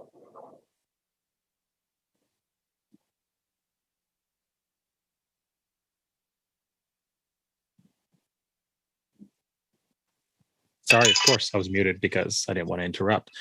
Thanks so much for being here this afternoon. You're doing double duty. We just recorded an episode of the podcast last week. I think that'll go out later this year or early next year. And here you are doing this virtual summit as well. So thank you very much for all that extra time you've put into this. Fitting, Derek. Great to see you. Good stuff. Great. So I don't have a lot to say except that it's great to see a nonprofit, a lab, really look at a holistic point of view. I was looking at some of the chatter in the YouTube and the Twitch, and kind of rightfully so. There are some people out there who don't feel like new technology is necessarily the answer, and certainly if it's confusing for people, then new doesn't necessarily mean better, but we know that there are lots of people out there who are trying to make things simple, looking at it from multiple perspectives, like yourself and your team, and hopefully making something that maybe is new or just improves on what already exists, and gets us all the things that I think we all care for and desire. So with that being said, we're going over to the final segment of the day before the live auction. Speaking of which, if you want to bid on one of these incredibly rare Handshake top-level domains, you need to head over to orchid.com/private, Priv8. Scroll all the way down. There's a Google form there where you can, kind of ironic, but there's a Google form there where you can register, get access to the Telegram group where this is going to be happening. And I think it's important to highlight that each TLD is a secure, seizure-resistant domain name based on Handshake that people can use to host websites. You can use it to receive cryptocurrencies and lots of other things. I've actually bought one or two recently, so I'm participating in that ecosystem very actively and look forward to start using that soon. We also have a number of rare Pepe NFTs, digital collectible cards that were minted by blockchain pioneers in the mid-2010s. They'll also be on offer. 10% of the auction's proceeds are going to be rewarded to the auctioneer. Got to pay the man for his time. 15% will be donated to a Handshake organization of the seller's choice, and the remaining 75% will go directly to the seller. So there is a charitable component here benefiting the ecosystem, and really looking forward to seeing that kick off. Last session, I got an opportunity to meet with Paul Syverson from the U.S. Naval Research Laboratory just last week. Unfortunately, he couldn't be here today. He's part of an Association of Computing Machinery. I think that's what it stands for, the ACM, doing a talk today. So instead, we pre-recorded something. We've cut it down a little bit for today's purposes. There'll be a longer version being released on the podcast in the near future. But I'm happy to pass this over to a pre-record of a conversation between myself and Paul Syverson, one of the inventors of onion routing.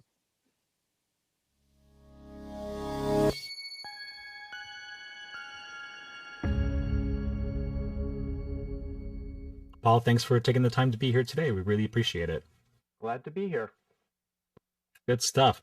Let's dive right into your background and the sorts of things you're up to right now. Can you tell us a little bit about your background and what inspired you to become a mathematician? My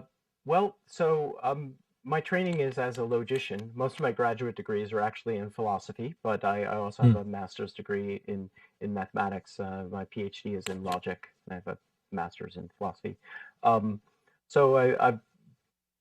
don't know. I've always been interested in reasoning about things and learning how what ought to follow from what, and so that's that was my interest in mathematics and understanding how the world works. Yeah. Perfect. No, I think that's great to have that sort of interest and that drive to pursue it more or less as a career, really pursue that interest and dive into those questions. How does that segue into your research at the U.S. Naval Research Laboratory? What are you up to there? Well, so I answered an ad in Jobs for Philosophers, which back in the late 80s was a paper. Now it's a website. And my then section head was very smart, and he understood that that the salaries you could offer to people with backgrounds in philosophy might seem competitive versus people with degrees in computer science. It's hard to get good people, but because he also had a background in both philosophy and computer science, he knew that there were good technical people operating there. And so I was working on a PhD at the time in epistemic logics for knowledge. And I started, the first thing I was working on was logics for authentication, for reasoning about authentication protocols. So if, for example, Alice sees a message that's encrypted with a K that she knows is good for talking to Bob, then she should believe that at some point in the past that Bob said the content of that message. Now that by itself isn't enough. You need other rules because, for example, suppose Alice and Bob are in ATM at a bank. You could have an encrypted message between them that says,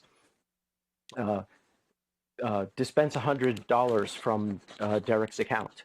And that's fine, that's great. But what if you just save that message and replay it the next day? Then you could just be emptying Derek's account with perfectly secure encrypted messages. So you also need to have other rules that make sure that Derek is there now and is talking and that it's current. And so I was working on ways of analyzing that sort of thing. And it was a natural extension of the work I was doing. That's terrific. So 2 things I learned there. A, people still use Alice and Bob, which is great. I'm a former network and sysadmin, so like everything was about Alice and Bob, especially in programming class, which I also took. And I think it's fantastic that there was a paper called Jobs for Philosophers, and I'm glad to hear it's hopefully still around as a website. That's a very 80s thing to happen. It was a publication from the American Philosophical Association. So. Nice. Most of the jobs terrific. were, 1-year replacements for people going on sabbatical from, various places, and in amongst all of those was this ad for the U.S. Naval Research Laboratory, and I remember sitting around the reading room with the other grad students and saying, "What?" And I'm like, "Well, check it out." Why not? That's different. And I thought I would go there for a year and get my dissertation done and then go back to doing the interesting stuff. That was the late 80s. I'm still here. It's still interesting. That's awesome. That's great to hear. Can you also tell us a little bit about onion routing and how you invented it? Well, one of the short ways I like to say that is carpooling. Mike Reed was the one who probably first posited, just as a puzzle. He said, can you somehow have a connection over the internet where Alice and Bob are able to communicate with each other, but the infrastructure doesn't know who's talking to whom just by moving the bits around? That seems contrary to the way network protocols work. And so he was wondering about that, and he was sharing an office with this guy, David Goldschlag. David and I used to carpool together that way back when, and we would talk about this back and forth, and then we'd get to work and get in front of a blackboard, and yes, it was a blackboard back then, chalkboard, and we'd sit down with Michael, and we'd sort of just work out what was possible. And then we also, of course, started to think about what could you use this for? We're tasked to think at NRL with about not just things going on now, but things that might be useful, well into the future. So at the time, the web was just a few years old. So this is like mid to late 90s? Like if we're talking about World Wide Web, mid 90s. Yeah, yeah. Okay. So mid 90s. I mean, the original protocols maybe started to work. I might get this wrong, but maybe even in the late 80s. But Mosaic was NCSA Mosaic was with 92, 91, like 92, 91, 92, something like that. Yes, and so we started this work late 95, and I remember late night pundits talking about something they called the Pentagon Pizza Channel, which was when Operation Desert Storm was Desert Shield was transitioning to Desert Storm. Somebody noticed that the number of orders of pizzas at the Pentagon went way up, and they said so they didn't know what was up, but something was up, and then lots of people were commenting on this, and we said, okay, nobody's doing this now, but imagine if in the future you could order a pizza over the web. Who knows what you could use the web for? And to take advantage of this channel, somebody had to be sitting out in front of the Pentagon. But if you could order over the web, then anybody just watching the network could see communication between the pizza places and the Pentagon. So if we had a way to make it, and it's important here, so it's not just whether or not it's encrypted. You don't care whether people are getting pepperoni or anchovies or something. What you care about is, there's a huge amount of traffic between the Pentagon and the pizza place. So that's what. Yes, so that's what we needed to protect was things like that. Yeah. I guess that was so. Well, I think we might have got a little bit sidetracked. So you're at a blackboard. What was going on? What were you actually writing on the blackboard? Like, what sorts of things were you diagramming out and writing down to well, actually we were figure just this? trying to think how could you do this, and some of some of the first things we had in mind were similar to something called a mix, which we didn't actually know anything about. And when we submitted our first paper, people said, "This is just mixes," and we said, "Oh, what is that?" That we didn't know. So David Chaum, a brilliant cryptographer who invented lots of things, he invented mixes a few years before us. And it took us a while to realize, no, it's not quite the same, because we were using layered encryption, which they both did. Mixes also used it, but and we first thought, oh, take individual messages and wrap them up in public key cryptography and in layers, and then send it to the first place, and then have them strip off the layer and send it to the next place and move on like that. But that was too inefficient. It's too expensive to do public key operations. So especially then. Yes, it was all the worse, and it was much weaker crypto, but still very expensive back then. And so we thought, well, how can you do this over a circuit and have an actual connection so that you can have bidirectional communication like on the web? And so we hit on the idea of using the public key crypto just to build the circuit. And this is where the word onion came from, because a lot of people think it's the layering, but it's more than that. It was essentially just layers with nothing in the middle. So each layer, and this isn't how Tor does it nowadays. We've changed things a bit so that you can get some other properties like forward secrecy. But the original first way we had to build a circuit, you had a layer of public key crypto, and you would connect to the first onion router, and they had the private key, so they would strip it off, and they would get a session key that was going to be used for actually moving the traffic around, and the identity of the next hop, and then they would send it on to the next hop and the next hop, and the last one, they were done. There was nothing there, so they just sat there and waited, and then the first traffic that came through told the last onion router, oh, please connect to this internet destination, and then they would go out to where they needed to go. So, and we were working these things out. It was a lot of back and forth, people working together. I do think I was the one who suggested the name onion routing because of this idea of layers with nothing in the middle. But if David or Michael think they came up with it, maybe so. No problem. But that's a terrific story. How do you think that technology, just onion routing in general, has changed how people use the web or communications protocols in general? Well, boy, in a lot of ways, I like to say that in many ways, onion routing and Tor and onion services they're still growing a lot, and they are roughly today where web encryption, HTTPS, things like that, was 15 years ago or so. Back then, if you had an encrypted website, it wasn't unusual. People were like, what's with that? Do you have some kind of arcane specialized use or something that you have in mind here? And no, it was just. Or what are you trying to hide? Yeah, what are you trying to hide?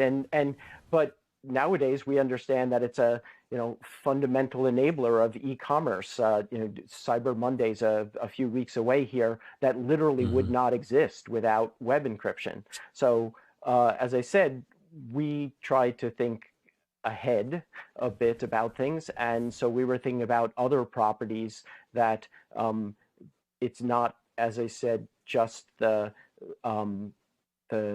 bits themselves, but also the patterns in the traffic matter, and that might be important. And we were thinking about, of course, Navy applications and government applications. You could imagine if, say, you're a patent examiner, and you're visiting some company's site to look at their technology, well, that has much more significance to that company than if it was just somebody else looking at it. So you might want to hide not just the particular location that it's coming from, but that it's coming from the government at all. And then in the other direction, you might have a road warrior, somebody who's on travel. When we go overseas, you get training that says, don't walk around with an American flag T-shirt on or something because, bad people, I mean, depending where you're going, of course, somebody might try to, do you harm, but then you go back to the hotel and maybe you need to log back into work. Well, if you have a typical VPN that might hide specifically where you're going to, but if it's a Navy VPN, then it's going to be known that you are connecting to the Navy and that this is Navy communication. So you're probably a Navy person, and much worse than just somebody standing around and seeing you on the corner somewhere with this this T-shirt on. Somebody who works at the hotel or contracts the internet services for half the hotels in town could just look and say, oh, Navy communication, oh, and because I have access to hotel information, they're in room 420 and they're checking out on Friday. So in a way, that's much worse. So that was the kinds of additional communication security issues that we thought were important. Changing the conversation a little bit here, what are some of your concerns around communication security and privacy? And obviously you came up with this protocol. It's benefited millions of people for a variety of scenarios. I imagine there's still concerns around, I guess, just communications in general. There are still unencrypted websites out there. Encryption also helps criminals. Where's your stance on that right now? Yeah, so I mean, unencrypted websites, fortunately, that has become less and less true. There's actually something that the Tor project did together with the EFF called HTTPS Everywhere, which is was a way for if websites, if they had worked out that there was an encrypted version of website that would automatically put in that.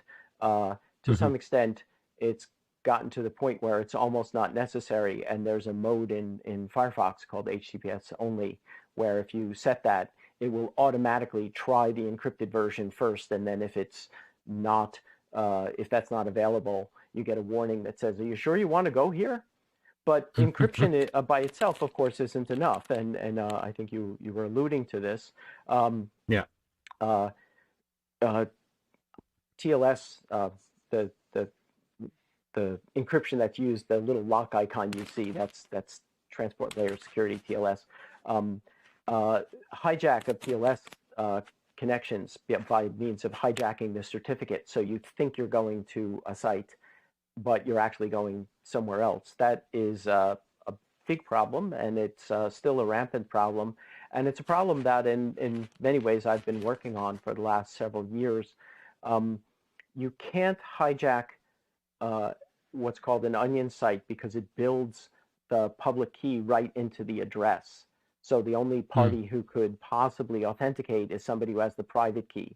So just having a certificate from some authority that says, oh, there's a good key for talking to that site, it won't matter, because if the site doesn't have the public key in the address, then they won't, the private key, they won't be able to authenticate it. But onion addressers are these long-looking, random-looking strings. So that sort of helps, but somebody could just give you a different string, and how would you know? So I've been working on what I call self-authenticating traditional addresses. So it's like a traditional address, but it glues onion addresses to them in an appropriate way. So the onion address is pointing at the TLS certificate, and the regular address and the TLS certificate includes the SATA. That's what I self-authenticating traditional address together, and that makes this sort of hijack much more difficult. And in fact, I'm presenting a paper next Monday at the ACM workshop on privacy in the electronic society on ways that you could potentially attack a connection to an Onion service. There's something that Tor browser has in its configuration called Onion location. So if a website has an Onion address, you can just click on this button and it will redirect you to that Onion address. And that seems like, oh, that's great, but it's first of all no more secure than the initial connection to that website. So it uses the same protections of what I call the less secure web, merely TLS and things like that. But it's actually worse than that. And Onion location essentially facilitates easier attacks where you don't even have to do a TLS hijack. And using these SATAs I described, you get stronger authentication. That's something that I think people often miss with Onion routing and Tor, that it's not just about hiding things, it's also about providing better assurance. You know, when you make a connection out to a website somewhere, you have no idea where your bits are going on the way there. Yeah. And even if you do what's called a trace route, there's no guarantee that when you actually do the connection, it will follow that route. But with Onion routing and Tor, not only do you get the hops that it goes through identified, they're authenticated, they're cryptographically, you're guaranteed to have gone through those hops. So you get much more assurance when you make a connection of who you're talking to. And then similarly for the destination if you use an Onion service. Yeah, I feel like I remember when Let's Encrypt came along and made SSL certificates free, and it was built into the cPanel web host server software. So like all these web hosting companies that made you have to go to Komodo or somebody else, or VeriSign, buy a $20 or $50 or $1,500 SSL certificate and install it yourself. Like that whole process became much easier. You could literally turn it on by default. And I was running a web hosting service at the time, so I turned it on by default because I thought this was terrific. And well, that's another the flip advantage. side is, oh, go ahead. Yeah, the flip side is that any website now can be encrypted because it's literally free. And so you ended up with the new scam was to clone a website, basically change one character in the domain so that an M looked like an N or something like that. Right. And doppelgangers. And was like, I'm on an encrypted website. So yeah, encryption is definitely not the end all and be all. It's a fantastic thing to have, and encrypts the traffic between you and the server, so to help prevent man in the middle attacks and that sort of thing. But you still need to go beyond that to actually make sure you're actually on the website you want to be on, and sending your information to the intended destination. So that's what I started thinking of right away. Yeah, and ghost domains is another problem. There's been some analysis where banking sites basically abandoned either an entire domain or a subdomain, and then people get the TLS certificate for that. We have, as an example, in this paper I just alluded to, there was an actual thing where there was a German promotion from Heinz ketchup, and they had this promotion that said "Sags mit Heinz." .de or something, which is German for say it with Heinz. But they while the bottles were still in circulation and there was a QR code in the bottles that would connect you to this URL, they abandoned the domain name, and it was picked up by I think a pornography company or something. And so people were a little surprised when they got their ketchup bottle. So one of the nice things about SATAs is that even if the domain were abandoned, if you have a web browser that understands about SATAs, you wouldn't be able to authenticate to the Onion part of that. And another advantage of these is that you alluded to Let's Encrypt. So as of about a year ago, you can get a domain validation, which is typically the cheap for Let's Encrypt free version of a certificate for Onion addresses. But Let's Encrypt is not doing that yet. But the way SATAs work, you can effectively glue the Onion address in as part of an alt name. to, so it's still in the certificate. So it's a way to get a Let's Encrypt certificate for a registered domain name, but also for an onion address, which is just another bonus. Yeah, no, that's good to hear. Going a little bit deeper into, I guess, the devices, the types of devices we're using right now. How do users then ensure they're actually operating on traffic secure systems, or can you actually verify that you're operating on a traffic secure system? Well, as anybody who works in security, people who don't work in security, they'll say, "Is this secure?" And if somebody who works in security will say, secure for how long, against which adversary, to do what sort of thing, in connecting to whom, nuance. And what, so there, it's not a yes no question. So there's a lot of subtlety there. I would say that, for example, for Tor, the main way people to connect to the Tor network is via Tor browser, and the Tor browser bundle sort of incorporates the browser and also the Tor client that connects to the network. And of course, this is signed by the developers of the software. But several years ago, they took a step further. So let me back up, actually. So fundamental to the onion routing design is assurance and openness. So right from the beginning, I already mentioned that you need to have traffic being carried for multiple different kinds of people. If the only traffic going over it was Navy traffic, then if that was what you were trying to hide, you wouldn't have anything. But so you need to carry traffic for diversely trusting individuals, not just people who trust the Navy and the U.S. government. But that means that they're not going to trust a Navy-only network, so you need to have them be allowed to run parts of the network. But you also can't just hand them a blob and say, here's this code, trust us, it's fine, it's perfectly good. So it has to be open source, and they have to be able to examine it, and you should, try to make it well-spec'd and encourage people to pound on it so that they know.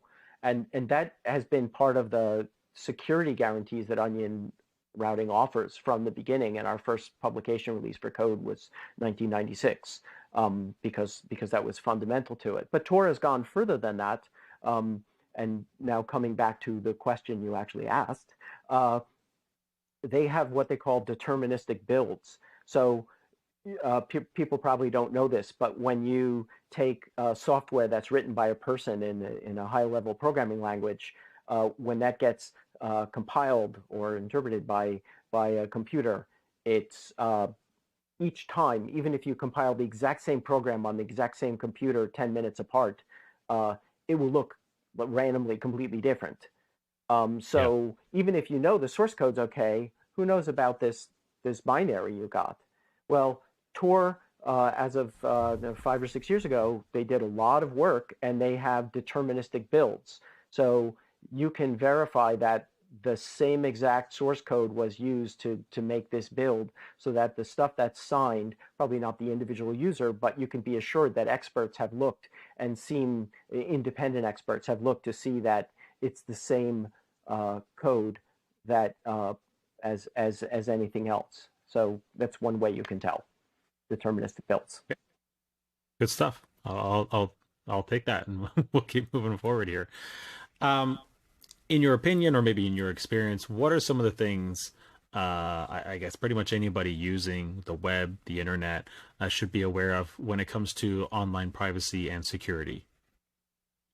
Well, I guess it's hard to be aware of everything, and and it's a moving target. So of course, you should be aware that there are cookies and all kinds of other things that can be used to track you, and that even if you're connecting to a destination that you that you want to identify you, and authenticate because it's your bank or your employer or something. There's still lots of things that can go on between the two of you. So one, be aware of things like that, and make sure your software is all up to date. And there's various plugins and extensions that can help you both keep track of and manage the extent to which different sorts of tracking things are there, and you can try to control whether this cookies or JavaScript or other things that might be something you want to manage. So yeah.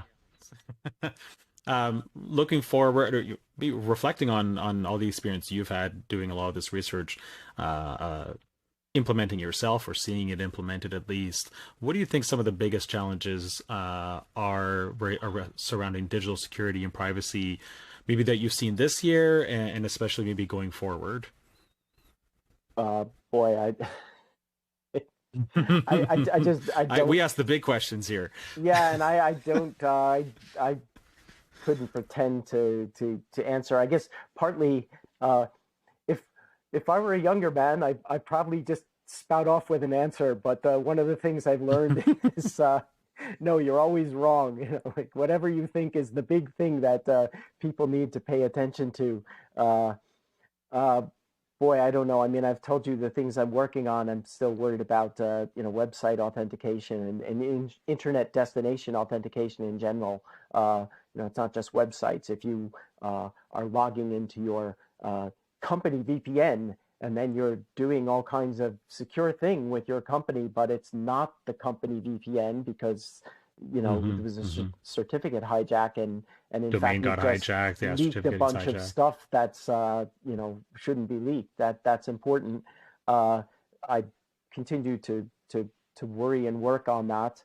But what specifically are like the big things that's to some extent probably just reflects my interests rather than that's the the big thing that is out there in the world. Data security and machine learning and how to do that in a privacy protecting way. I remember several years ago, Vitaly Shmatakov started pointing out when people talked about personally identifiable information, he said, it's all personally identifiable information when you start, intersecting all the databases together. So, I mean, these all remain concerns, and but I think, as we just alluded to, there's lots of people working hard to, as these things develop, to try to also make sure that they're, protecting people. Particularly, I like to focus on, how well are you protecting both people, but enterprises, their autonomy, their ability to, to manage the data that is about themselves and to manage their own digital lives. I like to take a long view.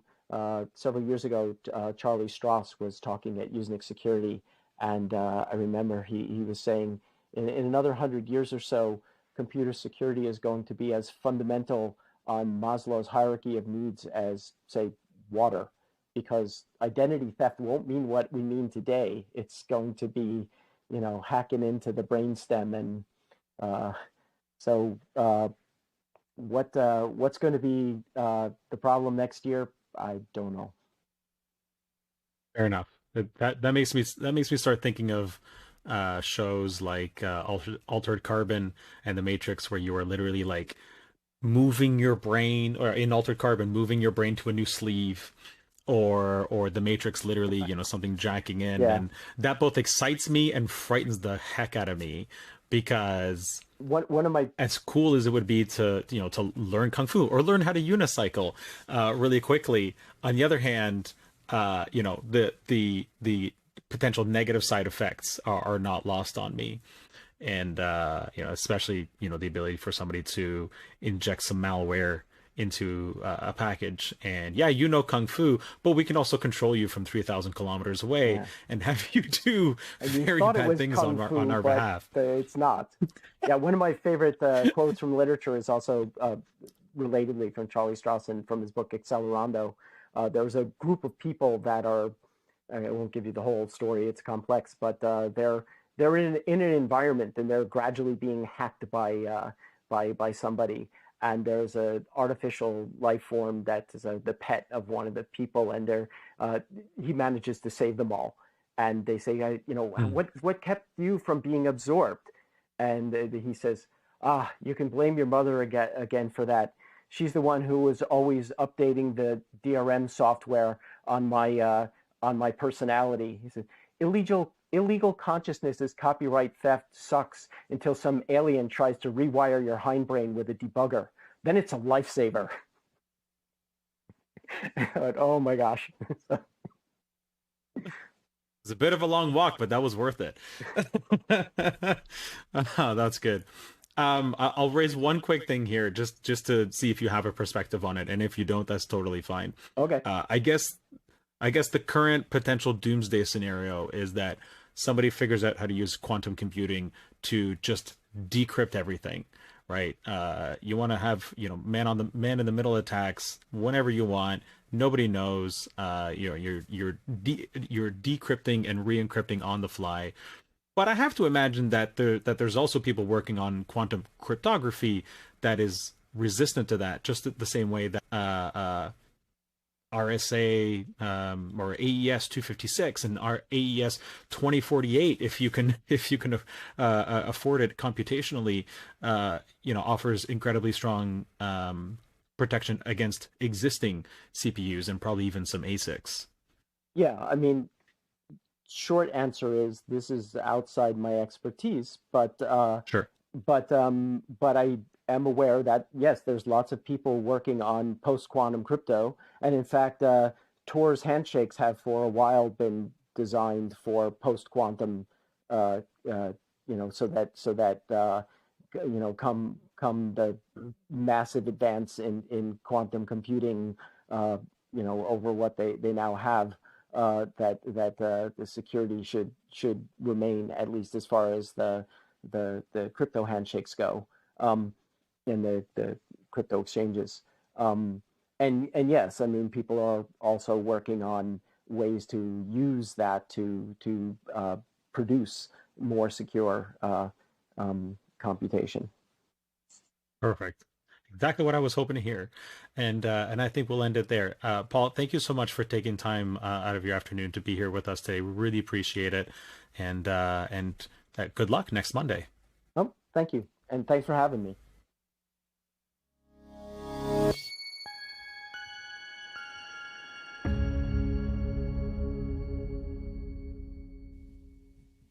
Great, and that was an insightful talk with Paul Syverson.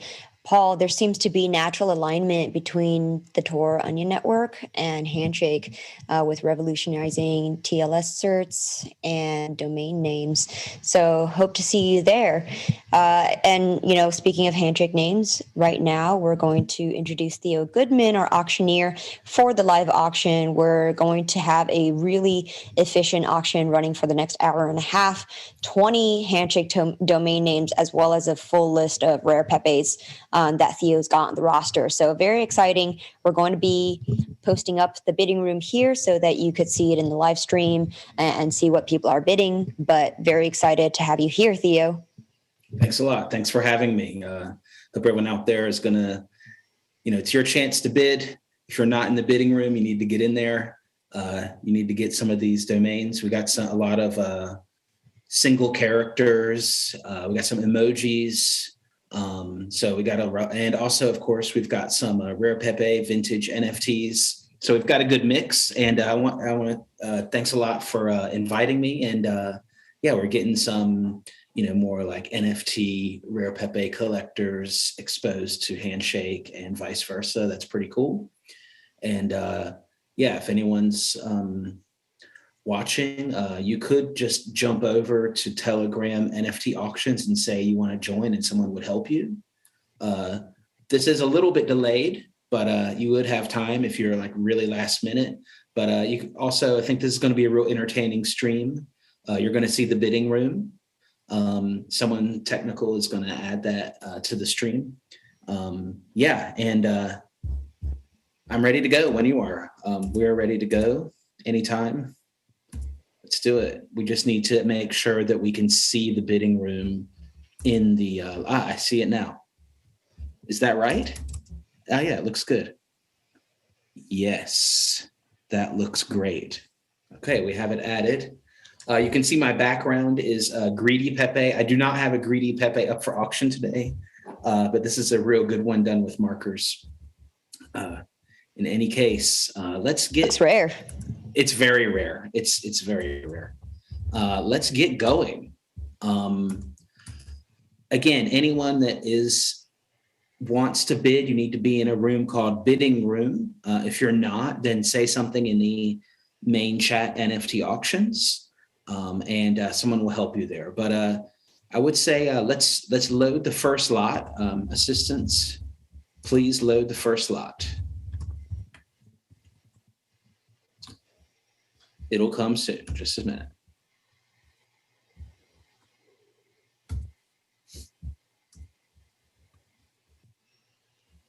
Let's see here.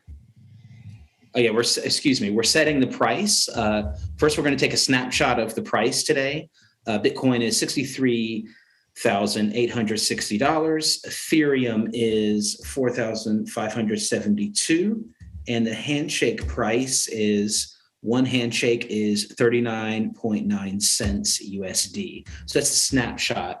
So we're going to have all bidding in US dollars, and those are the those are the snapshots for settling.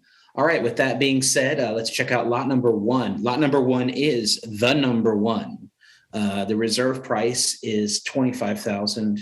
If you're not familiar with Handshake, then you could register something like 1.1. Or you could register other things. But anyway, the number one emoji is lot number one. Is there any interest at 25K? Is anyone gonna bid on this big item? Be any alpha bidders out there? Anyone out there? If there's no interest, that's okay. If you don't get it right now, you can FOMO in later.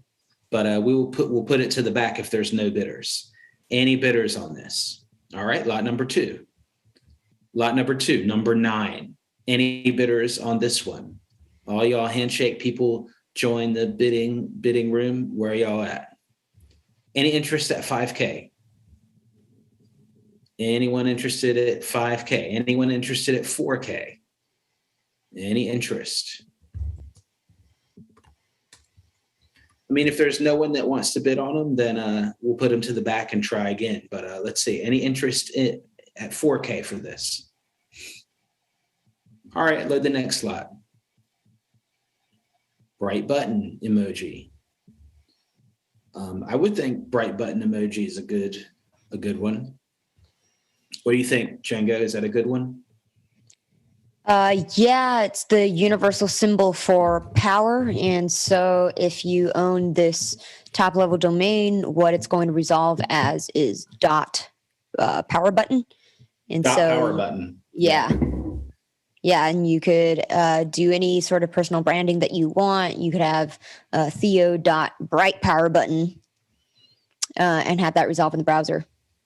How about 4K? Anyone going to bid 4K on this? We've got someone asking for a better reserve price. They're trying to bargain. What's your bid? What's your bid, Bird? What's your bid? What's your bid, Bird?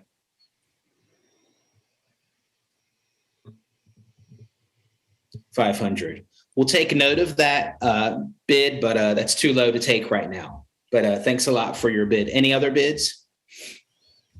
All right, that's fine. Go to lot 4 then. Roller skate. So you could do a whole set of domains. You could, start a business of getting roller skate rings to get domain names with you. Bird is typing. Is that a bid? We got someone typing here. Let's get the bidding starting. Somebody. No, that's not anywhere near the reserve though, Bird.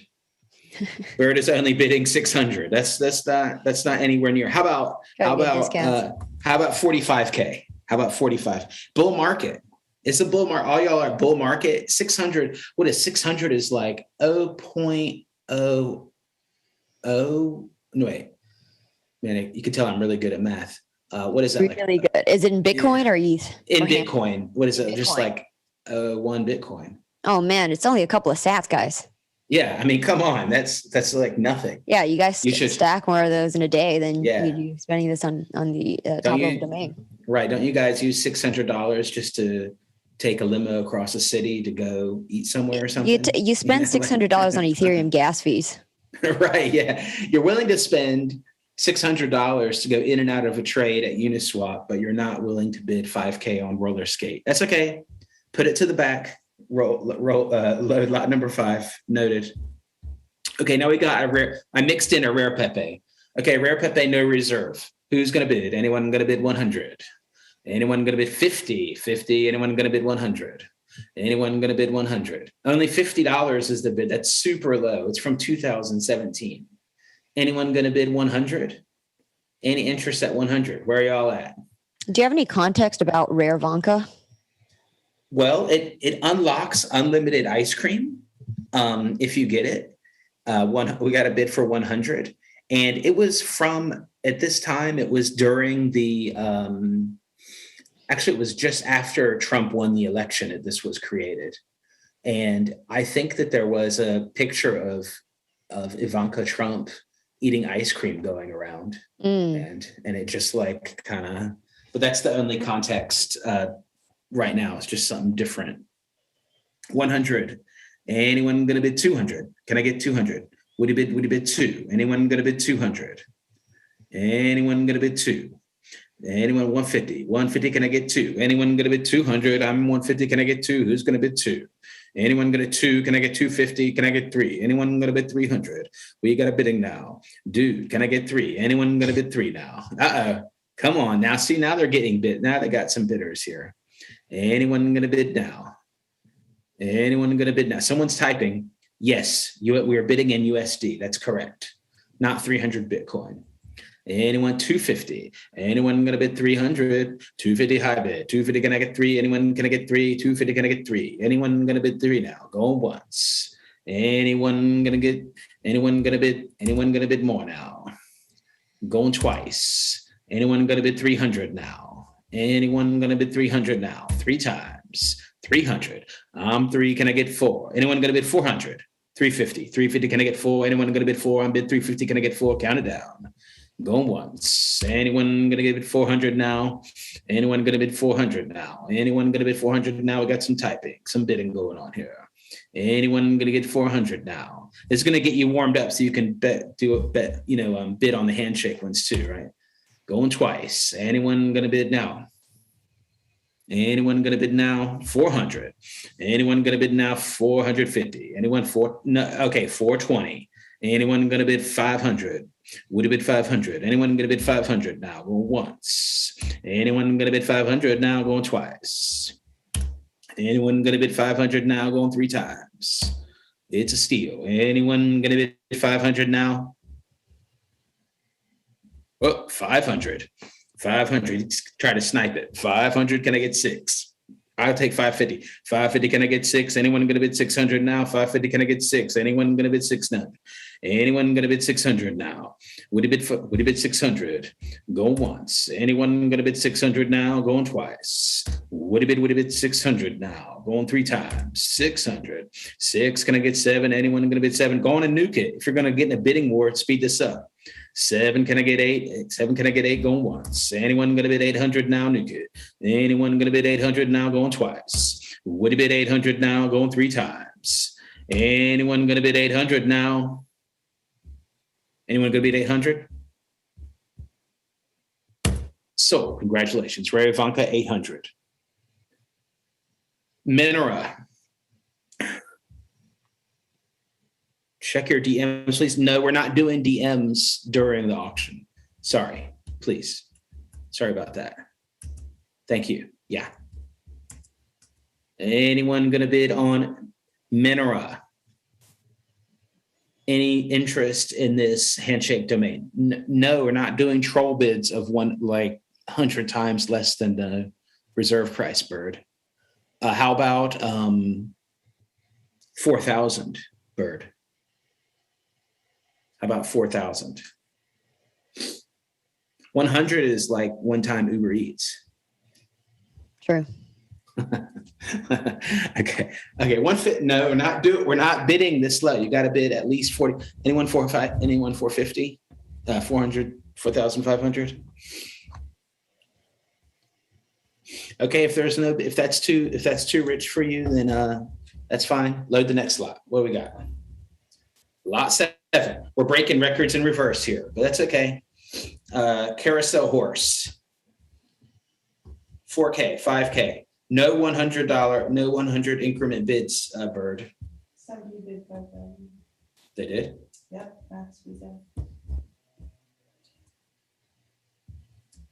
I think I'm waiting for my telegram to load. I don't see a bid. It's 600. Hold on. Hold on. We have someone in the wrong auction room. I knew that would happen. It's okay. Just 1 second. We'll get you in the right place.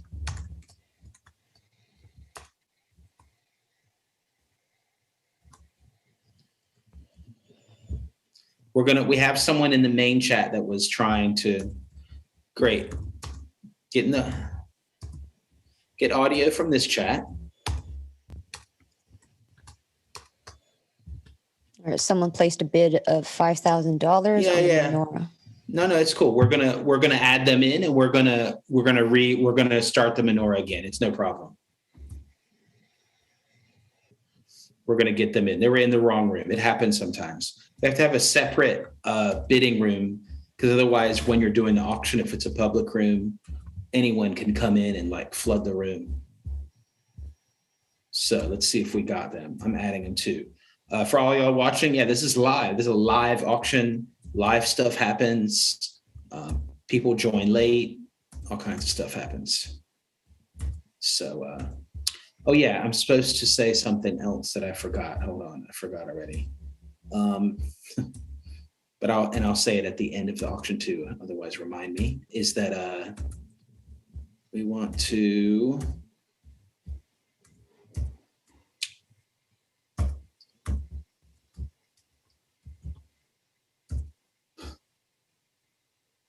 Want to thank Namebase for waiving the escrow fees for this handshake TLD section, but we'll say that a few times again because I forgot to do it at the beginning. But thanks a lot for Namebase for waiving the escrow fees.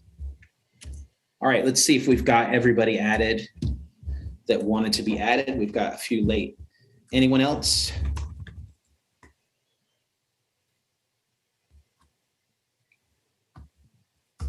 Let's see here. Okay. I think we did want to have, I think we want to do, let's reload lot number 6. Add Bob, wait, want to add Bob Lee? Okay, I'll add you. Adding some people live, no problem. This might not look amazing on the stream, but don't worry, it's worth it. Okay, this guy cannot add. Second.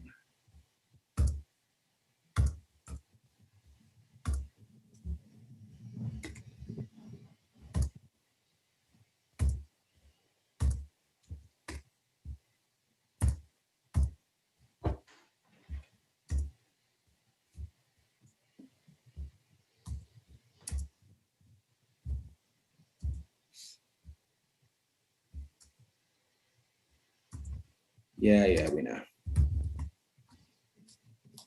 Okay, I'm waiting for one more person to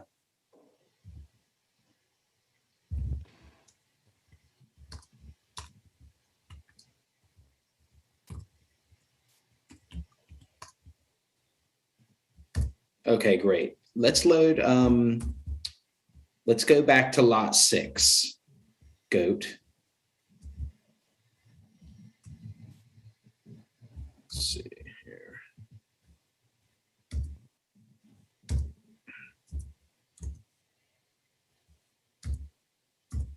All right, now lot number 6, starting at 5K. Any bidders now? Who was it that wanted to bid on this? One moment.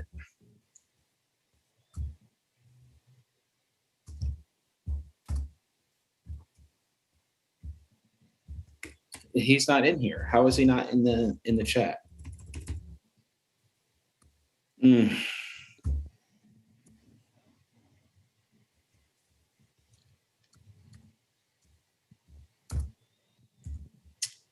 Well,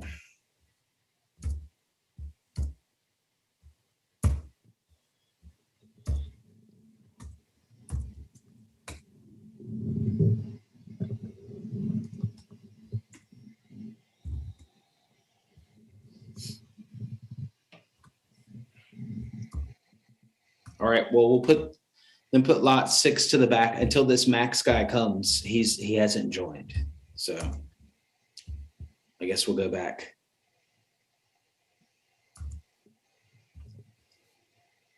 Lot number 7. Anyone gonna bid? Anyone gonna bid on Carousel Horse? 5K. Anyone want to bid? We got some new bidders in here. Anyone gonna bid anything? Any bidders out there? Any bidders out there? Not $100, Bird. 5K is the reserve. Anyone gonna bid now? Anyone gonna bid? Who's gonna bid now? Anyone gonna bid now? He heard me and he stopped typing. Anyone gonna bid now? 5K is the reserve. Come on, man. 5K. Uh-oh. He erased his message.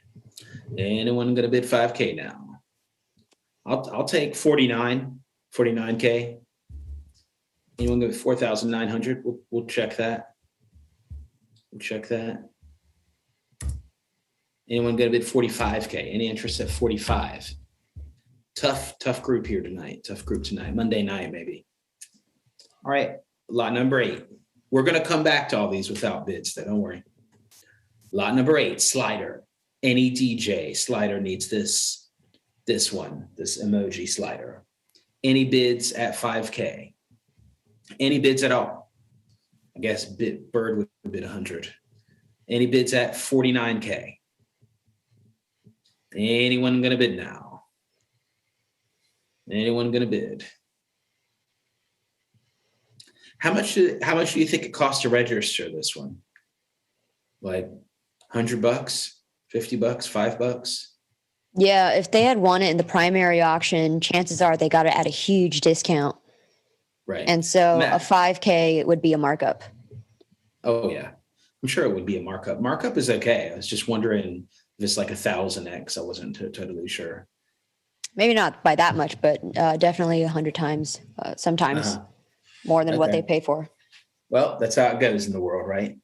All right. I want to welcome Max Weasel to the chat. But there's no interest in lot number 8. We'll load lot number 9. Lot number 9, helicopter. This one's a pretty good one. You could have blade.helicopter. Blade.helicopter is a pretty awesome domain name. Isn't it attack? It does not look like an attack helicopter to me. It looks like a normal helicopter to me. It doesn't look like an attack helicopter. It looks like a kind of bubble helicopter, small bubble helicopter that lands on top of your yacht, basically. It's a big yacht. Yeah, it's like more like if you have an aircraft carrier a lot. Yeah. Yeah. Okay. Nuclear powered. Nuclear powered. Yeah. Okay. So again, we've got people in the wrong room. This is difficult. You are not in the bid.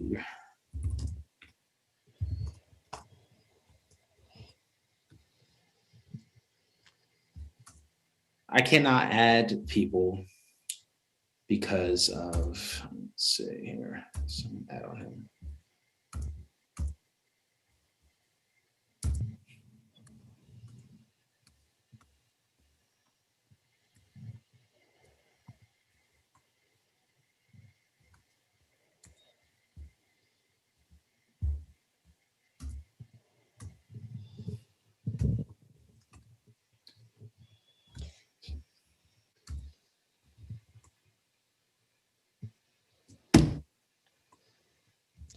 Yeah, it matters less what OS you're looking at the domain name from. It just matters that the puny code resolves as a helicopter. Okay, so do we have a bidder? Okay.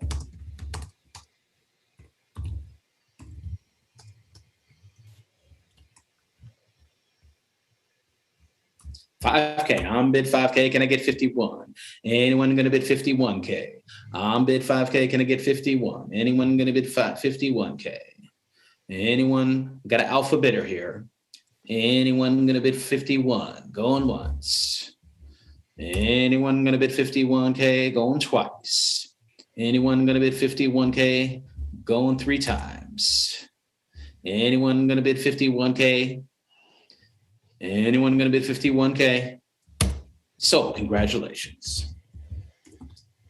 Whew.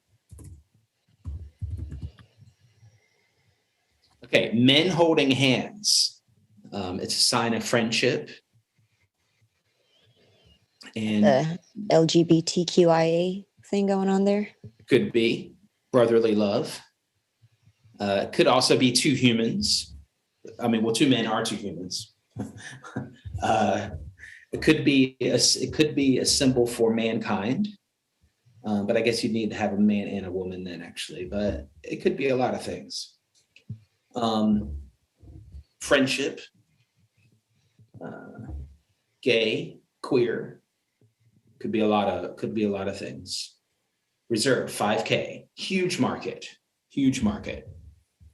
5K. Anyone going to bid 5K? Any interest? Any interest at 49K? Any interest now?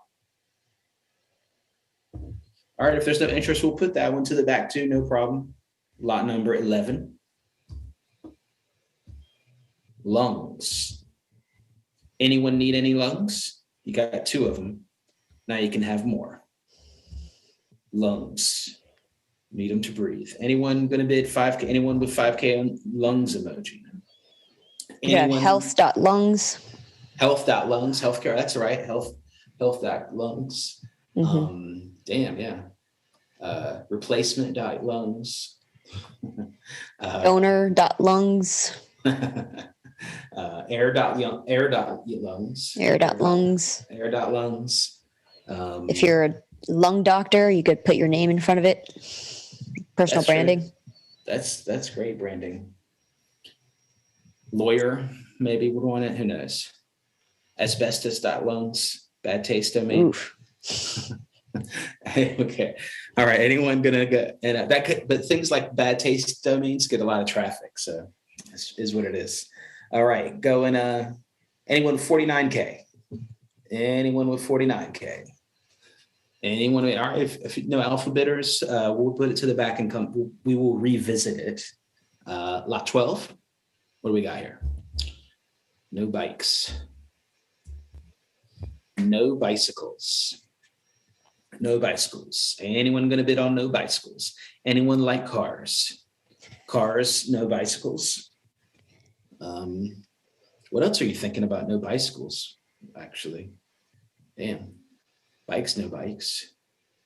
Anyone going to bid 5K on this? Max is typing.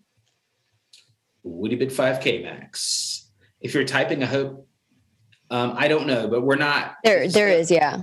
But I own it. Sorry. There is, yes, bicycles. Any bids? No bids. Go to lot 13.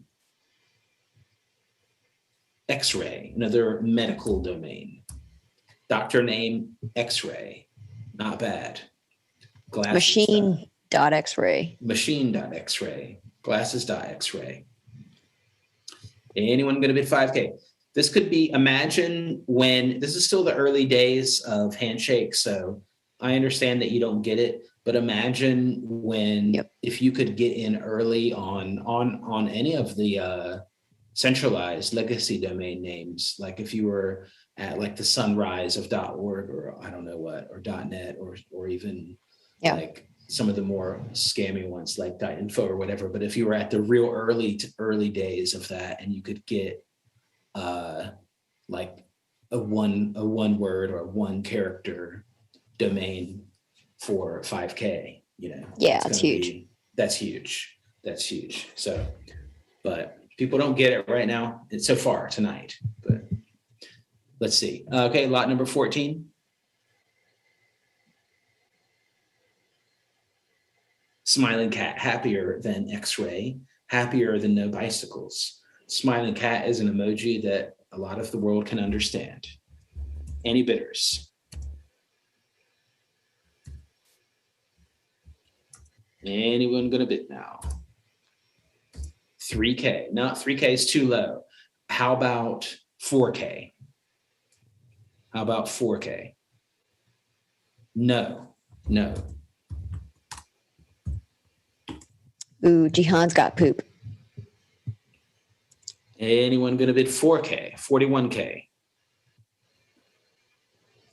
Okay. All right, then lot 15. We have an offer of 3K on that last one. Hedgehog. That's not bad. Bitcoin.hedgehog. Anyone gonna bid 5K on this one? Who's gonna bid now? Woody bid. Anyone gonna bid 5K? Hedgehog emoji. All right, lot 16 then. No interest. Where y'all at? Lot 16, desktop computer. That's a pretty good one. Desktop computer, screen, I guess you could call it. I don't know if there's another screen one. Desktop computer. This is highly commercial. Anyone gonna bid 5K? You could walk into any electronic shop and sell it to them probably for 20K. Not investment advice. Anyway, the old school domain way is to register something, and then, one way is to target middle or smaller businesses because they need a good domain.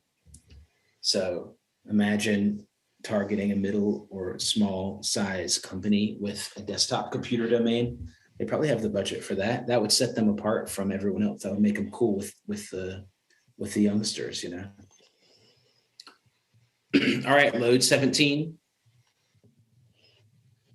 You're really saving the best for last, huh?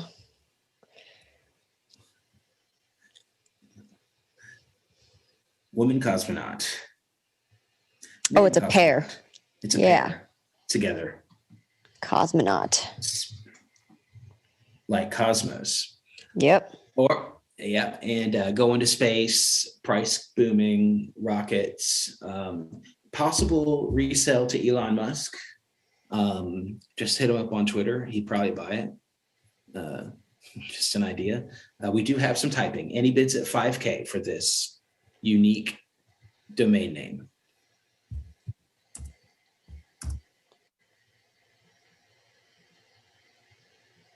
Someone said in the main chat, Benji, these handshake things make us all boomers.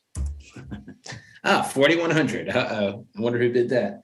Okay, 4,100. I'll take that. I don't know if the person is gonna, the person that has it might refuse, but we'll say that at 4,100. Okay, yeah, but I think that's close enough. Anyone gonna bid 42? Would you bid 42? Anyone gonna bid 42 now? Going once. Anyone gonna bid 4,200? Going twice. Would you bid 4,200? Anyone gonna bid 4,200? Going 3 times. Anyone gonna bid 4,200? And so congratulations. You've made history.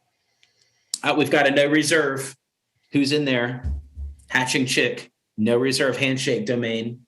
Who's gonna bid on this one? Benji, 100. 100. Benji's not a boomer now. 100, can I get 2? Anyone gonna bid 2 now? Anyone gonna bid 200? 150. 150, can I get 200? 150, can I get 200? 200, can I get 3? Anyone gonna bid 300 now? Would have bid 300 now? 250 wizard high bid. Anyone gonna bid? Anyone gonna bid higher? 300, 309, 600. 600, can I get 7? Anyone gonna bid 700 now? Would have bid to 800? 8, can I get 9? Would have bid 9? Anyone gonna bid 9 now? Birds typing. Anyone gonna bid 900 now? I think 1,000. We got high bid. Futurist is the high bid, 1,000 technically. Futurist high bid is 1,000. Futurist is the high bid. Nope, you got to bid more. 1,100 minimum. 1100 min. Anyone gonna mark Sim as the high bid? 1100, can I get 12? Anyone gonna bid 12? 12, can I get 13? Would it bid 13? Anyone gonna bid 1300 now? Would it bid 1300? Anyone gonna bid 13? 12, I'm bid 12, can I get 13? 13, can I get 14? Who's gonna bid 14 now? Would it bid 14? Anyone gonna bid 14 now? Go once. Anyone gonna bid 1400? And 14. 14, gotta get 15. Anyone gonna bid 15 now? Anyone gonna bid 15? Who's gonna bid 15 now? Who would bid 15? A lot of typing going on, not a lot of bidding. Who's gonna bid now? Go once. Anyone gonna bid 1500? Going twice. Anyone 15. 15, gonna get 16? Would it bid 1600 now? Anyone gonna bid 1600 now? Go once. Anyone gonna bid 1600? Going twice. Anyone gonna bid 1600 now? Anyone gonna bid 1600? Would it bid 1600? Would it bid 1600? 16, can I get 17? Who's gonna bid 17? Go on, nuke it. Anyone gonna bid 1700 now? Anyone gonna bid 1700 now? Would it bid 1700? Would it bid 1700? Would it bid 1700? 17, can I get 18? 18, can I get 18? Anyone gonna bid 18 now? 17, can I get 18? Anyone gonna bid 1800 now? Would it bid 18? Going once. Would it bid 18? Would it bid 18? Anyone gonna bid 18 now? I see some type in, maybe that's bid now. Anyone gonna bid 18? 18, can I get 19? Who's gonna bid 19 now? Anyone gonna bid 19 now? Anyone gonna bid 19 now? Go once. Would it bid 19? Anyone gonna bid 19 now? Anyone gonna bid 19? Come on now, get 19, get your bids in. Anyone, hey, 19, can I get 2,000? Bust it through 2,000. Anyone gonna bid 2,000 now? Count her down. Go once. Anyone going to bid 2,000 now? Going twice. Anyone going to bid 2,000 now? Going 3 times. Anyone going to bid 2,000 now? Would it bid 2,000? And so congratulations, 1,900. Not bad. Lot 9. Winning Gibeus. 20K. It's actually this emoji right here in the description. Okay, so not the dark side of the moon, but the light side. The light side of the moon. Okay, so the picture, the image is slightly wrong. So it's actually the light side of the moon. Anyone going to bid 20K on that? Would it be 20K? Anyone going to bid 20K? Any interest at 19K? Any interest at 19K? All right, let's put that to the back. Any more handshakes? Yeah, we do. All right.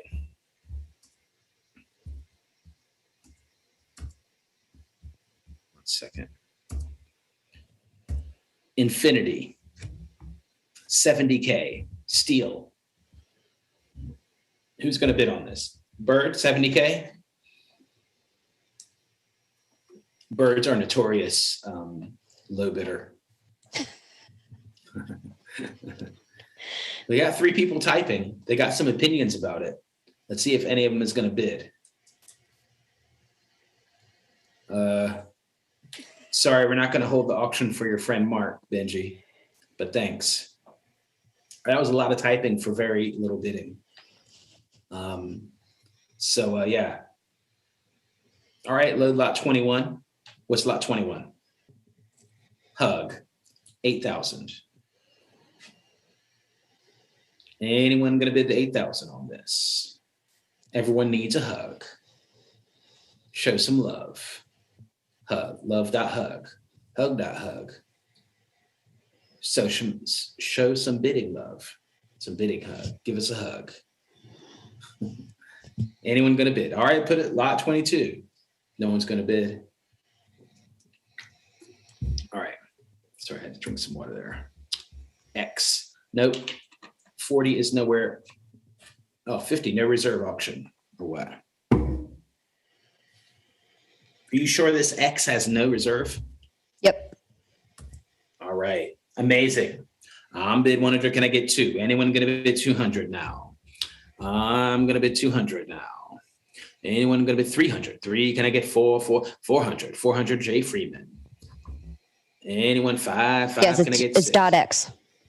Dot X. What do you mean? A dot and an X? Yeah, it's the letter X. It's not an emoji. It's the letter X. Letter X. Right, there we go. Anyone 1400 now? Anyone gonna be 50, 14, 18, 18, can I get 19? Anyone gonna be 19 now? Anyone gonna get 19, can I get 2000, 2000, can I get 21? Anyone gonna be 22, 22, 3000, 3, can I get 31? Anyone gonna be 31 now? 31, 32, 32, can I get 33? Anyone 4000, can I get 41? Anyone gonna be 41 now? 45, for JL 45, 5000, 5000 Paris in. We're at the 5000, 5, can I get 51? Paris 51, can I get 52? 6,000. 6, can I get 61? 61, can I get 62? 7,000. Anyone gonna bid 8,000? Nuke it. Anyone gonna bid 9,000? Nuke it. Anyone gonna bid 10,000? Anyone X? Someone wants X marks the spot here. Anyone gonna bid now? 9,100. 9,100, can I get 92? 10,000. 10,000, can I get 11,000? 11,000, can I get 12? Can I get 12,000? Anyone going to bid 12,000 now? 12,000, can I get 13,000? Anyone going to bid 13? 13, can I get 14? Can I get 14? Anyone going to bid 14,000 now? Got to bid more. Anyone going to bid 14? Anyone going to bid now?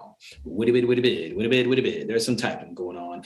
13, 1, or 14. Going a bit big now. 14, can I get 15? 15, can I get 16? Anyone going to bid 16 now? Anyone going to bid 16 now? Anyone going to bid, would bid 16 now? Would bid 16? Anyone going to bid 16 now?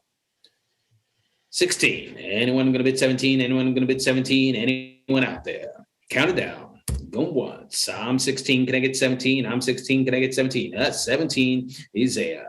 18. 18. 18. No. 18. No. 19. Babylon. 19. 19. Babylon. Can I get 19? 19. Can I get 20? Anyone gonna bid 20? Gonna bust it through. Anyone gonna bid 20 now? 20. Can I get 21? Anyone gonna bid 21? Anyone gonna bid 20 now? What can I get 21? Anyone give me 21,000? Go once. 25. Whoa, nuke it. 25. Can I get 26? Anyone gonna bid 26 now? I'm looking for 26. I'm 25. Can I get 26? Going once. Count it down. Anyone going to bid 26? Anyone going to bid 26? Going twice. 26. 26. Can I get 27? Going nuts here. Anyone going to bid 27 now? 27. Can I get 28? We bid 28. Anyone going to bid 28 now? Who's going to bid 28 now? Anyone going to 28, 29, 29? We got a bid more here. Get a bid more. 29, 29. Who's going to win? Who's going to win this bidding war? 29. Can I get 30? Can I get 30? Who's going to bid the war? Who's going to win the war now? 20. Can I get 29? Can I get 30? Anyone going to bid 30 now? Anyone going to bid 30 now? Anyone going to 30? Can I get 31? Anyone going to bid 31 now? Who's going to bid 31? Anyone going to bid 31? Who's going to bid 31 now? Going once. Anyone got 31? 31, can I get 32? Going to nuke it now. Anyone, you can bid more than 30, 40. Big money coming in now, and then coming in with 40, going to get 41. Anyone going to bid 41 now? Got a nice little war. Man, my voice is wrecked. Did 2 auctions at New York, NYC, and all that talking, and now I've got a cold and like nonstop, but I'm here. 40, can I get 41? Anyone gonna bid 41 now? Going once. Anyone gonna get 41 now? Going twice. Anyone gonna 42? 42, this one never ends. 42, gonna get 43. Where are we all at the other lots, huh? Anyone gonna get 43? Lot starts at 5K, y'all don't bid. Lot starts at nothing, y'all bid it up to 42. That's okay, that's typical. 42, gonna get 43. Anyone gonna get 43 now? Anyone gonna get 43? Everyone thinks they get a good deal when it starts at 0. That's just how humans are, right? Anyone gonna bid 43 now? I see Max is typing. Is that a bid? Going once, or going twice. Anyone gonna bid 43? Anyone gonna bid 43? Going 3 times. 43. 43, can I get 44? Anyone gonna bid 44? Anyone gonna bid 44? Anyone 44, can I get 45? Who's gonna bid 45? Anyone gonna bid 45? Anyone gonna bid 45? Got a real war now. Anyone gonna bid 45? Who's gonna bid 45 now? Gonna bid 45. Someone get the bid on. A lot of typing. 45. 45. Can I get 46? Hit enter faster. Anyone gonna bid 46? Going once. Anyone gonna bid 46,000? Going once. Go twice. Anyone gonna bid 46? Interrupted all my countdowns here. Anyone gonna bid 47 now? And we tried to count this down about 10 times. It's the bidding just doesn't stop. 47. 47, can I get 48? Anyone gonna get 48 now? Going to bid more because we counted this down 10 times. Just going to get your max bids in. 47, can I get 48? Can I get at least 48?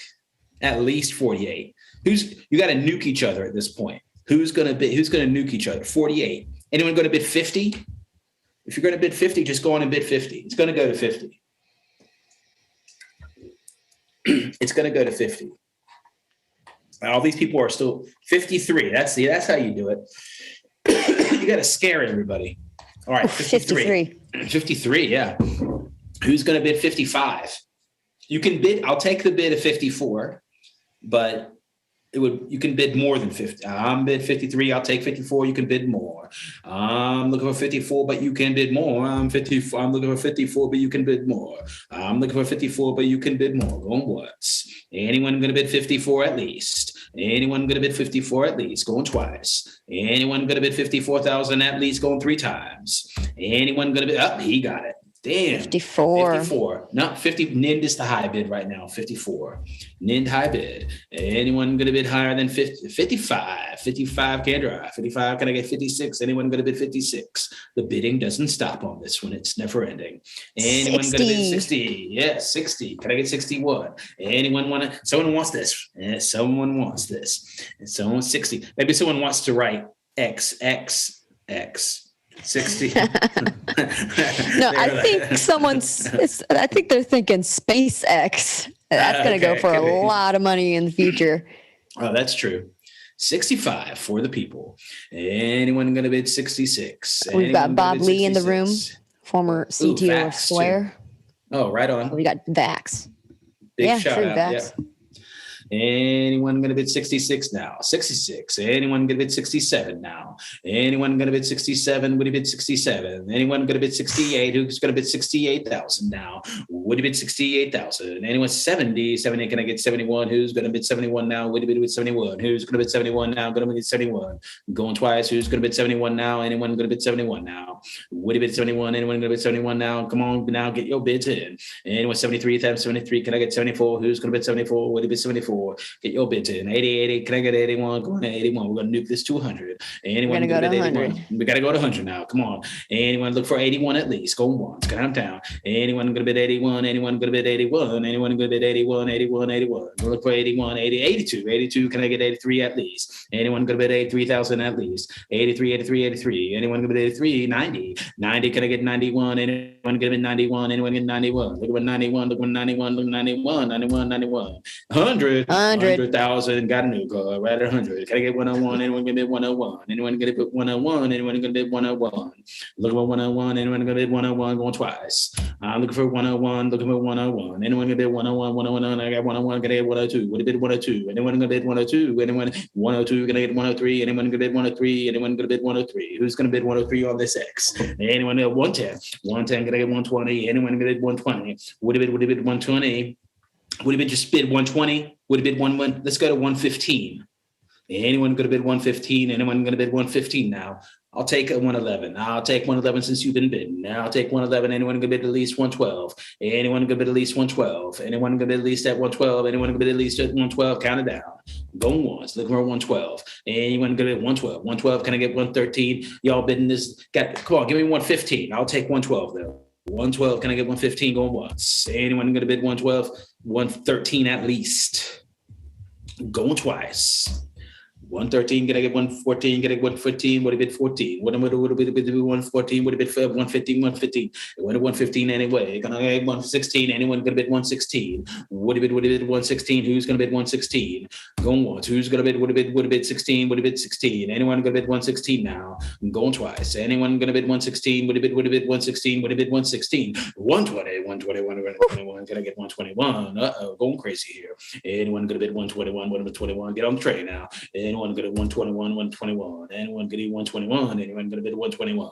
Who's gonna bid 121? Make 121. Would it bid 120? 130. There we go. That's how you bid now. I'm at 130. Can I get 131 at least? So he can bid 140 or more if you want to. You can bid 130 or more. I'm looking for 131 at least. Go once. Anyone gonna bid 130? Anyone gonna bid 131? I'm bidding 130? Can I get 131? I bid 130. Can I get 131? Can I get 131? Anyone gonna bid 131 now? Anyone gonna bid 131 now? Anyone gonna bid 130? 135, 135, 135. Anyone gonna bid 135? Can I get 140? Anyone gonna bid 140? I'll take 136. And 140, 140. Can I get 141? I'll take 141. Anyone gonna bid 141? Someone wants this. Go once. Who's gonna win the battle, ladies and gentlemen? It's a never-ending one. 141, gonna bid 141. Anyone gonna give me 141? Give me 141. Anyone gonna bid 141? Come on, give me 141 now. Gonna give me 141. Give me 141. I'm at last chance getting 141. Over and out. Last chance. Anyone gonna bid 141? Anyone gonna bid 141? I see some typing. Anyone gonna bid 141? I see some typing. Anyone gonna bid 141? Anyone gonna nuke this? Anyone gonna bid 141? 141? Anyone gonna bid? Anyone gonna bid? I see some typing. No, there's no extra time. No extra time. Sorry. 141. Anyone gonna bid 141? Last chance. I see typing. If I see typing, I stop. The only time I'll give extra time. If you're typing, I think you're bidding. All right, last chance. Any bids? So congratulations, 140,000. That's a nice one. Nind got it after all that bidding. Congratulations. Damn, Swiped it. Congrats. Huge. Wow. Everyone here, you are part of history. Yeah. And all the people that were bidding, it's kind of historic just to get outbid on that one. That's crazy. Yeah, really? It is. You can tell the story. Yeah. It adds to the whole story of the thing. Okay, we're at lot 23. It starts at 15K. We almost need to reload the picture. All right, let's hold up.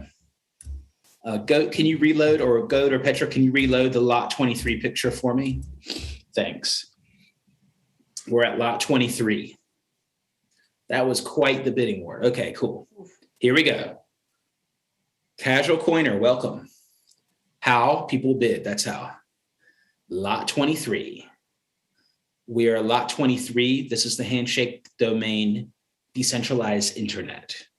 So you could do one.decentralized internet. You could do domain.decentralized internet. Start price, 15K. Anyone gonna bid 15? Any interest?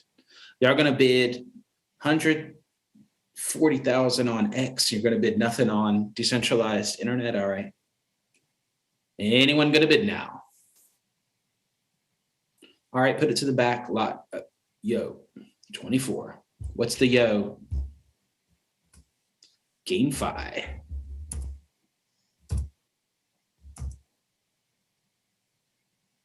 It has a reserve, yeah. Bad. Yeah, this, I guess people really like no reserve. So this is good feedback. GameFi, reserve 9K. Anyone gonna bid 8K? Can I get 8K? Anyone, futures is typing. Anyone gonna bid 8K on this one? Anyone gonna bid 8K? No bidders. Put lot 24 to the back. Load lot 25. We nuked one of them. No reserve. Hit it. RNDR. Right now, doctor. Or is there another acronym I'm missing?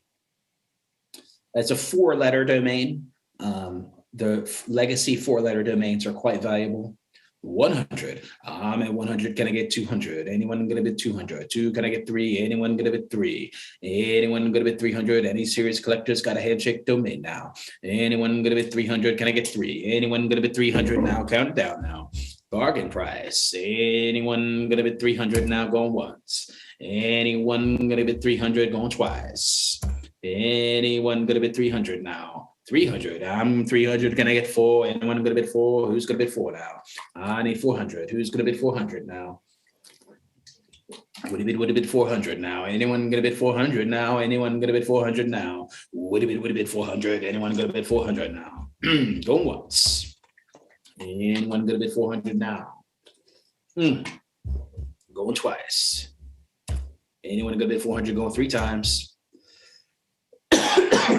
And so, congratulations. Whew.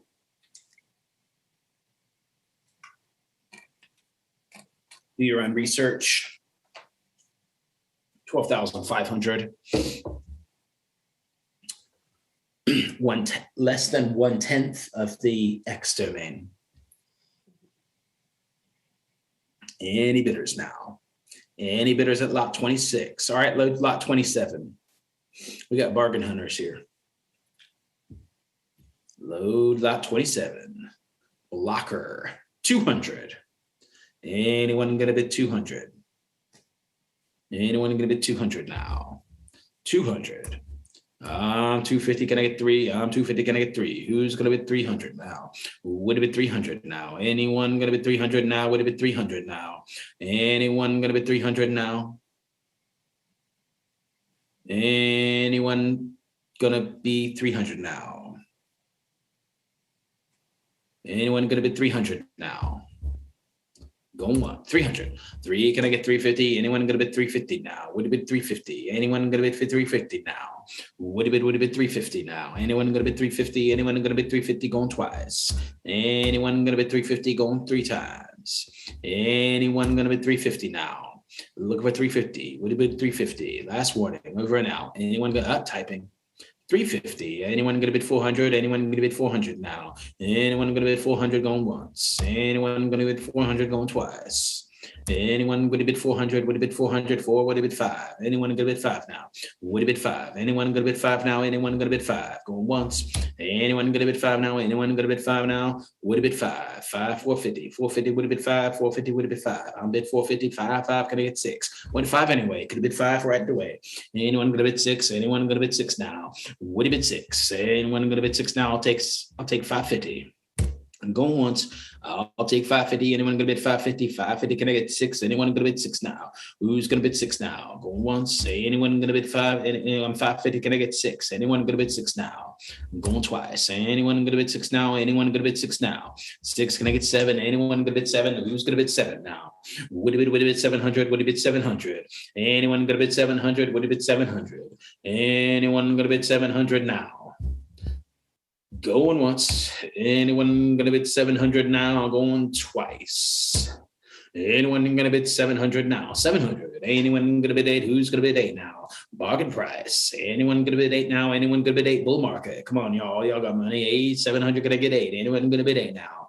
Can I get 8? Anyone gonna bid 8 now? Going once. Anyone gonna bid 800 now? Who's gonna bid 8? Who's gonna bid 800 now? Going twice.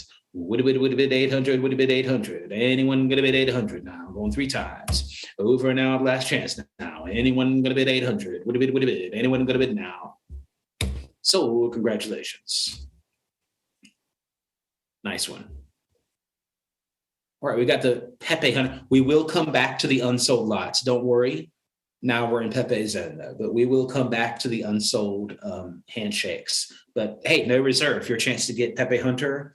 When the hunter becomes the hunted, luckily you didn't need to hunt too hard for this one. 300 issuance, stank rare. You just need to bid alpha.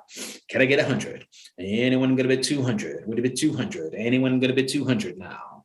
Would it be 200 now? Anyone gonna bid 200 now? Would it be 200 now? That's it, 100? No one's gonna bid 200?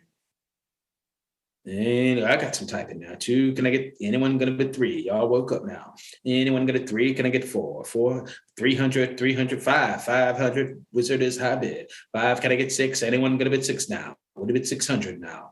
Still a deal. Anyone gonna bid 600 now? Anyone gonna bid 600 now? Would it bid 600? 6, can I get 7? Would it bid 7? Anyone gonna bid 8? Anyone gonna bid 8? Anyone gonna bid 8? Or anyone gonna bid 700? We got 650. Anyone gonna bid 700 now? Go once, count down. Anyone gonna bid 700 now? Would have bid 700? Going twice. Anyone gonna bid 700 now? Going 3 times. Anyone gonna bid 700 now? Going 3 times. And anyone gonna bid now? So congratulations. China Pepe. Portion of the supply was burned earlier this year, bringing it down to 30 issuance. Only 30 issuance, start price 30K. Any interest at 30K? Any interest? Only 30 of these exist. All right, if there's no interest, put it to the back. Any interest?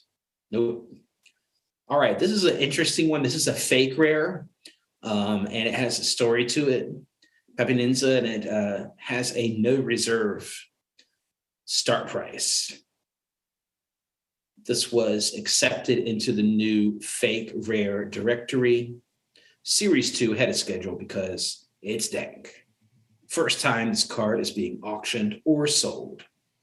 Can I get 100? Anyone going to bid 100 on this? 100. Anyone going to bid 200 on this? 2. Anyone going to bid 300 on this? Anyone going to bid 5? 5. Can I get 6? Who's going to bid 6 now? What to bid 6? Anyone going to bid 6? 6. Can I get 7? Anyone going to bid 6? Can I get 7? Anyone going to give me 700 now? And 1,000. 1,000. I'm going to get 2. Anyone now take 1,100? Anyone going to bid 1,100 now? I'll nuke it. Anyone going to bid 1,100 now? Anyone going to bid 1,100 now? Anyone going to bid 1,100 now? Go once. Who's going to bid 1,100 now? Would it bid 1,100 now? Anyone going to bid 1,100 now? Anyone going to bid 1,100 now? Anyone going to bid 1,100 now? 12. Can I get 13? Elvis, that is high. Can I get 13 now? Anyone going to bid 13? Anyone going to bid 13? Anyone going to bid 13? Anyone going to bid 13? 12. Can I get 13? Anyone going to bid 13? 12. Can I get 13? 13. Can I get 14? Who's going to bid that 14 now? Who's going to bid that 14? Who's going to bid that 14? Go once. I'm going to need now 1,400 at least. Going to 15, 15, going to get 16. Who's going to bid 16? Anyone going to bid 16 now? Anyone going to bid 16? Would have bid 16? Would have bid 16? Anyone going to bid 16 now? Go once. Anyone going to bid 16 now? Anyone going to bid 16 now? Who's going to bid 16 now? 16, can I get 17? Anyone going to bid 17 now? Who's going to bid 17? Anyone going to bid 17 now? Anyone going to bid 17 now? Anyone going to bid 17? Go once. Anyone going to bid 17 now? Anyone going to bid 17 now? Going twice. Anyone gonna bid 17 now? Going 3 times. Last chance, over and out. Anyone gonna bid 17 now? Sold, congratulations. Nice one. Miko Pepe. 1 of 100. Doesn't come up for sale that often. Really nice artwork. I think it's a 2017. 2000, starting at 2000. Super rare. Super rare, mega rare, ultra rare, all the rares. And more. Starting at 2000. Any alpha bidders out there? Who's going to bid 2000? Bid 140,000 on a handshake. You're going to be able to bid 2,000 on a rare Pepe. Anyone going to bid 2,000 now? Who's going to bid 2,000 now? Would you bid 2,000 now? Anyone going to bid 2,000 now? I saw some typing. Was that some bidding? All right, if there's no bids on this, we'll put it to the back. This is easily selling for 1 or 2 ETH on OpenSea, but that's all right. It's not OpenSea. Go to lot 32. Kaiser Pepe. Kaiser Pepe, 2016, made an appearance on TV on RT itself. So this is a picture of Max Kaiser on RT, and that was actually shown on RT. So it's kind of a multi-dimensional NFT that happened. 500. I'm 500. Can I get 6? Anyone going to bid 600 now? Would have bid 6. Series 1 rare Pepe. 500 is a steal.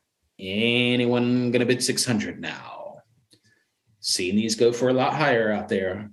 Anyone going to bid 600 now? What do you bid? 600. Anyone going to bid 700? Anyone going to bid 700 now? What do you bid 700 now? 700. Anyone going to bid 8 now? Anyone going to bid 8 now? What do you bid 8? I mean, before Ethereum went up, I definitely saw these going for an ETH or more. But it's up to you. Got to bid today. Anyone going to bid 800 now? Go once. Anyone going to bid 800 now? Anyone going to bid 800? Would you bid 800 now? Going twice.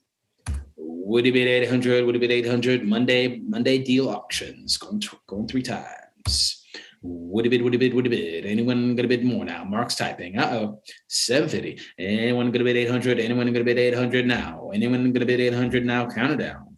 Going once. Looking for 800. Who's going to bid 800 now? Anyone going to bid 800 now? Going twice. Anyone going to bid 800 now? Going twice. Anyone going to bid 800? Going 3 times. times. Anyone gonna bid now? News type in 950. 950 gonna get 1,000. Going 1,000. Anyone gonna bid 1,000 now? Anyone gonna bid 1,000? Anyone gonna bid 1,000? Go once. Anyone gonna bid 1,000 now? Gonna bid 1,000. Who's gonna bid 1,000? Come on, bid 1,000.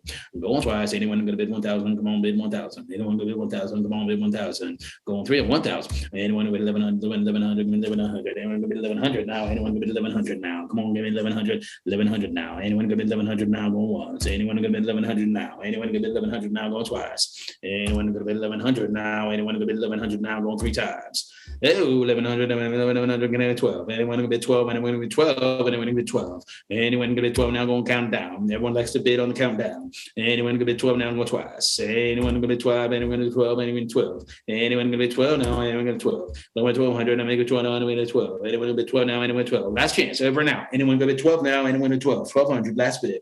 Last chance. And sold 1,200. Congratulations. Gox card. Don't get goxed. Issued in the fall of 2015. 2015, that's old. Spells of Genesis artwork depicts the infamous fall of MT Gox that rocked the crypto world. Total issuance was 1,200, and most were burned, leaving only 379 in existence. Trivia for anyone listening. What does MT Gox stand for? Anyone know? Do you know? I'll tell you. Ready? Yes. Magic the Gathering. Yes, Magic the Gathering online exchange. So one of the first Bitcoin exchanges started as a card exchange, and now we're trading NFTs. So we'll come full circle. All right, we got 500. Anyone in 500? Can I get 500? Can I get 6? Mark Sims, high bid at 500. 2016, 500, that's a good deal. 600. Anyone gonna bid 700 now? 1K. Anyone gonna bid more than 1K? Looking for 1,100 now. Who's gonna bid where the big bidder is at now? Anyone gonna bid 12K? Anyone gonna bid 12K? 13. 13 gonna get 14. Anyone gonna bid 14? Gonna bid 14. Anyone gonna bid 14 now? Anyone gonna bid 14 now? Going once. Who's gonna bid 14? Who's gonna bid 14? Gonna win this one. Gonna win this one. Anyone gonna bid 14? Gonna need 14 to win it. Anyone gonna bid 14? Gonna need at least 14 to win it. Anyone gonna bid 14 now? Anyone gonna bid 14? Excuse me. Is that 1,700? Yes, accepted. 1,700, 18. 18, can I get 19? Coming out of the woodwork now. Anyone going to bid 1,900 now? Anyone 19, can I get 2,000? Anyone get a 2,000 now? Anyone can get a bit 2,000 now? What would do 2,000? 21, can I get 22? Anyone going to bid 22 now? I'm looking for 22. 22, can I get 23? Who's going to bid 23 now? Would it be 20, 25? 25 can't drive. 25 can't drive. 26, 26, and 27. Anyone bid 27 now? Anyone bid 26? I'm 26. Can I get 27? Who's going to bid 27 now? Anyone bid 27 now? Go once. Anyone going to be 27 now? Anyone going to be 27 now? Going twice. Anyone going to be 27 now? Go 27. 27. Can I get 28? Anyone get 28? Can I get 29? Anyone 29? Look, we're 29 now. Who's going to be 29? Go and move it. Anyone going to be 29? 29. 29. And need 29 now. I need 29. Who's going to be 29 now? Going once. Anyone going to be 29? Going twice. Anyone going to be 29 now? 30,000. Anyone with 3,000 gonna get 31. Anyone with 31. Anyone with 31. Anyone with 31, 32. Anyone with 32. Anyone with 32. Anyone gonna be 32 now going once. Anyone gonna be 32 now going once. Anyone gonna be 32 going twice. Anyone gonna be 32 now? Anyone gonna be 32 now going 3 times? 32. Anyone gonna be 33? Oh, we're gonna go all the way up to 142. Who knows? Anyone gonna be 33? Anyone gonna be 33? Going once. I'm gonna have to get water after this. Anyone gonna be 33? Going twice. Anyone gonna be 33? Anyone gonna get 33? 33? Can I get 34? Anyone gonna be 34? Going once. Anyone gonna be 34? Going twice. Anyone gonna be 3,400? Anyone gonna be 3,400? Going 3 times. Anyone gonna bid 3,400? 34. Anyone gonna bid 35? Going a bit more. We've done another 10 countdowns now. Anyone gonna bid 35? Who's gonna bid 35? Bid now. Go once. Anyone gonna bid 35? Going twice. Anyone gonna bid 35? Going 3 times. times. 35, come on, 35, 35, 30, 35, 36, 36, that's good. 36, can I get 37? Going once. All right, who's going to be 37? Anyone going to be 37? 37, 37, 37, 37, 37, 37, 37, 37, 37. Anyone going to be 37, 37, 37? Anyone going to be 37? Last chance. You're going to be 37 or you're going to be left behind? Anyone going to be 37 or you're going to be left behind? Like Mount Gox, left behind, lost forever. So congratulations, 3,600, not bad. Just a second, inspect the lots. I got to get some water. Read about this card. All right, we've got who is Satoshi? Who's Satoshi? We don't know. Is it Craig Wright? I don't think so. But if you own this asset, maybe you will know.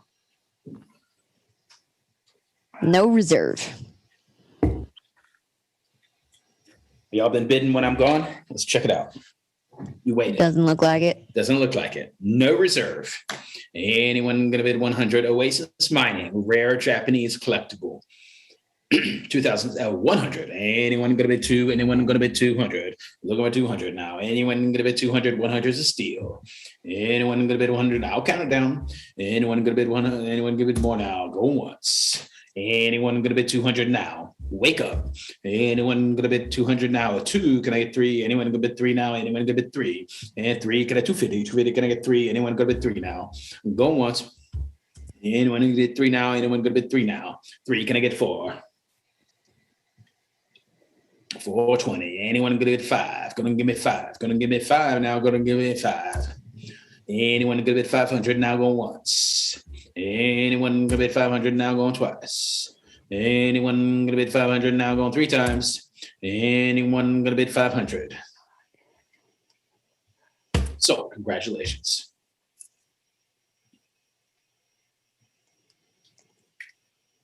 X-Corn.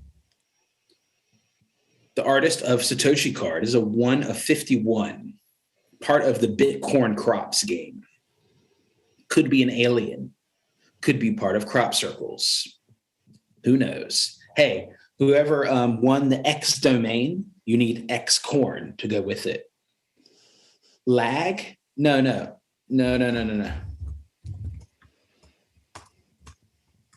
There's not really chat lag.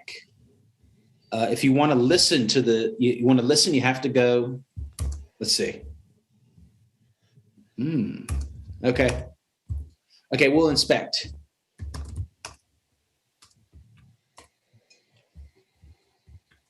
We'll have the logs. It's by the log. We'll inspect it later. Thank you. Thank you. We'll inspect that. Current lot, X corn.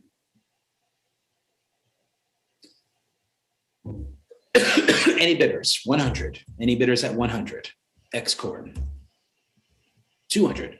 I'm bid 250. Can I get 3? Anyone gonna bid 300 now? 3. Can I get 4? Anyone gonna bid 4? Anyone gonna bid 4 now? Anyone gonna bid 4 now? Gonna bid 4. Going once. Anyone gonna bid 4 now? Gonna bid 4. Going twice. Going 3 times. Anyone gonna bid more now? Anyone gonna bid more now? Anyone gonna bid more now? And so, congratulations. All right, what's up?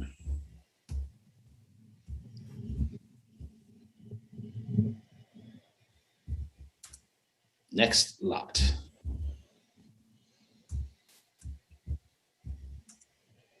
Let me check something.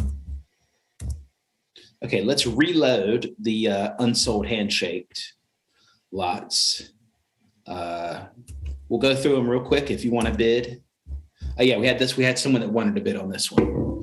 Anyone? What was his name? Max. Yeah.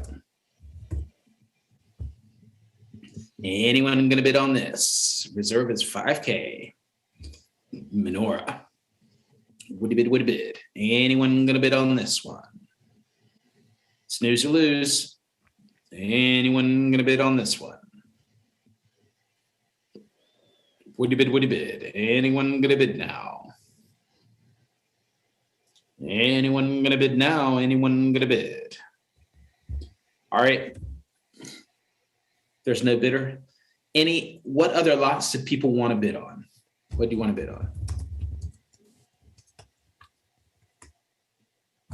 What lots do people want to bid on?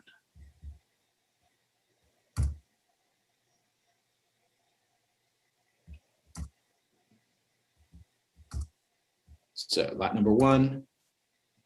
Anyone want to bid on any of these lots? We had one mega lot go for 140K. That pretty much nuked all the others. But yeah, so we had a lot with just the letter X go for 140K. And some of the no reserve lots sold of Handshake. But the people that set their reserve at 5K, there's not interest to start at 5K. So that's just some interesting price discovery. It's also Monday night, but yeah. What do you think of that, Chjango? Yeah, I think it totally makes sense because if we're going to extrapolate anything from the traditional domain space, there's not a whole lot of value imbued in emojis, really, just because of the whole Punycode collision problem. But for something like words, usually single letter domains, those are so valuable. And right now, for somebody buying it in the secondary market, even at 140K, it's a steal. So, yeah, yep. I mean, that thing could go for just millions, maybe hundreds of millions in the future. Wow, that's crazy. Yeah, and if somebody were to launch to rent out sub-level domains on .x, right? Like if you sold it to Elon for space.x in the future and you're the owner of .x, oh my goodness, you could just imagine. Right. So you could also just start a registration service for .x. Yeah, right. That's exactly it. Yeah. That's huge. Yeah. Any interest? If there's not any interest, I will say thanks a lot for inviting me. It was good. It was crazy. We had some real live, pretty harsh, but pretty real price discovery. We did have that good sale at 140,000. But yeah, we have a casual coiner saying he's interested. She wants something. Casual. Yeah. Yep. 30K. 30K. Okay. Which lot? Hold on. Taylor says, if you guys think .x will have more SLD sales than China Pepe. Okay, good. China Pepe. It's a little edgy, the art, I will say, but it's just on the edge. On 30K, can I get 31? Anyone gonna bid 31K? Very limited. Anyone gonna bid 31K? 30K. Anyone gonna bid 31K? Going once. Anyone gonna bid 31K? Going twice. Anyone gonna bid 32K? 31. Now we got some bidders. Anyone gonna bid 32K? Anyone gonna bid 32K? We're going once. Would have bid 32K. 32. Got a war now. And 32. Anyone? Got some more typing here. Anyone gonna bid 33? Anyone gonna bid 33? Anyone gonna bid 33? Going once. Would have bid 33. Anyone gonna bid 33 now? Anyone gonna bid 33? 33, can I get 34? Anyone gonna bid 34? So you come to the end of the auction and people didn't win enough. They gotta win something. So 34, that's part of it. Anyone gonna bid 34? Anyone gonna bid 34 now? Going through it 3 times. Going once on 33. Anyone gonna bid 34? Anyone gonna bid 34? Going twice. Anyone gonna bid 34,000? China Pepe, very rare. 3 times. Anyone gonna bid more? Last chance. Sold. Congratulations. All right. Right on. 33,000. Mark Sim. That's a very rare card. Congrats. So any interest in any of these handshake domains? We got Smiling Cat 5K, Lungs 5K. Yeah, I know it's tough to be outbid. We've got Carousel Horse, Bright Button, the power button. This is kind of cool. power button. All kinds of handshake domains. Any interest in any other lots before we close this one out? Oh yeah, the power button. You could have a Tesla Powerwall dot power button. I don't know, Powerwall dot bright button. There's a lot. Power button is pretty cool. Yeah. But yeah, I think that also I think what we can learn is that from just that one that got bid, it's a real letter and not an emoji. Yeah. So emojis are still, that kind of the opinion code and all that stuff. It's still uncharted. Old school domains, it was the what do they even call them? Just like foreign letters, like Chinese character domains or whatever. It was the same way. You would build it the same way. Yeah. You'd build it the same way, but it was like kind of a super niche, because some people liked them, but some people were like, that's not really cool.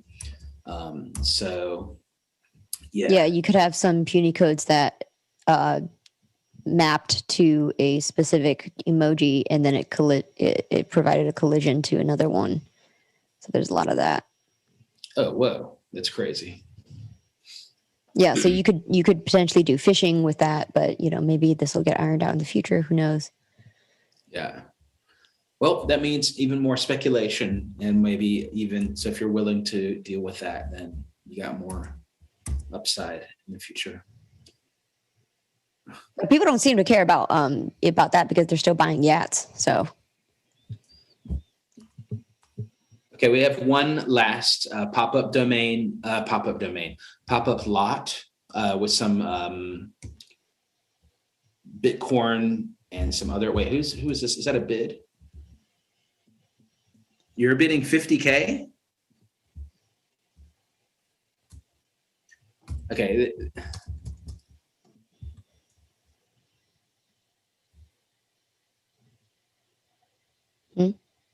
I don't know. I'm just trying to figure out if Bird is trolling or what. I think he's just trolling. I'm not sure what he's saying. Okay. I think we're going to end it here. I want to thank everyone. Thanks for inviting me. I didn't have a chance to tune into the Priv8 thing, but I'm going to watch the replay. I did see the talk right before the auction. And thanks for having me. Thanks for all the new people to the bidding room. I hope it was fun. Thanks to Orchid. Thanks to, who was it that Namebase. There you go. Thanks to Namebase for waiving the escrow this time. Thanks a lot. Thanks a lot for having any final words. Nope, this has been great. 140K for .x. That's pretty big. Really exciting. That's pretty big. .x. 140K. Nice one. All right. Thanks a lot for everyone. Signing off. Thank you. All right. Bye, everyone.